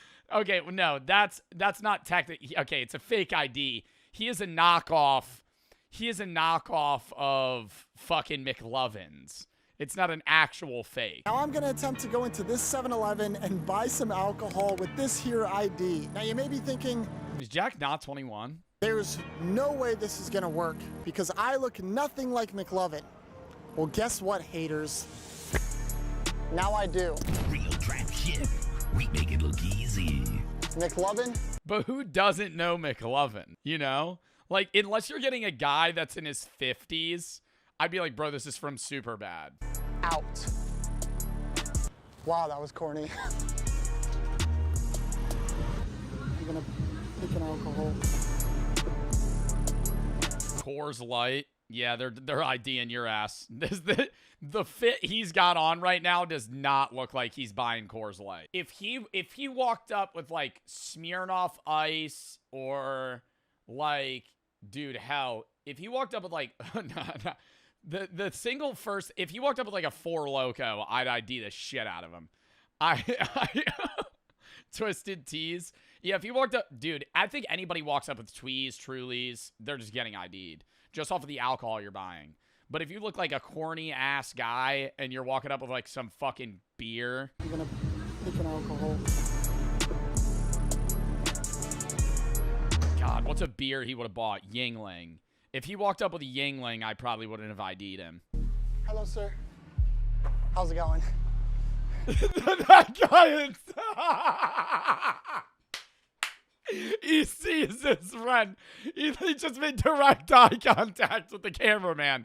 The dude's just recording 10 feet away. Hello, sir. How's it going? Just fun night with my friends. Okay. Yeah. That's it, brother? That'll be it. ID. Oh, ID. Right, he probably thinks he's a cop. There you go.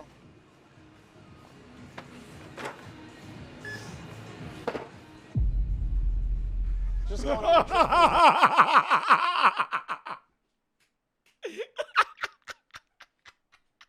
Why? Bro, how nervous I'd be. I would be so nervous if I was him.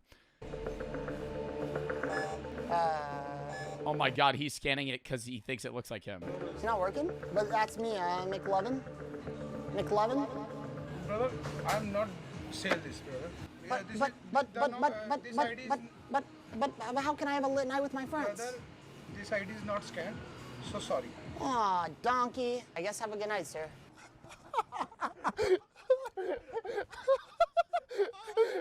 That guy's a legend. I guess the fake ID is trash. I bet he tells him after. Like, yeah, this is for a video. The outro music. All right. W fucking video, dude. I love Jack.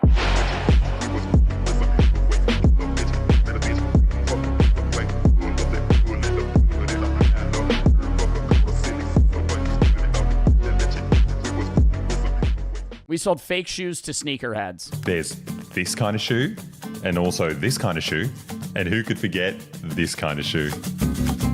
But what if I told you there's a kind of shoe out there? Sorry, I was looking at my phone. That's not real, like a non-existent shoe or a fake shoe. Pretty scary, right? Well, we decided to go down to LA to a convention dedicated to people who wear shoes to get to the bottom of the fake shoe epidemic. Do you know of anyone selling fake shoes around here? Dude, sniffing those motherfuckers. What if I already wore them? These are slightly used. Oh, hold up. I need to check if they're real. Do you work out? Yeah, I could tell these have been worn for approximately, I don't know, 10 kilometers of running space. Do you not know the sniff test? No, because I'm not a sneakerhead. I'm not smelling fucking shoes. Hope they're not selling fake shoes, man. That'd suck. Good morning and welcome to Boy Boy. Good morning, says Patricia. Good morning, says Alfonso. This is the start of another beautiful morning in the make-believe kingdom of Asia. Now, every morning, the little children of Asia, they get up and they brush their teeth. Brush, brush, brush, brush, brush, brush, brush. They eat their noodles. Yum, yum, yum, yum, yum, yum, yum.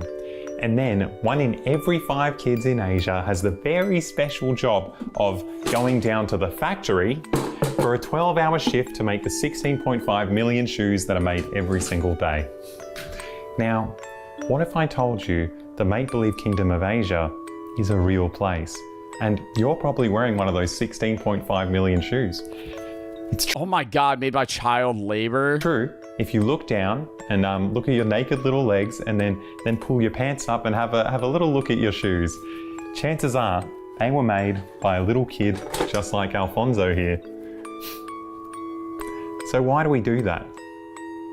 Why are we making more shoes than anyone could possibly wear? And why do we need child slaves to do it as fast as possible for all eternity? And what does this have to do with fake shoes? Well, to answer that, we've got to tie that up for a moment, take a step back and look at the riveting history of shoes. Now, ever since the dawn of time, humans have been terrified by their own feet. Like Bro, that'd be my feet though, for real. God damn, I need to shave my feet. Have been terrified by their own. All right, they ain't that hairy. That's crazy. That's like hair on your head hairy. I got some hairy ass toes though. I gotta shave that shit. Feet. Like they're hideous. But turned into a doc. No. But for the 530 million years before we resembled Homo sapiens, we actually lived a pretty perfect life. We were immensely proud of our smooth, colourful, and symmetrical lobe fins. Look how happy we were back then. And for comparison, here's a photo of how sad we look now. I mean, it speaks for itself, really. I mean, we drew the short straw of evolution, right? We grew these hideous, these like gross little patches, like little tufts of hair, like kind of like we're just these giant hairless rodents. And then I think the worst trick evolution ever played on us was that they got rid of our fins and they gave us these hideous things. I mean, it's just, I don't know, we just became the laughing stock of the animal kingdom. And this internalized disgust is the reason we became one of the only species to walk upright. So we could get our faces as far away from our feet as physically possible. And when that wasn't enough, we tried to hide them. Accurate history, accurate. With anything we had on hand. But we solved that problem pretty quickly. We started breeding much more attractive animals, and then we stole their skin and wrapped that around our hideous feet. Now, mankind came up with that idea about 10,000 years ago, and since then, I don't know, we've been pretty sorted for footwear, like shoes. Yeah, so you're gonna get your feet all fucked up. Dude, when did they first make shoes? Some guy just got fed up. He had no language to be able to voice his disgust, but he was like, my feet fucking hurt. It was like a,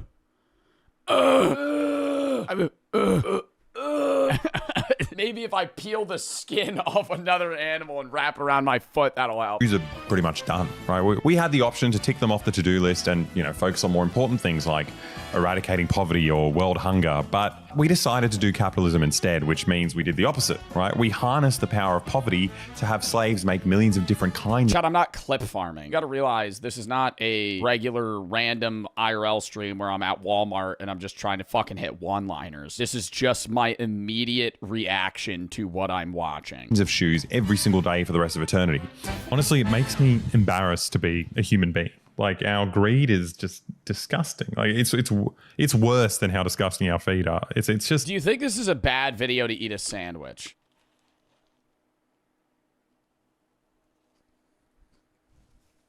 I don't want to see you eat your sandwich. Oh shit, hold up. Is that better? Now you can't see me eat the sandwich? Is this better?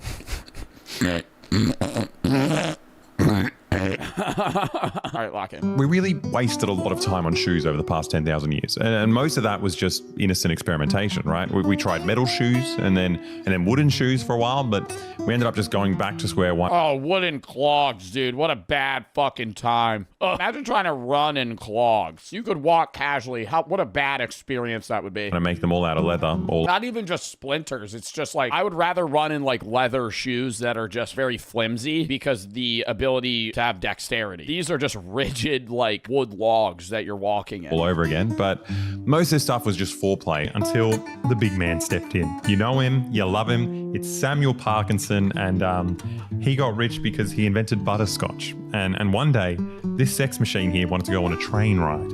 Now, he didn't like the fact that his wife had to pack her things in the same kind of bag that all poor people used, which is, embarrassing because all those poor people definitely didn't invent butterscotch. But because he's the special guy who invented butterscotch, and by extension his wife is also special, he commissioned the world's first luxury handbag. So she could carry her things on the train and not look like a poor person. Now, this handbag proved... Oh, what, like Louis Vuitton or some shit? ...that she was a special person. Now, at the time, Samuel didn't realize this, but he pretty much started the $272 billion industry of selling luxury items as modern consumer goods. Now, these have the same utility. He started the idea of flexing, but with bags and clothes. You used to flex, power, but now you flexed your money. As any normal item, right? It's essentially a pouch, which we've been making since the dawn of time. But you have the option to pay more for this type of pouch, so you can signal to everyone around you that, you're the kind of person who pays more for things. And that's something people want to do. Look, it's not just for signaling that you're a rich person, right? Like, it's a little bit more nuanced. Like, in economic terms, broadly, it'd be called like niche marketing or commodity fetishism, right? So let's say let's say you have an item that serves a purpose, right? Everyone who... Balenciaga's the worst. I understand the purpose of specific, niche marketing or high expense consumer goods that you use to flex on other people. Balenciaga's just a piece of shit, though. If we make this into a video, editor, throw up images of Balenciaga goods. Dorito bag, $2,000. Dorito keychain, $900. Stupid pants, stupid shorts, stupid shoes. Who wants one, already has one, like pretty basic. You can't really make a lot of money off these because it's a kind of cap to your profits. Like it's already saturated. But if you get an identical item, right, and you claim that it has a different aura to the first one, like it's the same, but it I don't know, it's for a specific kind of person and it says something about you when you use it, well then you can sell a lot more of these for a lot more money. It's selling an idea alongside a product. Baby strollers, for example. Baby strollers already exist, right? But you can sell more of them if you claim there's a new one that's like specifically for manly men. And this is the S1 tactical stroller. Or pens. Tactical stroller, is it fucking bulletproof? It has a cup holder for beer or beer. If you want to put your whiskey glass, it can hold it, but it could also hold your Busch Light, your Budweiser, not Bud Light, Budweiser. It's the S1 tactical stroller. Or pens. Everyone already owns a pen, but you can sell more of them if you claim these are special pens for women. Or wine, but it's for gay people. Or water, but it's for dickheads. Fiji water is just overly expensive. You know full well that this stuff already exists, right? But the company can make more money because they've kind of tricked me into thinking that this It's made of Kevlar. Is it actually made of Kevlar? Who's going to try and shoot your infant? If you ever get in a battle scenario, throw your kid out of the stroller and use the baby stroller as a shield. And that's exactly what these Nike board members are celebrating in this video clip from 1985. They had just signed the biggest sponsorship deal in the history of the NBA with Michael Jordan, the Air Jordans. Now, this room full of marketing executives somehow convinced black kids that their new shoe was made specifically for them and wearing it was going to, transform them as a person. Now, this pair of shoes looked pretty much identical to the existing Nike Air Force Ones, but I guess they colored it in a bit and they had... The only hype beast shoes I own are Jordan 1s. I have turbo greens. I don't know what else I have. I have royal blues. I have mochas. And then I have pine greens. Added a little logo of a basketball on it, which, who gives a shit? But apparently, in the NBA code book... Oh, Liam needs to go to the bathroom. Can you pause? Yeah, sure. Let us know when you're back, Liam. It stated that NBA shoes have to be 51% white, which is, also incredibly boring, but it meant that Michael Jordan had to pay a fine every time he wore them on court, and Nike got to run an advertising campaign focusing on this revolutionary banned shoe. Fortunately, the NBA can't stop you from wearing them. This sounds super tedious, but it gets even sillier. Now, up until this point, rich, established basketball players wore basketball shoes on the court and then designer clothes off the court. But Michael Jordan wore his signature shoes off the court too, showing them off as part of an emerging category of fashion called streetwear. Nike was doing something new here. They weren't really selling a shoe, as you can tell. Well, what's so annoying now is no one wears Jordan 1s to play basketball. No one wears Jordan 1s to do athletic things. Jordan 1s are hype beast, fashion-based clothing now. Tell by their cringy tagline, if it was just a shoe, why did they try and ban it? Commodity that, says something about the person buying it. It worked, right? Nike essentially kicked off the modern sneaker industry. They got sports shoes, which existed for decades, but they worked out a way to sell millions more of them at a much higher price. Now, originally high fashion was reserved for women and French men, but now you could be a black man in America and as a consumer, you can show off your sense of taste and high status, but do it through this new type of... What is that haircut, bro? I ain't gonna hype mine up, but... God damn! Through this new type of accessible luxury good. And instead of giving your money to some creepy European guy at Gucci, you're giving it to an even creepier American guy at Nike. And that was it. Nike invented a brand new market for shoes. And to meet all this sudden demand, Nike needed a whole lot of slaves. So at the same time, they opened their first sweatshops in Asia. Today, these child slaves are making 16.5 million shoes a day, and these shoes are being shipped across the world to the homes of psychopaths like these guys that you can see on... How is that legal, though? Because it's different countries, different rules? The internet.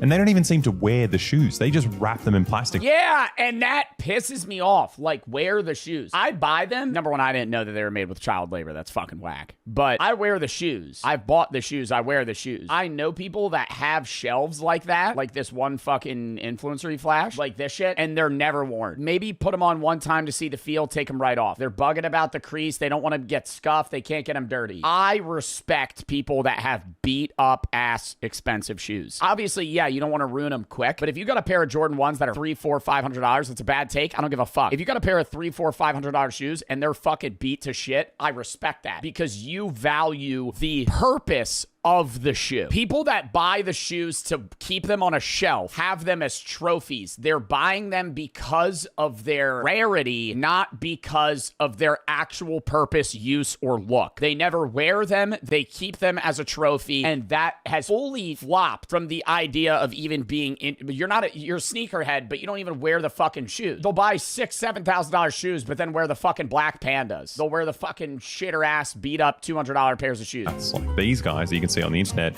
and they don't even seem that everybody that owns a pair of I don't even own them, but the fucking Jordan Pandas. I hate these shoes. Ugh, hate them. Everyone owns those. Panda Dunks, that's what it is. They're ugly, bro. They're just base ass shoes. And then those are the only ones that sneakerheads will wear. Not sneakerheads, but a lot of people that own nice shoes. They'll have 6 pairs of shoes and they'll wear the fucking shittiest one. To wear the shoes. They just wrap them in plastic like your nonna does with couches, and their job is to tell you to buy more shoes. That's also stupid. And I see the argument. I was watching a video on TikTok the other day about you should let your dog lay on your couch because you could replace a couch, you can't replace your dog. There was a few comments. There was this one mom that was like, but it'll ruin my couch. And I go, great. You value the longevity of your shitty IKEA couch more than a living dog that you bought as a companion, and 80% of its life is going to be spent in that house, but it's restricted to the floor. I never understand that. I love Daisy laying on the couch with me. It's nice. It's a companion, right? They want to snuggle against you. They're cold. They're creatures that are fucking social, right? But you have to confine it to the floor. Doesn't make sense. Oh, but it'll ruin the couch. Don't get a dog if you care that much about your fucking material ass couch. I don't even your fuck ass couch. I don't care how expensive your stupid couch is. Don't get a dog. You want to know what sneakers to buy here in 2022? Well, buy these 8 sneakers. They are just phenomenal. You can't not have these in your collection as far as I'm concerned. What about the bed? I let Daisy on my bed, but that's a different story because it gets really annoying because she's so snuggle pack animal that she'll like take up half of the bed, and she's a 60-pound dog. Dogs get really annoying like that. There are even sneaker-based shows where celebrities come on and you just watch them buy shoes and then you get the honor of looking at their receipt. Like, there are even full-blown riots over these sneakers. People are legit murdering each other for shoes. Now, it's gotten so out of hand that even the resale market is up to like Grandfather Gifty murdering a teen in a botched robbery over Yeezys. Now, it's gotten so out of hand that even the resale market is up to like $9 billion. That's just used shoes. Like, that's not the original product. It's people selling it again. That's $9 billion. That's so, like, some of these shoes cost hundreds of thousands of dollars. That's just way too much for a shoe. They should cost like $5 a month, like our Patreon. Then it would be a really good transition, though. What started out in the 80s with a giant company trying to convince black kids to buy more shoes is now an investment vehicle for rich white people like Miles Nadal. He owns the most expensive sneaker collection in the world, which, I don't know, I guess is pretty hype. It's quite fire, if you ask me. Like, you gotta wear white gloves. Pick up the damn shoes, dude. Now, sneakerheads seem to be fine with the fact that they're... Bro's wearing a suit. So, as you can see here, we have a lovely pair of Jordans. What are those? Those aren't 12s. I'm not an expert on shoes. Nice looking shoes. You gotta have fucking white gloves to put these bitches. You can't get your hand grease on them. Culture is like a corporate constructed, hedge fund managed commodity, but what they don't like is the fact that other companies are trying to cash in on the hype by making counterfeit versions of these commodities. The weird part is these counterfeit shoes are identical. Right? They're made in the same sweatshops with the same materials. It's just a different company that gets your money instead of Nike. And it's really not that difficult to make a shoe to the same level of quality as Nike because, you know, it's made by kids and kids are shit at everything.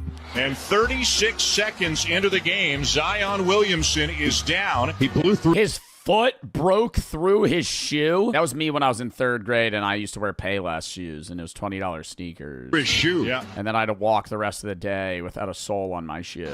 Watch the right foot. Grant Williams plants and his foot comes right through the laces of his Those are shitty ass shoes. They break that easy. Basketball shoe.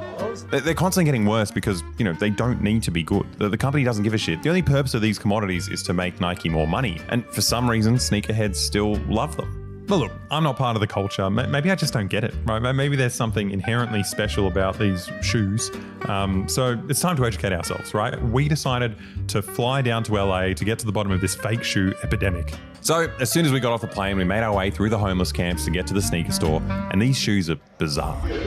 I hate the Yeezy foams. Those Yeezy dinosaur-ass looking shoes. Those are so ugly. I never understand the hype around these shoes. They're mad comfy. I don't care, bro. They're expensive as fuck. So as soon as we got off the plane, we made our way through the homeless camps to get to the sneaker store, and these shoes are bizarre. These are hurting my feet a lot. Yeah. Beauty is pain. There's ribs inside here. Love how the music's blasting, then some guy's gonna walk up to you. You finding everything you need, boss? Every shoe store ever. Are you looking for anything specific, beast? How you doing, brother? Can I help you out, man? What are you looking for? I'm just looking at your shoes, bro. Oh, well, we have a great new selection. I don't give a fuck, bro. Walk away from me. Walk away from me. I'm gonna look at the shoes, then if I want to buy a pair of shoes, I'll buy a pair of shoes. I know they're trying to sell shit, and they probably get commission off of it, but oh my God. So here's the plan. We buy a pair of certified fancy sneakers here, and then we take it to the convention, and we claim one of them is fake and the other one is real. And we'll see if these sneaker experts can work out which one's which. Now, if real Nike shoes are actually special, they'd be able to identify that both of these shoes are real. But the only issue now is that if you look at us for like a couple of seconds, you can kind of tell that we pay like rock bottom prices for our sweatshop clothes. So we needed a sneakerhead makeover so we could fit in. And lucky for us, we're friends with the biggest millionaire hype beast in all of LA, Hassan Sneaker Boy Piker. I made them put on fuckboy fits. What do we think? Does anyone actually like this? Everyone's saying no. Okay, here we were, ready to go in, but we got a little bit nervous about our fake shoe gag as soon as we saw cops detaining someone for possessing these infamous fake shoes. AJ for the side. High percentage of things that they're forget about 90%. I didn't realize how serious brand loyalty was here, but whatever, we're at the convention now. And look, I'll be honest, we talked a lot of shit about it, but this convention was actually kind of great. Like, I've never in my life received this many compliments from men. Like, it's fucking awesome. You like it? And you know, the wholesomeness didn't end there. They don't even know what they're wearing because Hassan gave them their fucking fits. They're going, dude, you got those fucking litty ass pants, bro? No way. And he's just like, yeah, man, they're pretty cool. Somehow they managed to convince kids that cleaning your clothes is cool. Like, this place is my mum's dream. He's using the stiff bristle brush for the soles. 51 seconds. What, they're fucking speed running, cleaning shoes? How did they manage to glorify cleaning? Amazing. Anyone who gets kids to clean shoes, that's a winner. Keep cleaning. Keep cleaning. Don't worry. Keep cleaning. But that's not what the convention is actually about. This event is all about buying and selling sneakers, and it's about time we found out what's so special about these shoes. Yeah, we out here at LA SneakerCon day 1 of day 2. What's the most expensive shoe you have here? What are those ones like in a plastic case? Are they special? I got them for $5K right now. LV AF1s. 6K. Who the fuck's gonna buy that? Oh my God, bro. Waste of money. Waste of money. $5,000 fucking shoes. They're going for like 9.5 thousand. Holy shit. So there are people walking around here ready to spend $9,500 on a shoe. Oh yeah, more than that. Freddy Krueger's like 25,000, Paris like 50,000. Mags. Damn, dude. And I could just walk up to that bitch and go, run out. 25 to 35,000. What makes them worth more than like this one for 190? Demand. People want them. Those shoes are ugly as fuck. Some Joker ass shoes. What is this? We just want them. Yeah, people just want them. So that one's like a rare size. So the demand is up on it and the quantity is limited. It's all supply and demand, you know. If nobody wanted it, it wouldn't be worth that much. What makes it worth more than the other ones? It's so limited. PJ Tucker. The only way to get it, you have to enter like some raffle on this website. It's not even just sneakers though. It's the same thing with any type of collectible, like the Papa Me Pokemon card video where you were gonna watch. Pokemon cards. It's fucking Magic the Gathering. It's sneakers. It's bags. It's belts. It's Gucci. It's whatever it is. If they market themselves as limited, then it becomes higher value. And then if people also buy it up and make it limited, it becomes higher value. Exclusivity. So it turns out in order to create exclusivity, the company will simulate scarcity, right? They'll only release like a limited number of a specific style of shoe. And then, you know, even if you're holding onto like a ratty decade-old shoe that's been like worn so much that it's turned yellow, the price will just keep going up because it has exclusivity. Those ones over there, they're just harder to find. It has a little bit of yellowing on the bottom just because of the time that it's been, so it oxidizes over time, but people are still willing to pay like the good money because it's like a genuine question here. Wouldn't a lot of these shoes be dry rotted and unwearable? Because if you don't wear a shoe for an extended period of time, it has to be years. But if he's saying this is yellow because it's oxidized and it's that old, wouldn't those shoes like fall apart the second you try to fucking wear them? I said, a shoe that released a while ago, so. Well, they're not wearing them. Even though they're used, they still go up, you know? It doesn't matter how old or uncomfortable the shoe is, all the things that objectively make a good shoe are irrelevant. Right? In fact, the logic is so skewed here that wearing a normal, comfortable shoe can somehow be yeah, the Rizzler has those shoes. Embarrassing. What are you wearing right now? What are you on? Honestly, it's kind of embarrassing, but for the events, I always keep it comfortable with some New Balance. New Balances! Balance or A6. Why is that embarrassing? Oh, those are A6, not New Balances. Even worse! Because, you know, sometimes I get called out for having all this heat and not wearing anything, but oh my god, how mean can they get? What do they do? Yeah, I've heard some nasty stuff, man, but I've heard worse, you know. So yeah, man, I've heard they've called me Twinkle Toes and Puss Pop before. It's like I could take it, but man, people are serious about shoes here. It's like his collar's so wrinkled. For death for some people. You'd be surprised. Now, aside from the artificial scarcity, the other big selling point for shoes is collabs, right? Like just like the original Air Jordans, the company needs big names to sell their shoes. The Travis Scotts. What makes them more expensive? Travis Sport. Travi, the backward swoosh. What makes it worth more than the other shoes? It's a collab. It was a little harder to get. Bro's wearing Trav. Bro gets it. Bro. Now, these collabs don't just stop at like rappers and athletes. Like the company is always chasing like bigger and better names. Like they've even managed to collab with the original sandalhead Jesus Christ. The Mischief Jesus Walk on Water. They actually had the holy water from the River Jordan in there. Super cool story. Wait, really? Yeah, and they did like a collab. I got the Jesus one. It's just such an ambitious marketing gimmick. Like think about it. Right now in the Holy Land, Israel is cutting off water to Gaza, but somehow Nike is in there collecting water to put in these shoes. And now each shoe is selling for like thousands of dollars. But I guess that's irrelevant. They put the fucking water in the actual like bottom base of the fucking shoe. What we really want to know about is fake shoes. Do you know of anyone selling fake shoes around here? No, I hope they're not selling fake shoes, man. That would suck. He's selling fake shoes.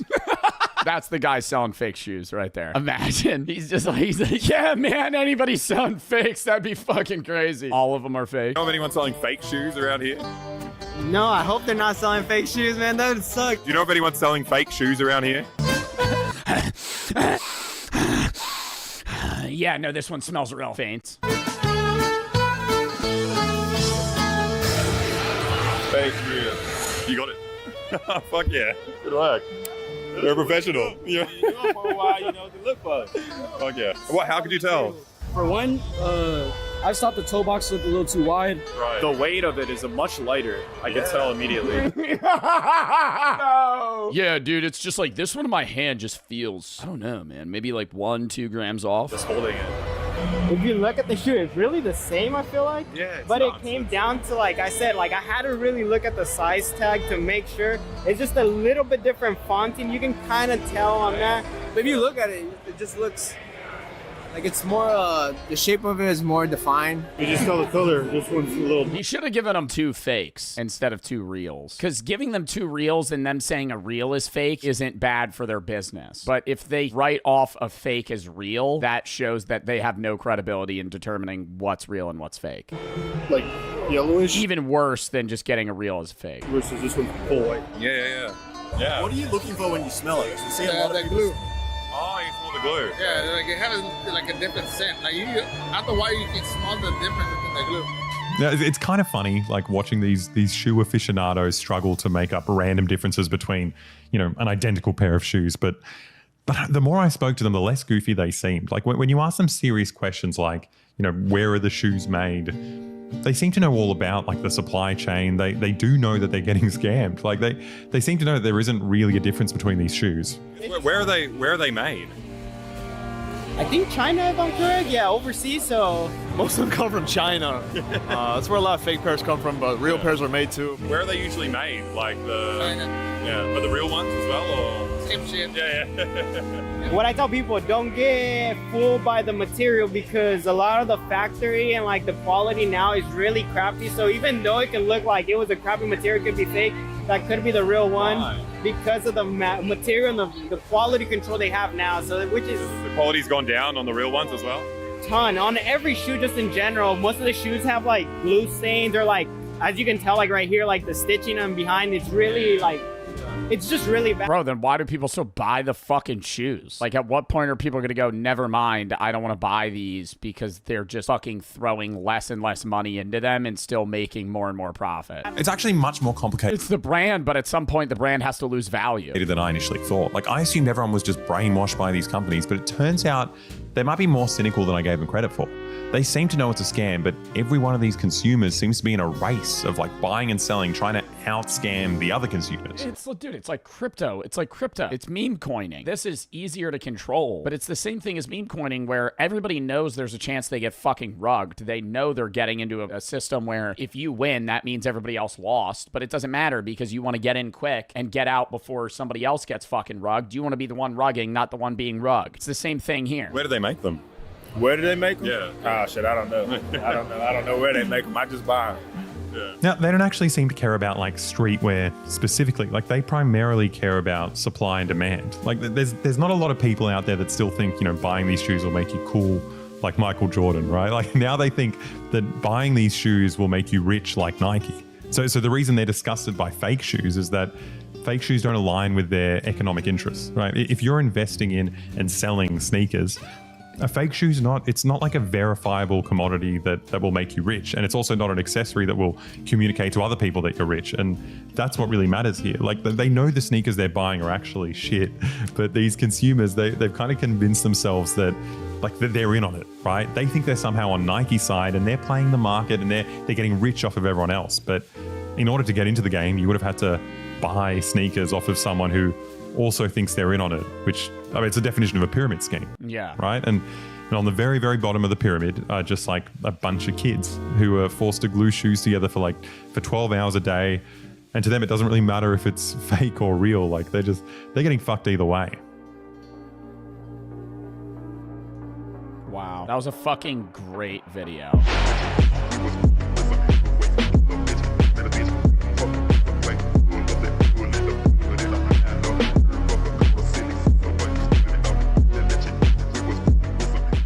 The weirdest CIA experiment.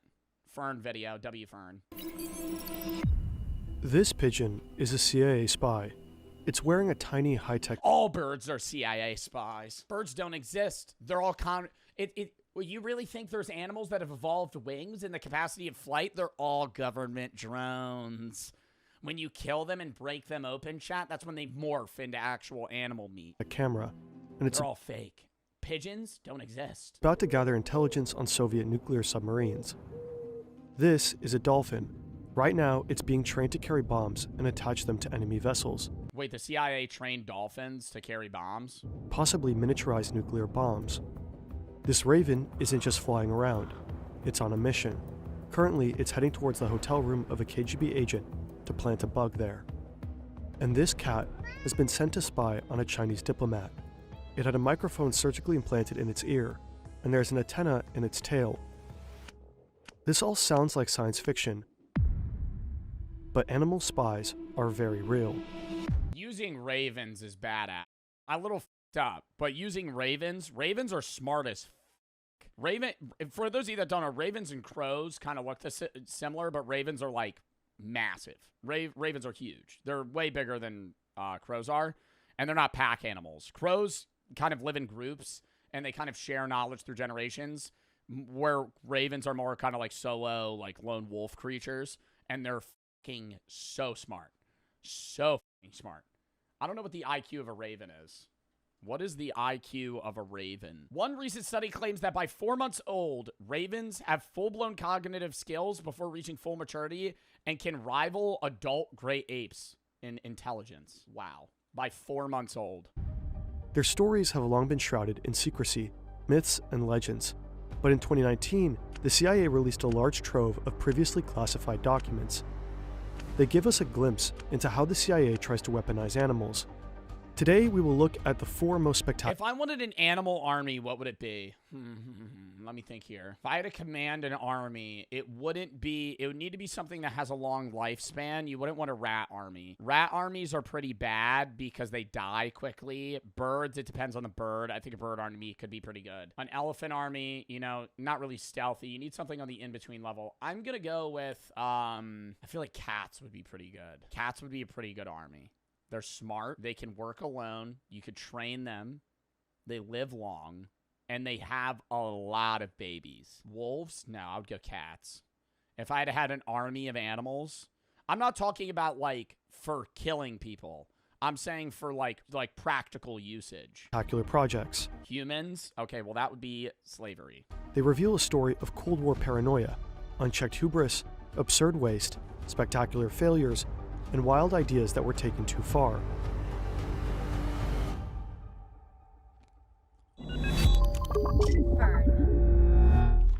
Most of this... The military? I'm saying for personal use. I'm not saying like I'm the government. I'm saying in my backyard, I'm training cats to fucking plant bombs or something. Like that's like, in that situation, that's what the CIA's doing. They're not going to train a human to do that. That would just be manipulating somebody. This video is based on declassified CIA documents. Of course, the CIA wants to present itself in a certain... Raccoons! Raccoons! Raccoons. The creatures of the night. Yeah. That's a good army. You could train them well. They're little bandits, too. They steal something. You could rob a bank with a raccoon. You could rob a bank with a raccoon. You got enough raccoons... Hey, you could probably do high scale level crimes. Light, and it's careful about what it reveals. Some parts are heavily redacted, and sometimes other sources give conflicting information. No, possums are weak. Somebody said possums. We're gonna need a rewind. Possums are weak though. Possums a bad pick. They'll either play dead or they're just stupid. They're not a good pick. Marsupials, not a good pick. Not a good pick. You don't want one of those. I think raccoons are probably a better choice. Possums, I don't know. I think a possum's more useful in large level scale crime, dead than alive. I think a dead possum is more useful distraction than an alive one. Personally. A tardigrade, those are microscopic. Ants. Or bees. A bee army. Most of this video is based on declassified CIA. Do you have to have like a license to just like grow bees? Like, could I just start like raising bees? There has to be some legality on that. Like, I'm not allowed to just start a bee farm without like some sort of license. Grow them? Yeah, like make a fucking like farm for bees. Most of this video is based on declassified CIA documents. Of course, the CIA wants to present itself in a certain light, and it's careful about what it reveals. Some parts are heavily redacted, and sometimes other sources give conflicting information. We can only present what we know, and if we don't know something, we'll be transparent about it. Well, the CIA is probably leaving out some of the, you know, areas where they kind of tried to train pigeons to, like, suicide bomb people, if we're being real. Like, there's probably some instances where the CIA didn't want to be like, hey, yeah, we trained an animal to, like, run at somebody and then we would detonate it. As always, you can find our sources in the description. Humans weaponize animals to make use of special capabilities they themselves lack. A dog's sense of smell is up to 10,000 times stronger than ours. 10,000? Bro, whenever I see Daisy sniffing shit, I always envision her brain seeing it as a visible trail. You know when your dog, their nose starts wiggling and they're like... I'm like, what are you smelling? Because, like, if I smelled what they're smelling, I'd just be like, that's grass. Like, it's just grass. They're picking up scents from, like, 6 months ago that are, like, still lingering within that pedal. It's perfect for sniffing out illegal drugs. To cross the Alps and invade Italy, the Carthaginian general Hannibal used war elephants. During World War II, the Polish army deployed a brown bear named Wojciech to the Italian front. In Iraq, the US military worked with dolphins, putting their unparalleled echolocation skills to use detecting underwater mines. And some work with animals is veiled in secrecy. By their nature, it's hard to tell exactly how far these programs have progressed. In 2019, a beluga whale was discovered in Norwegian waters wearing a camera harness. A tag identified it as belonging to St. Petersburg, Russia. It was quickly accused of being a spy. In 2007, Iran apprehended 14 squirrels near a nuclear enrichment plant. The animals were arrested. Apprehended them. Halt! Halt! You're under arrest! Just a squirrel just running away. How did they apprehend a squirrel? They shot it. How are you catching a squirrel? As spies. In 2018, a senior military advisor told journalists that Western nuclear spies had been using lizards to collect information about Iran's nuclear program. How? Animals have an inherent advantage that human spies lack. People simply don't notice them.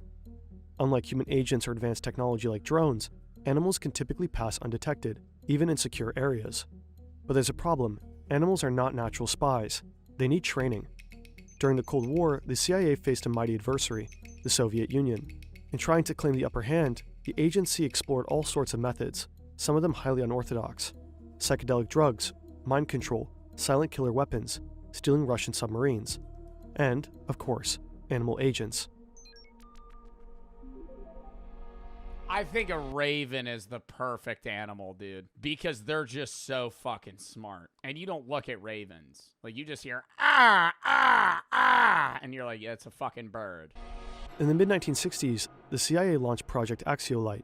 The goal was to provide reliable trained avian vehicles for emplacement, transport, and or recovery of reconnaissance surveillance sensors to meet operational requirements as defined by the sponsors. In other words, the CIA was training birds to transport things like recording devices. But which birds were spy material? There were several candidates, some stronger than others.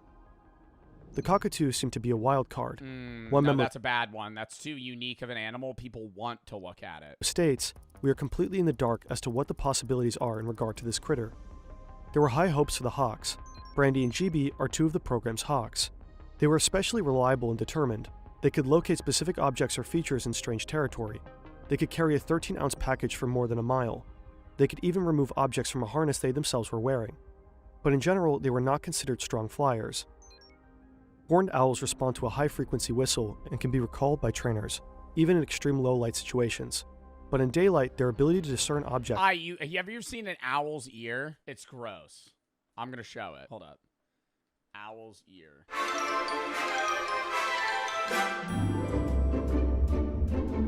It's just like a hole in their head. Like that's just a hole in there. I mean, obviously like our ears are holes, but it's just a big asshole. Is much worse than that of other birds. As time progresses, one unlikely candidate stands out. Why do you know this stuff? I love learning about random stupid shit. Like random stupid shit. It's just, I don't know. It's just fun. Like, I like knowing, like, little...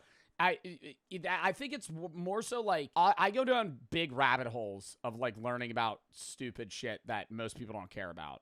Like, I'll hear a fun fact about something that most people would be like, oh, cool, forget about it. I'd be like, really? And then I'll spend an hour Googling it. Doodah. And I'll retain 20% of the info. A raven. We now know that ravens are extremely intelligent birds. They have excellent memories, can plan for the future, and are capable of using tools and solving puzzles.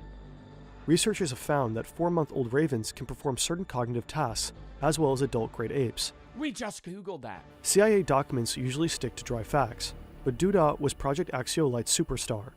In one memo, an agent dedicates a whole page to the saga of Doodah.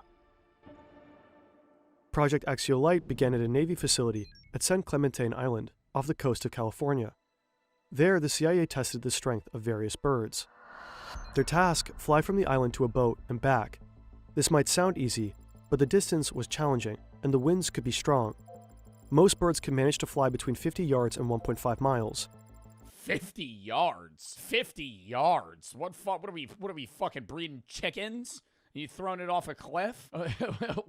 An animal that can't fly flies 50 yards. What fucking weak-ass bird is that? Doodah, meanwhile, flew 3.5 miles. Oh, God. A few months later, he was almost doubling that distance. He was also problem-solving. In every session, he would figure out exactly the right altitude he needed to fly for the unique wind conditions. Wow. Aggressive native birds posed a major I wish I could fucking fly, man.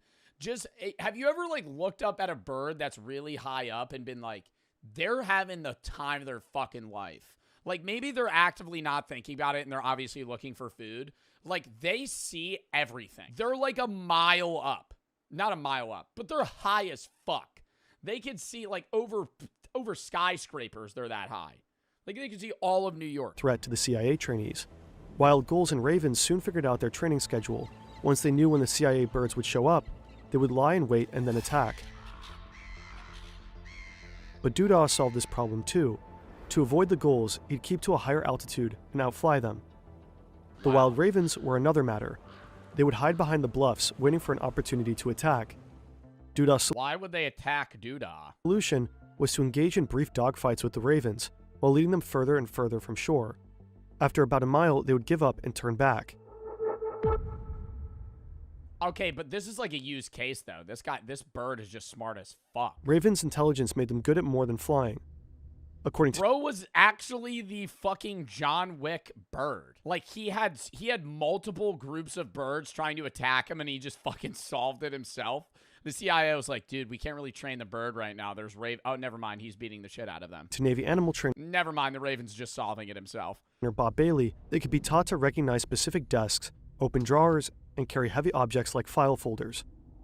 The CIA started training ravens like Doodah extensively and eventually used them in the field. According to the CIA documents, this is how they did it. A CIA agent wants to record a secret conversation between enemy agents. He knows where and when it's taking place, down to the building and the exact room. Now he needs to get a recording device close to the conversation as inconspicuously as possible.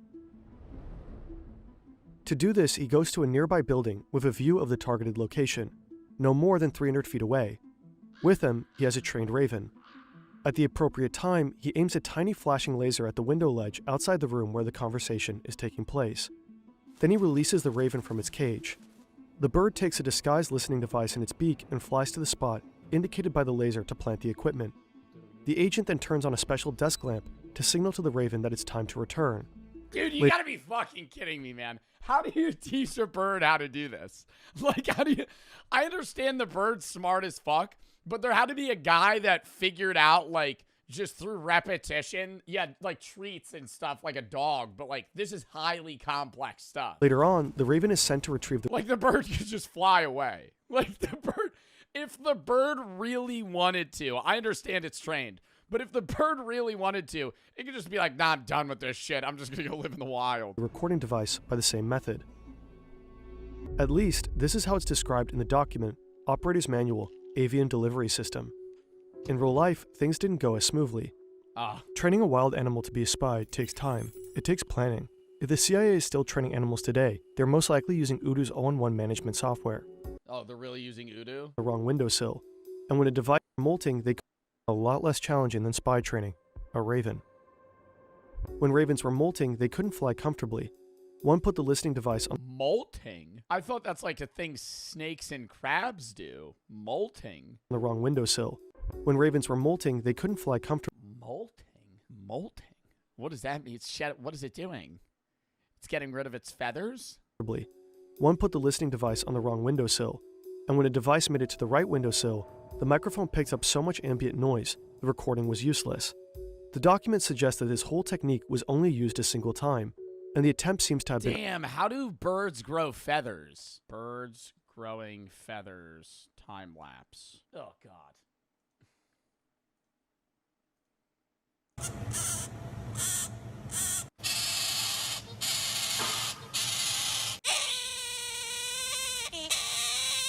Oh, hell no. Oh, hell no. Oh, hell no. What the fuck? Yeah, that thing is so creepy. Oh. Oh my God. He's like, yo, right here, he kind of looks like a level 3 character from like My Singing Monsters or something.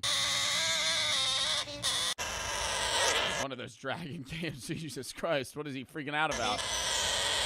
What bird is this? What bird is this? I still can't figure it out. Oh, is it a cockatoo? Aww. Wait, now it's not that creepy. So it grows it like hair. Oh my god, dude, it looks like a ball sack. It looks like a ball sack, man. Oh, god damn. Been unsuccessful. Unfortunately, Duda's luck That's AI? That's not AI. eventually ran out. One day he was attacked by a pair of wild ravens he'd fought many times before. All 3 birds disappeared from sight, and Duda never returned. He was presumed killed in action. Oh my god, no way they wrote off the bird as KIA. The saga of Duda mourns his loss. He was in a class by himself, writes his trainer. He had a very large bag of tricks and was loved by all. In view of these talents, I suppose I shouldn't have been too surprised when he so quickly became a star on this project. In spite of our deep sense of loss, writes the anonymous agent, we do understand such tragedies are inevitable. Ravens aren't the only birds the CIA used as spies. In secret locations across the United States, I think another thing about having a bird like that is when you have an animal that smart, you mourn it even more than you would like a regular pet. Like you mourn, the smarter the animal is, the more you mourn it usually. Like if you have a hermit crab and it dies, you know, like I had a hermit crab when I was a kid and I had it for a while and it died and I was bummed for like a day and then I moved on, you know, and then like, or like a fish, right? Like a small goldfish or something and it dies. You're like, oh, I need to have a fucking funeral for my fish. Your dog dies, big deal. Cat dies, big deal. Your raven dies, oh my god! Like that thing, or like if you have a parrot, they live like 70 years and they fucking can repeat words. Project Axial Light was also busy turning the humblest of birds into covert eyes in the skies. It's September 1976. Aerial photographs show the Soviets building nuclear submarines in Leningrad, but the CIA needs more information. Spy planes fly tens of thousands of feet above their target, while satellites are restricted to space. From these distances, it's impossible to take detailed high-resolution photos. Enter pigeons. A pigeon could fly about 100 feet over a target any time, day or night, and regardless of the I wish he started playing like a fucking like boom boom boom boom boom boom boom boom like some Doom music. Enter pigeon, and then he starts playing the Doom at World's End or whatever it is. What is it? Is this it? No, it's not this. This one. Enter pigeon, and it's just like a high macro zoom shot. A pigeon could fly about 100 feet over a target any time, day or night, and Aren't they stupid as fuck? Maybe I'm wrong. I thought pigeons are like really dumb. Regardless of the weather. Most importantly, no one would notice it, and they could clearly be trained. Pigeons are no strangers to war. During World War II, the British National Pigeon Service would drop cases of the birds over occupied Europe. People would send them back with information about daily life or even military details like troop movements. The key was their unique honing instinct. Anywhere you release a pigeon, it can find its way back home. Even today, this ability still isn't fully understood. Wait, we don't know how they do it? They just do it? So if I blindfolded the fucking pigeon and like some fucking Taken movie-esque scenario drove the pigeon 50 miles away, it would be like, I just need to go this way. I need to go southeast. To exploit pigeons' natural talents for aerial photography, the CIA's Office of Research and Development created special 16mm cameras and harnesses for the birds to wear. The harnesses were made of leather and attached to the birds with adjustable Velcro tabs.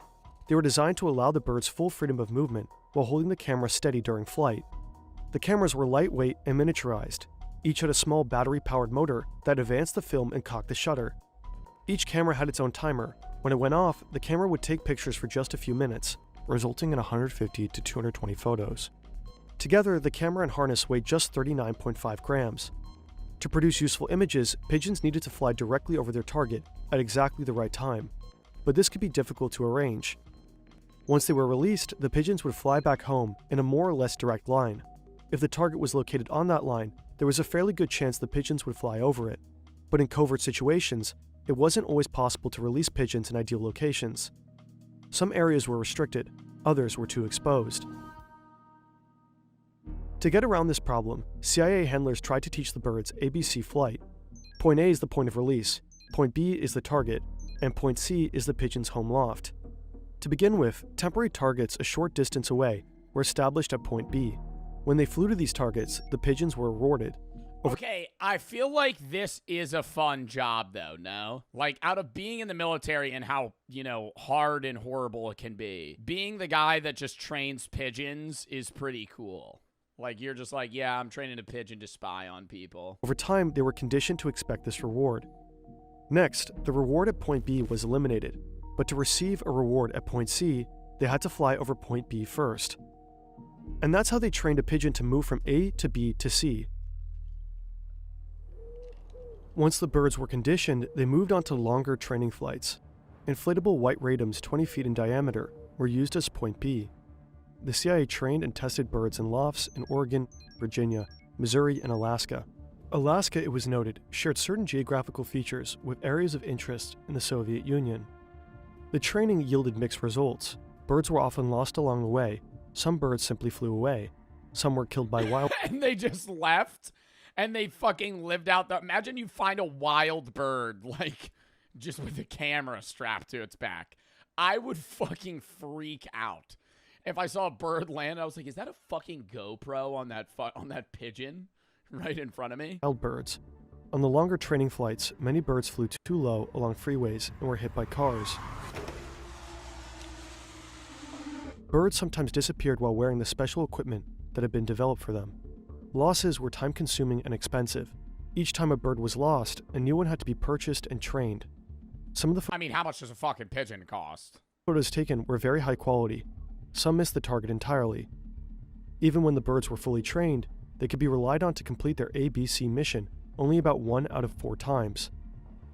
A C flight still held potential, though. If the release point was chosen carefully, with the target area between it and the home loft, CIA analysts felt there was a high probability the birds would fly over the intended target and obtain the high-resolution photos required. So the CIA knows that the Soviets are building nuclear submarines in the Admiralty and Sudomek shipyards in Leningrad, now known as St. Petersburg, and it needs high-resolution photos. Time for the pigeons to shine. An agent will have to release the pigeons with the shipyards between himself and the pigeon's home loft. To do this without being detected will require clandestine release techniques. The documents mention 3 that are considered... Bro, why do we gotta do this shit, though? Like, I'm not trying to get into, like, a war talk, but, like, if we were a peaceful, like, world, we wouldn't need to be training pigeons to fucking spy on people. If we weren't in war, like, we would just... Like, obviously, this is, like, valuable info to learn about animals and how you're able to train them, but it's just like, dude, like, they're doing this for the sole purpose of gaining info on, like, an enemy state. Detected will require clandestine release techniques. The documents mention 3 that are considered as options. One is releasing the birds from underneath a large overcoat. The second option is briefcases and shopping bags with trick bottoms. The third option is this Volkswagen Beetle. A hole is cut in the floor. When the car is parked, pigeons are released through the hole. They waddle out from underneath the car and immediately take flight. The operation is to go ahead by August 1978, but here the trail goes cold. It's unclear whether the operation actually ever happened. The documents don't say. While the CIA's birds may have gathered invaluable aerial photo insights, other agents were being trained to sabotage enemy ships. This is James W. Fitzgerald. He's an engineer and physicist. It's 1964, and Fitzgerald has been thinking... Dude, I feel like you could train dolphins to, like, kill people. Like, they're really fucking smart and big animals. It's not like training a bird to, like, spy on people. ...about dolphins a lot. At a cocktail party, he mentions that he believes the animals could be used in warfare. The person he's talking to happens to be an admiral in the US Navy. He's intrigued enough to introduce Fitzgerald to someone from the CIA.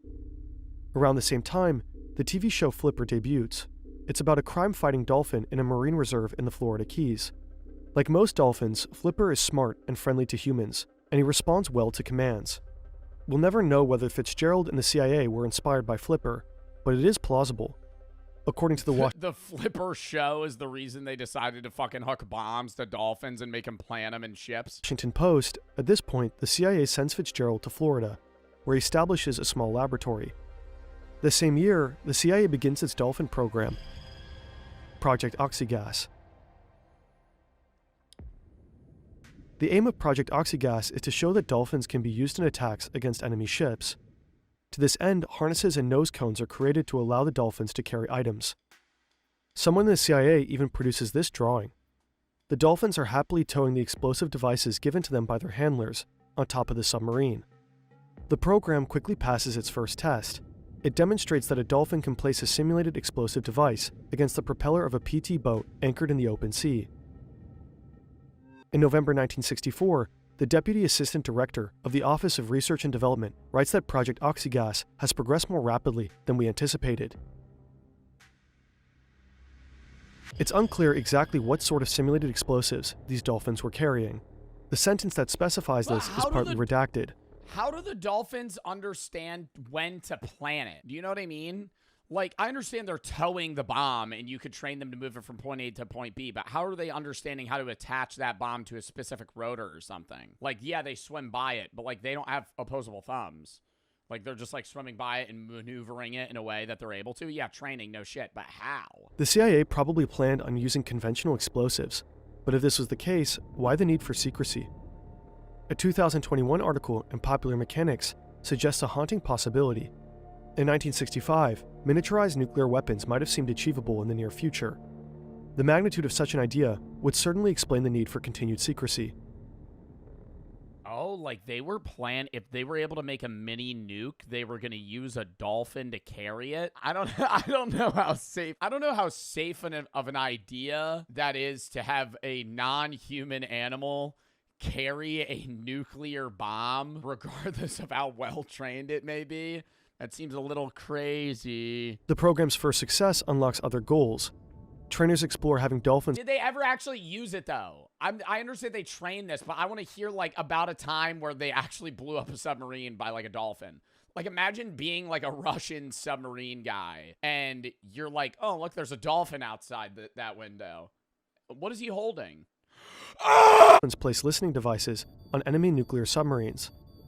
The hope is that directly attaching the devices will produce high-quality recordings that allow the CIA to better understand how the enemy's subs work. But wild animals are hard to train. One of the dolphins' strengths is how social they are. They're willing to work, especially as they bond with their trainers. But at some point, this becomes a liability.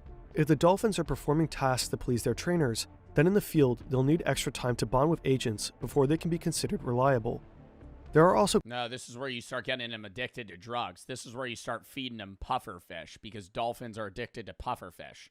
And so you start, like, every time they do a task, you let them get high, right? And then they become, like, druggy. And then now they're, like, to get their fix, they have to go plant the bomb. Also questions about whether dolphins can carry out operations over longer distances. Yeah, like a cocaine dolphin, effectively.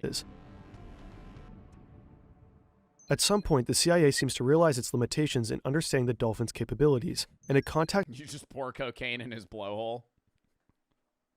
Good job. Good job planting the bomb on the submarine. Here's your pail for the day. And it's like, the Navy's Office of Naval Research to help.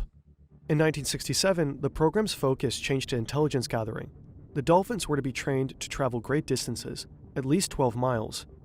They would retrieve dead drops, items or information undercover agents had left behind in the water to be picked up. Bro, how the fuck did it pick that up? I don't understand how it's... Yeah, it's towing a fucking cable. How is it going? Yeah, all right, yeah, that looks about good. Back it up. A memo from September 14th that year suggests that Oxygas had become a joint program of the CIA and the Department of Defense. The CIA seemed unsure that Project Oxygas would produce actionable results, and the program seemed to be running out of steam. A make-or-break demonstration was scheduled for December. At that time, it would be decided whether Project Oxygas would continue. The demonstration seems to have been a failure. After that time, there are no further mentions of the program in the CIA documents. Surviving drawings and photographs gives us an idea of what Project Oxygas might have looked like. Glimpses of Project Ketchel are far more rare. But between the redactions, a hazy picture emerges of likely the oddest creature the CIA ever created. Acousticity. This is Acousticity. Acousticity is the legendary project of Project Ketchel, the CIA's dog and cat program. Of all the CIA's animal projects, Acousticity might have been the most controversial and the hardest to corroborate, depending on who you believe. The saga of Acousticity goes in fundamentally different directions. Here's the CIA story. In 1964, the agency wanted to be able to explore conversations held out in the open. Think 2 Soviet agents having a conversation in a public park. That required getting close and focusing in on the conversation without attracting attention. The solution is cats, who can often prowl around without people ever noticing them. A microphone is surgically placed inside I mean, I wouldn't even say without people noticing them. I think I would notice the cat. I think I just wouldn't care. I would just be like, oh, there's a cat. cat's ear canal. A transmitter is placed underneath a bunch of loose skin, and an antenna is woven into its fur. The whole procedure is low risk, humane, and minimally invasive. But the cat is still a cat. It can be trained only so far. Eventually, it will do what it wants. Acoustic Kitty was never deployed in the field, and the listening devices were carefully removed from its body.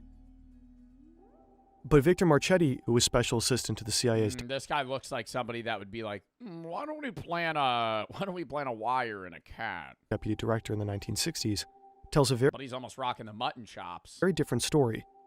Here's his Talk about, I haven't seen somebody with sideburns. I feel like this is the last guy with sideburns. version. It's sometime in the 1960s. The CIA puts a Chinese diplomat in France under surveillance, but their bugs don't just pick up his conversations. They record all the noise in the room, including the squeaking of the couch. Individual voices are inaudible. This is characteristic of the microphones of the day, which tend to record everything around them indiscriminately. The anatomy of ears, on the other hand, allows us to focus on certain sounds and exclude others.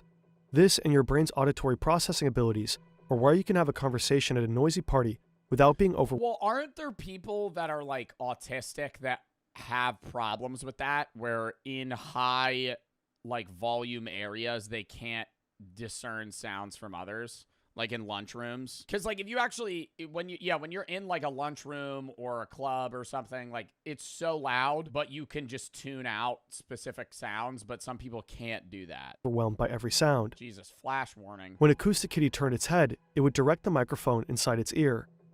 According to Marchetti, to implant the equipment, they slit the cat open, put batteries in him, wired him up, including putting a power pack in his abdomen.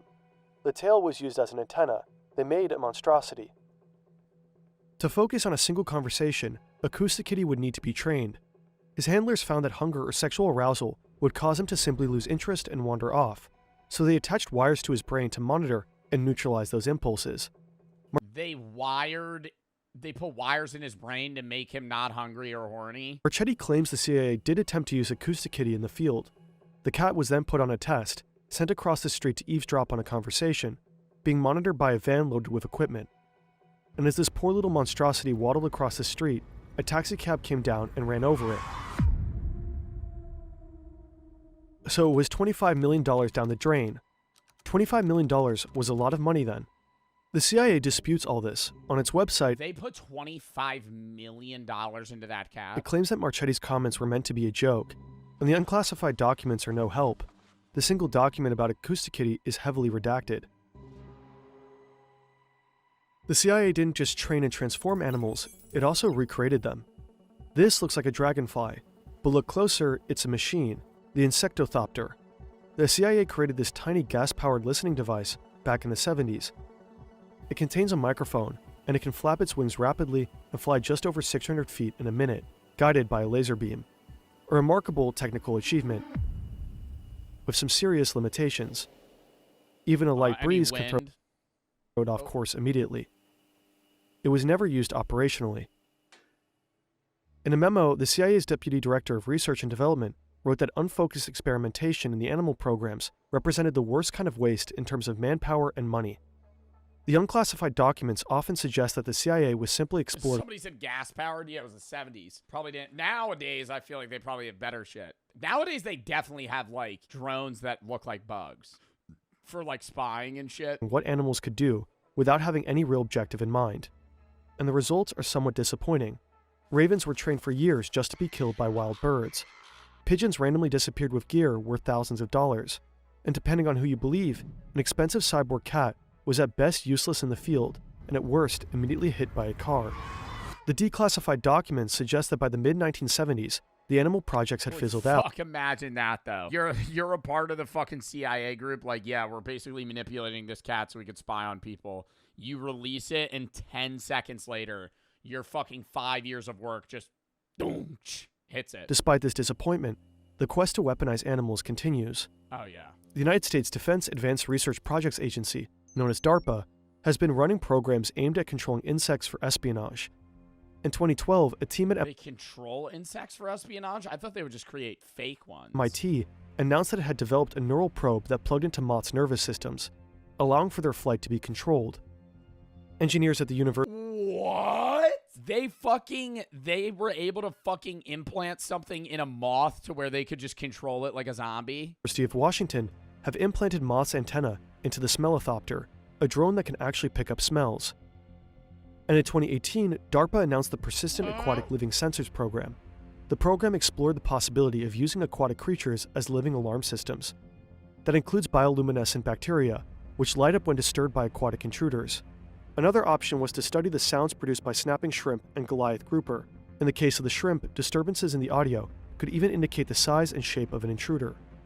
It remains to be seen whether DARPA or the CIA can harness the natural world for intelligence purposes, or whether wilderness will remain just that. Maybe someday we'll discover whether any real success stories lie within all those redactions. Dude, that is fucking nuts. That might have been one of my favorite Fern videos. Genuinely, I loved that.